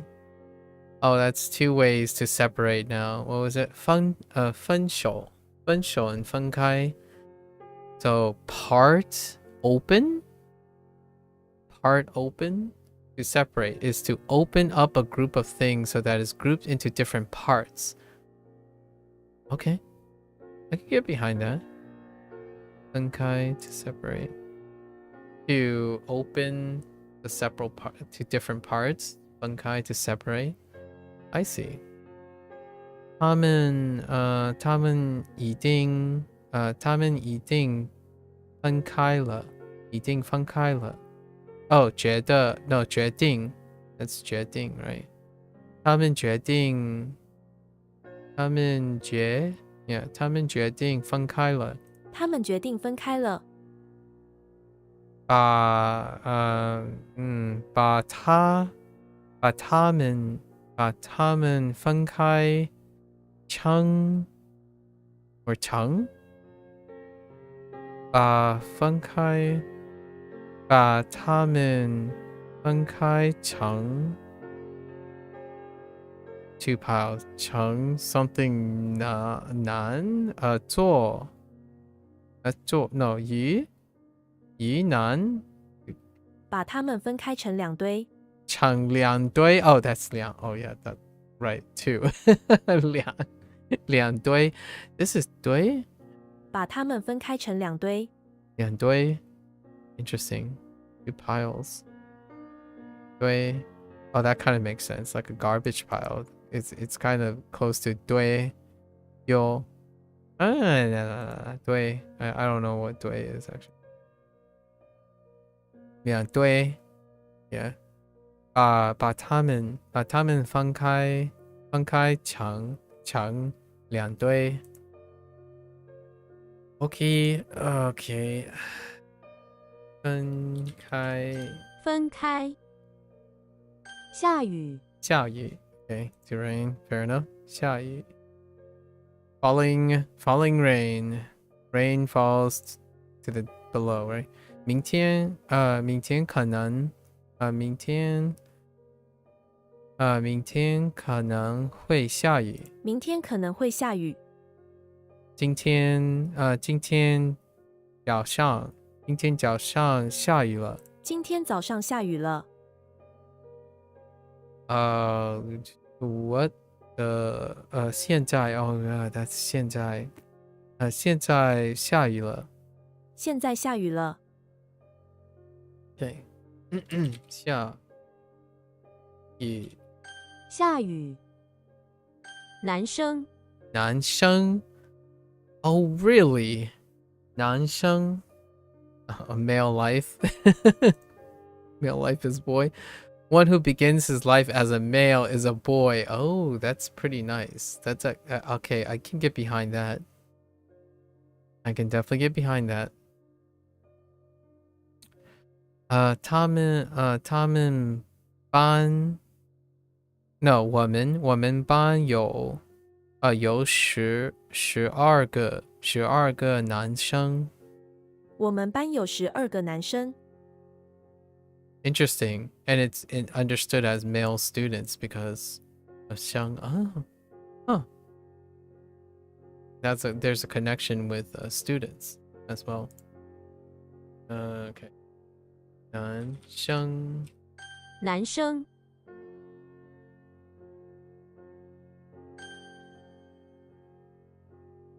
Okay. All right. 下午。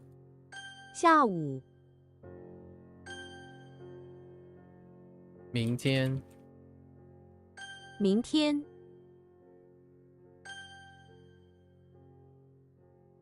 分开。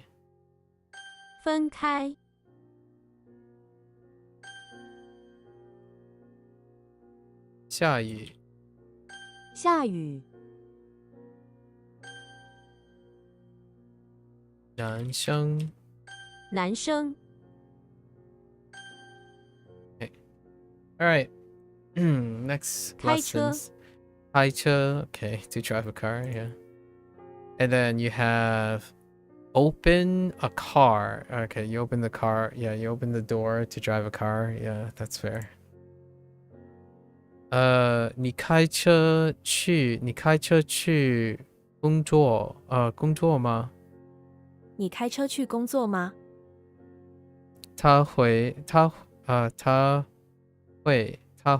车。他会开车。 They're able to drive a car. 开车。开车。生日。生日。The day of life is your birthday, indeed. 生日快乐。Yeah, 生日快乐。生日快乐。今天是他的生日。你的生日是什么时候？你的生日是什么时候？你的生日是什么是什么时候 ？OK。生日。生日。本来。本来 Oh no, this is new. Originally. Oh, that makes sense though. 本来 That is originally, yes. 本来 But how do you make a mnemonic out of this one? You were originally going to grab the notebook from the bookshelf, but it spontaneously floated off and came to you. You originally had no idea your notebook could come to you like this. Now you know. That's absolutely outrageous. Absolutely outrageous. 本来 Although I'm already familiar with the feeling of 本来 when you say 本来 Floating notebook, huh? Now I feel like drawing a notebook like a dog. It's like come, Ben, and like have a dog named a doggo, a book doggo, like this. Draw a book like this, you know. Here's the binding, right? It's a cute little book, right? Cute little book, and then give it like a random like page tongue or something.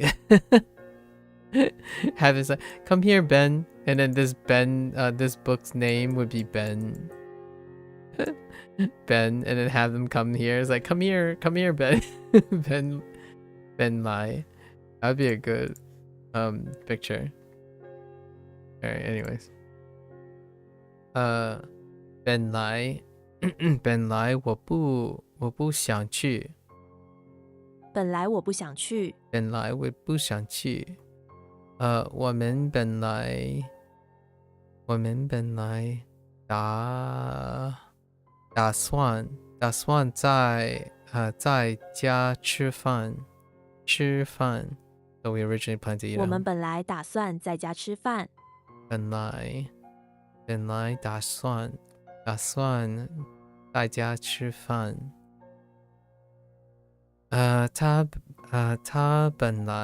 他本来明年想去台湾。Okay. 他本来明年想去台湾。台湾 OK 本来想 Okay, to think. Fair enough. It's kind of it's a different to think, not the think. Well, no, yeah, no. Think is good. Think is good. So let's see. Xena is in the bathroom of the church, the chapel. Checks out, meditating. She closes her eye, right?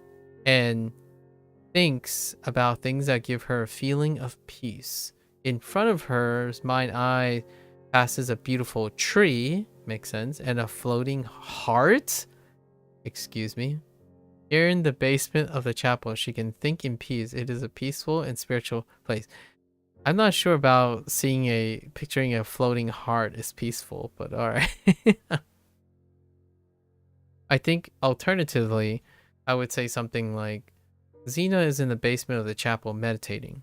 She closes her eyes and listens to the beat of her heart, thinking about a peaceful place where there's a serene picture of beautiful trees, right? Something like that. But a floating heart, not so much. Imagine, hey guys, I'm meditating. Oh yeah, how do you meditate? I picture floating hearts, just disemboweled floating hearts. That's perfectly normal.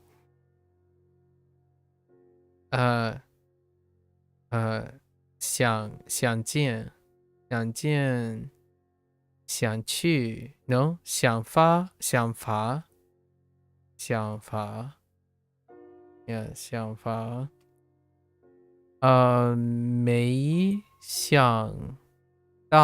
没想到 oh did not expect yeah 没想到T 像 oh that's 旧 whoops 旧修像 and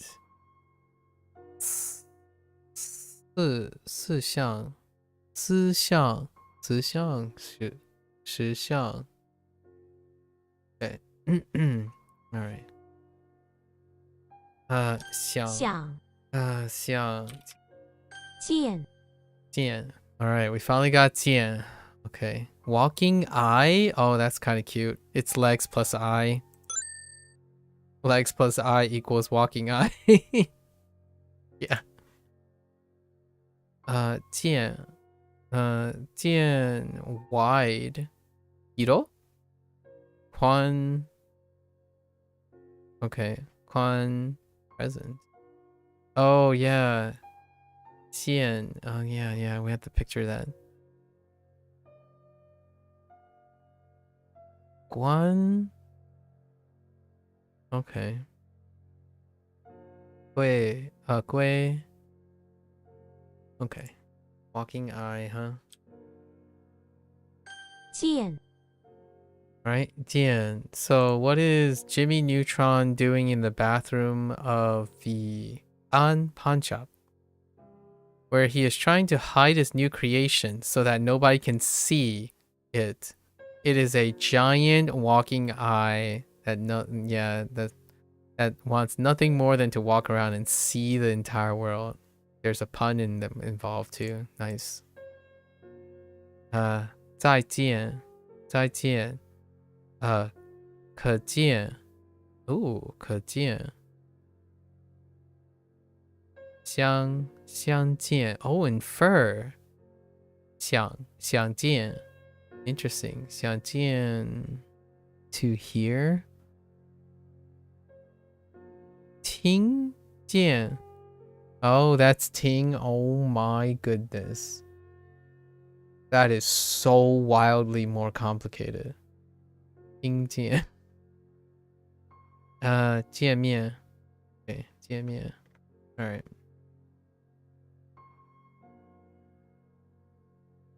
见见 to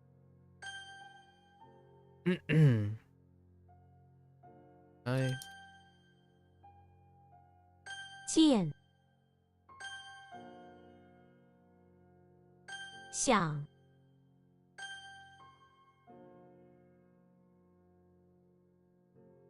本来本来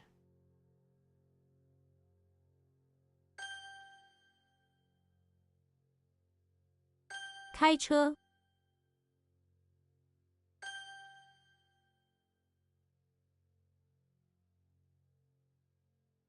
生日 Okie dokie. I think this is our last set of 5. Okay.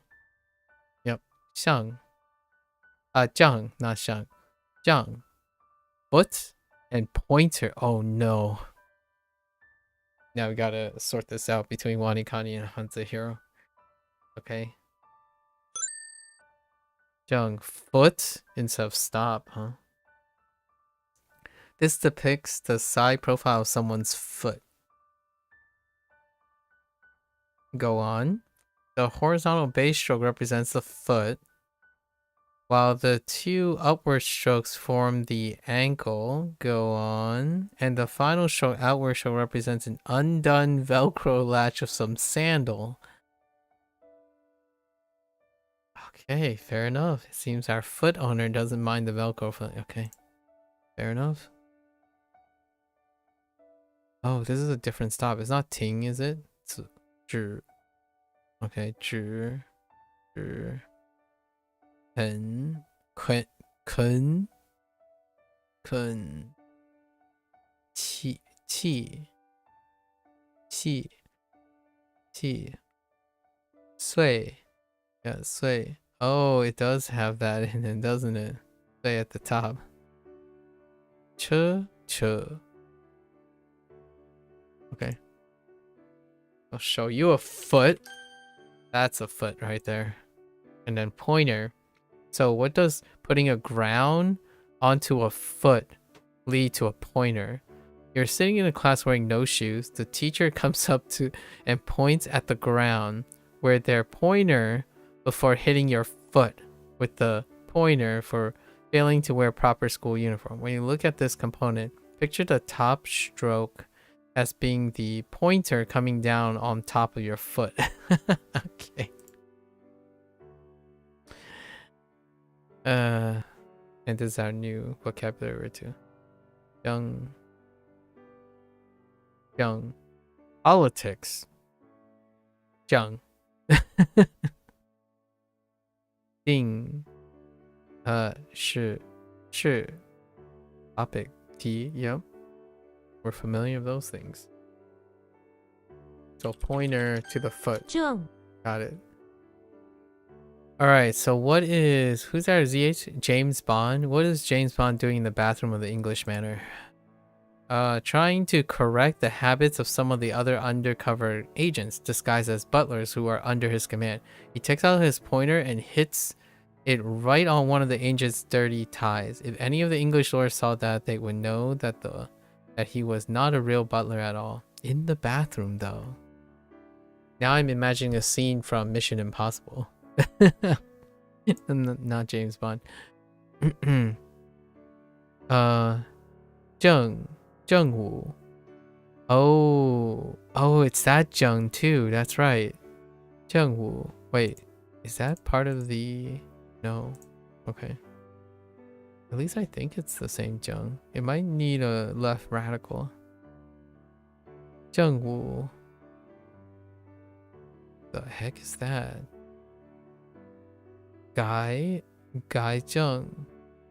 Gai Zheng. Zheng Shi. Zheng Shi. Zheng Justice. What is that? Zheng Yi. Interesting. Zheng Yi.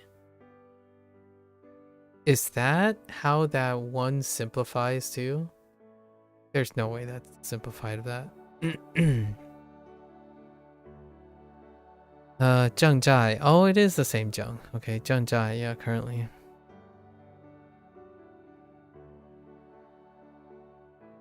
Zheng. Zheng. Hua. Hua. Okay. Flower. Anna. Flower. This component almost looks like a crown of flowers that somebody would wear with each of the flowers connected in a loop. Fair enough. Or 2 flowers side by side, the outward facing points represent petals. Got it. As if. Roll. Roll. Roll. Roll. Tall. Cool. Cool. Quan. Yeah. Yes. Really close to Kotoba. Actually, it is Koto. Or ha. I mean, I guess you could call it ha too. As okay. So flower. S. 花 Okay, I gotta make sure. Right. Flowers. Alright, what is the Hulk doing? Hulk doing outside of the entrance to the auditorium, where he works as a bouncer. In his hand is a spoon. I see the spoon that he uses to hit people if they try to sneak in. Okay, what does Thunderman do? Thunderman came out with a large bunch of flowers in front of his face, trying to sneak past him, as if this were a sufficient disguise. The Hulk hits him with a spoon, and then the flowers scattered all over the front of the auditorium. Well played. Man, if Hulk hits you with a spoon, that's gonna hurt. Although it is Slender Man. Hua Sheng. Oh yeah, Hua Sheng. Peanuts. Hua Xing. Hua Xing. Hua Xing. Unfaithful. Oh. Huh. Hua Xing. Hua Ping. Wait. Hua Bing. Hua Ping. Yeah, Hua Ping. Hua Ping. Hua Yuan. Hua Yuan. And Hua Shi. Oh, Hua Shu. Hua Shu. Okay. 花 Alright.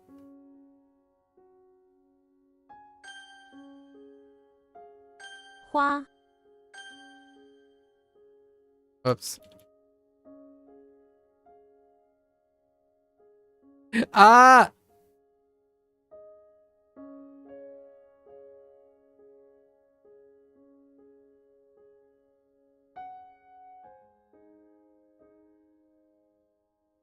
What was the mnemonic? Oh, bathroom. Bathroom. 正 James find the bathroom. Okay. All right. So 63 reviews. Let's go. Let's go. Okay. 书 分 看 It's to read, but it's also to see, really. Oh, to look at. Oh, they wanted to look at. That's right. I should have used a mnemonic instead of rushing. But that's fine.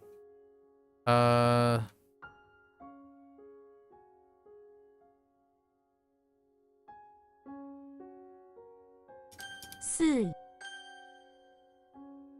What do they want for this? It's not street for this one.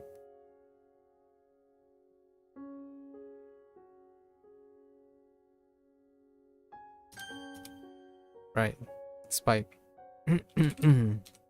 难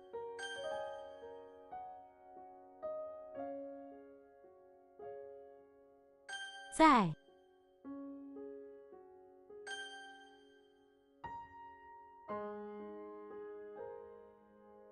Oh. 二手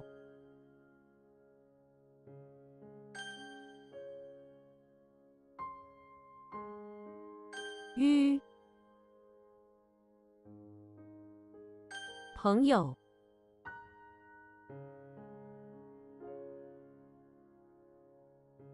The heck? Canyon friend. Listen.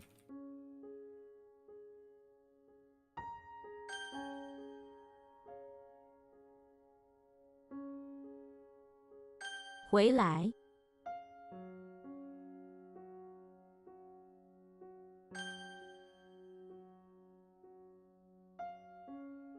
有用。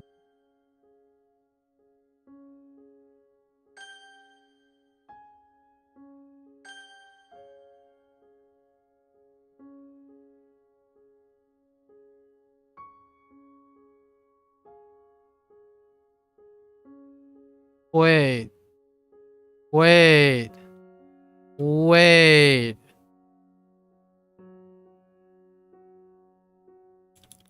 Wait. What? Wait a minute.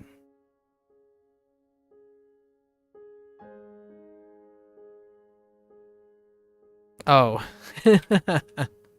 中间 What, can I still get with middle? Yeah.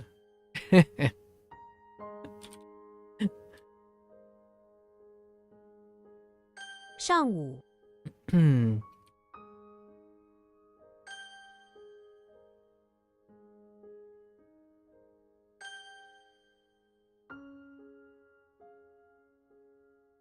思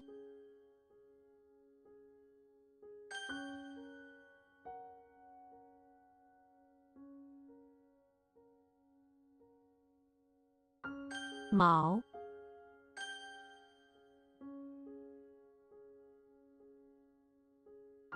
叫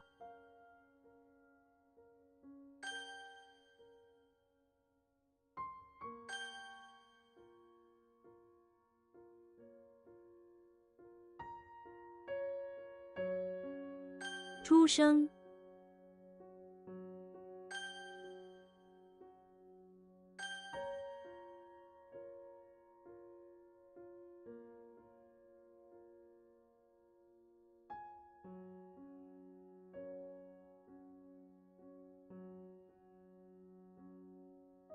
Wait. Hold.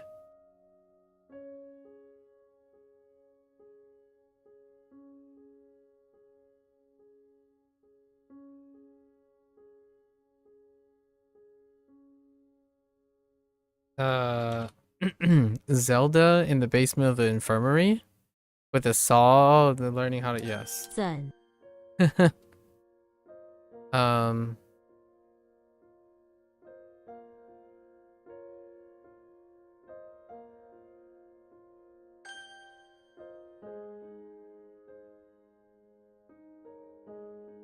出来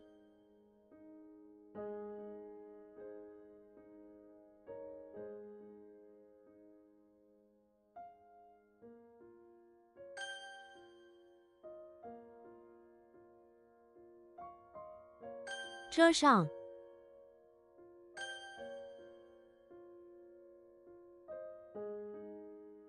看来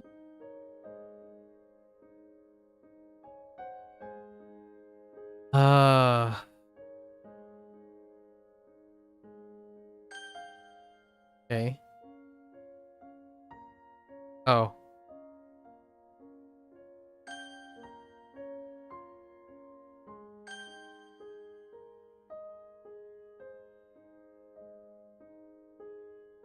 进来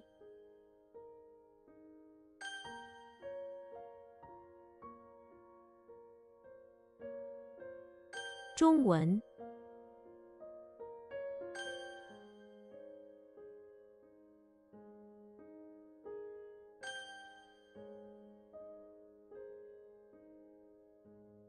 外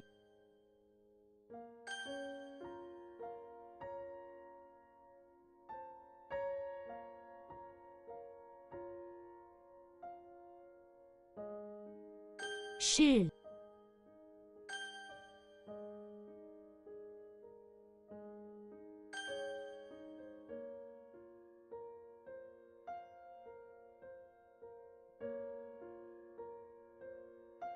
比分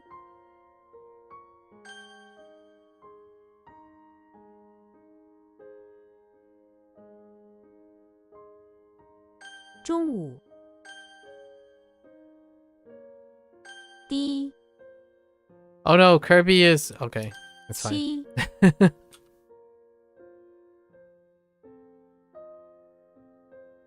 再生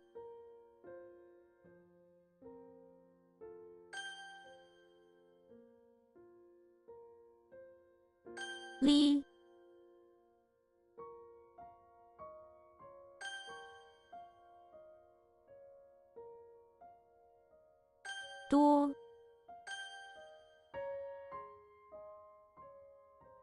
电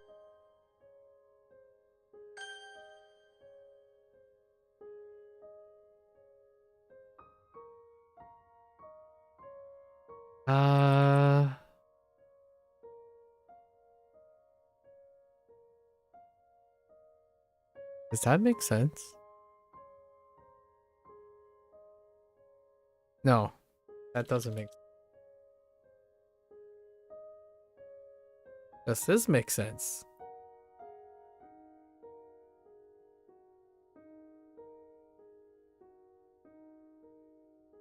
Frodo is in the bathroom of the chapel.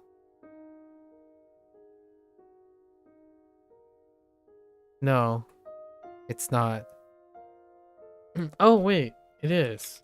Frodo is in the bathroom of the chapel looking for the direction to the hidden compass. Nope. Oh, it's outside. The moment I thought about it, it's like, why would he be in the bathroom looking for that thing? Dang it. Ugh. Okay, so we got another one. Fine. 一 So many.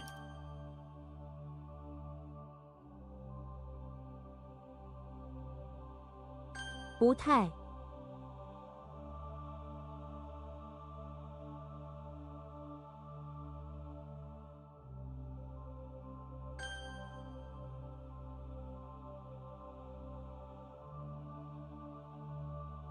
不大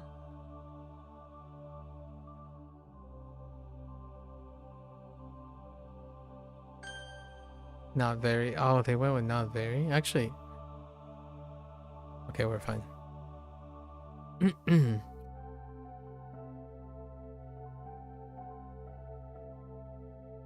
Oops. 儿子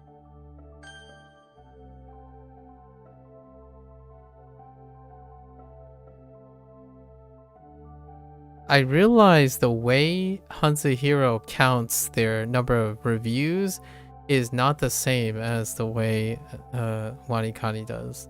So it's definitely a lot longer now that I think about it. 左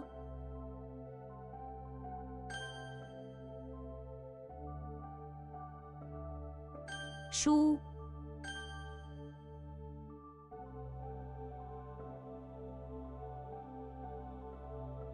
方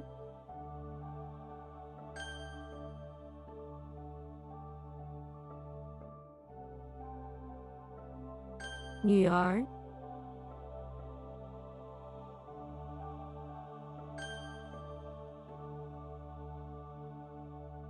日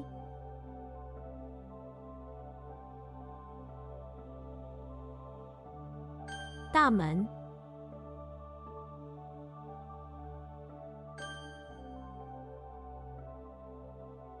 口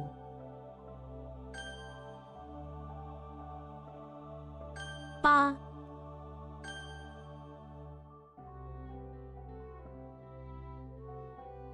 他们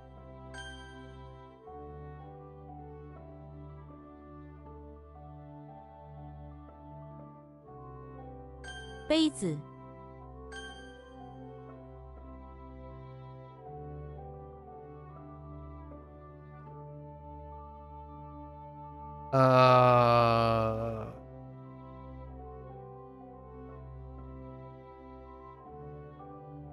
修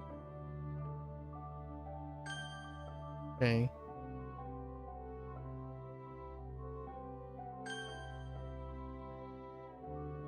ang Ooh. Ooh. Okay. Actually, that was pretty chill. Review is pretty chill. Nice. Okay, so we made one error, right? What was the one error? Oh, Feng instead of Feng. Okay, that's fine. That gets your dopamine running. The bing, bing. I think that's WaniKani doesn't have the bing. Okay. All right. So we got new things. This is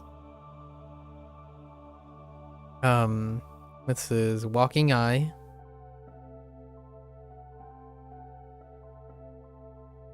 Walking Eye. Flowers. Foot. I have so many jokes that I can make now. Where like when someone says, that looks like a foot.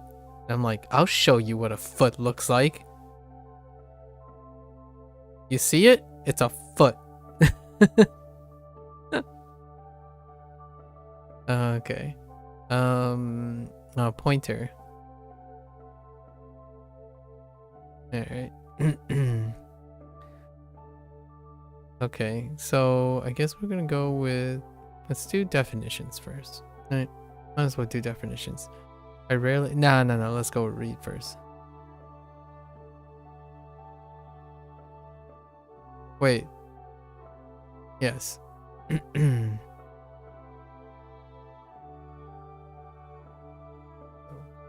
Feng. Feng.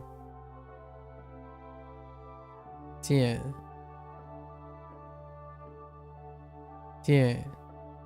想 将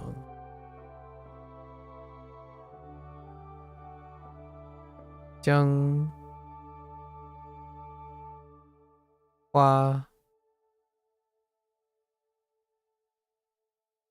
and this one we'll just write the definitions and say the read, right? 昨天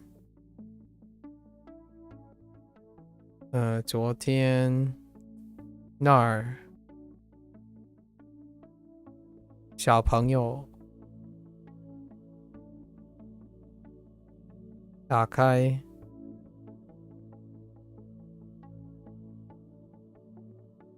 下乡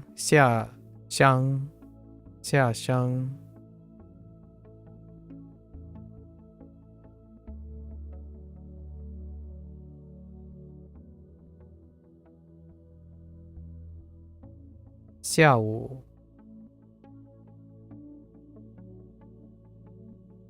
明天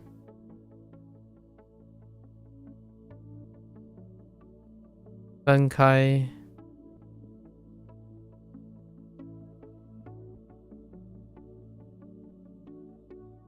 下雨男生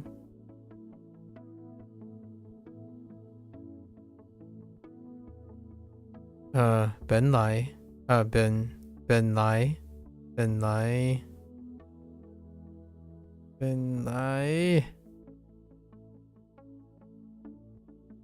开车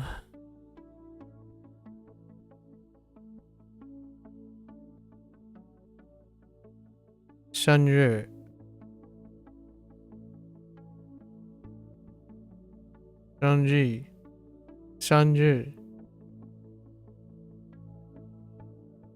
Yeah, fine.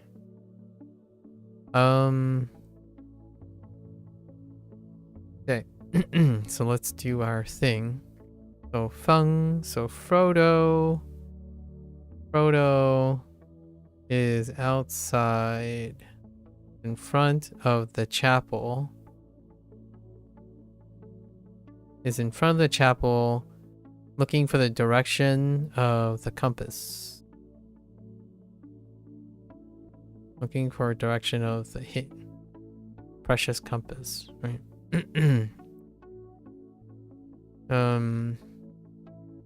Jian, Jimmy Neutron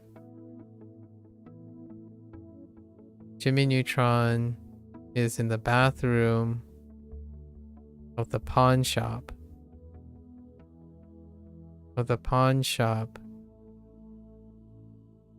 bathroom in a pawn shop, creating a monstrosity that is a gigantic walking eye that likes to look around and see the world. Like to see the world. So see the world. Okay. Xiang. Xiang, we have Xena. Right? Xiang. Xena is... Wait. Yeah, Xena's in the basement of the chapel.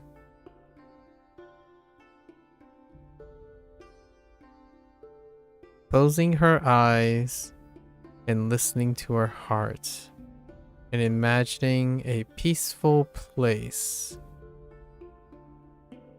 So, closing eyes, beating heart.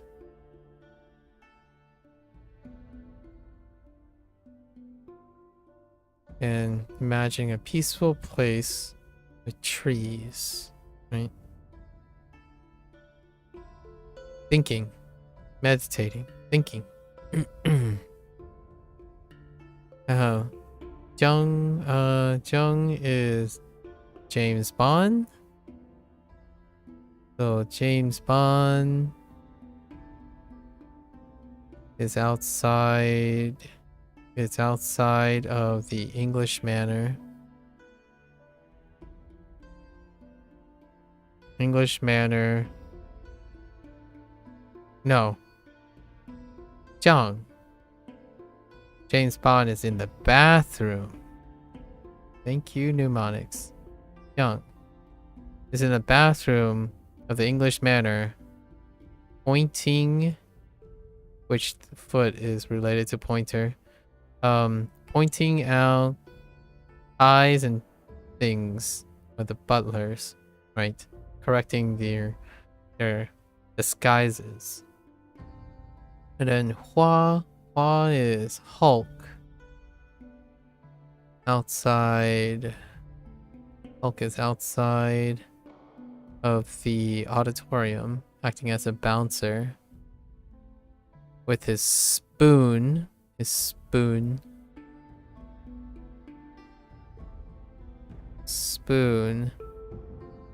bumped into Slender Man trying to get through with flowers. Just whacking them. Oh, it's right here, actually. Whacking him in the head. Alright. That's it. And the error was... Oh, it's... No. It was... Fung. Right. Fung. So the tone. It's a 1. Not a 4. Okay. That's it. They're off for Chinese. Chinese is pretty fast. For now. We don't have to really concern ourselves with very specific things. Like reads are a lot more straightforward, I suppose. Our reviews are growing. Yeah, our reviews are growing. Oh, and then there's no. Yeah, it is growing. Look at this beautiful graph. That beaut. Our vocabulary is about to match. I think we're close to completing all the sounds. There's that. Alright, folks. There you have it. Gotta head off. Gotta be on task. I have 1 day left. Tomorrow's gonna be a really long day for WaniKani, so we're gonna have to stay on task tomorrow. Tomorrow's level up day for WaniKani, which interestingly enough would be, where are we? Level 5? Nice. Alright, so thanks for hanging out, thanks for chilling. If you're gonna watch this later, 谢谢. Right. So until next time. 下次再聊吧.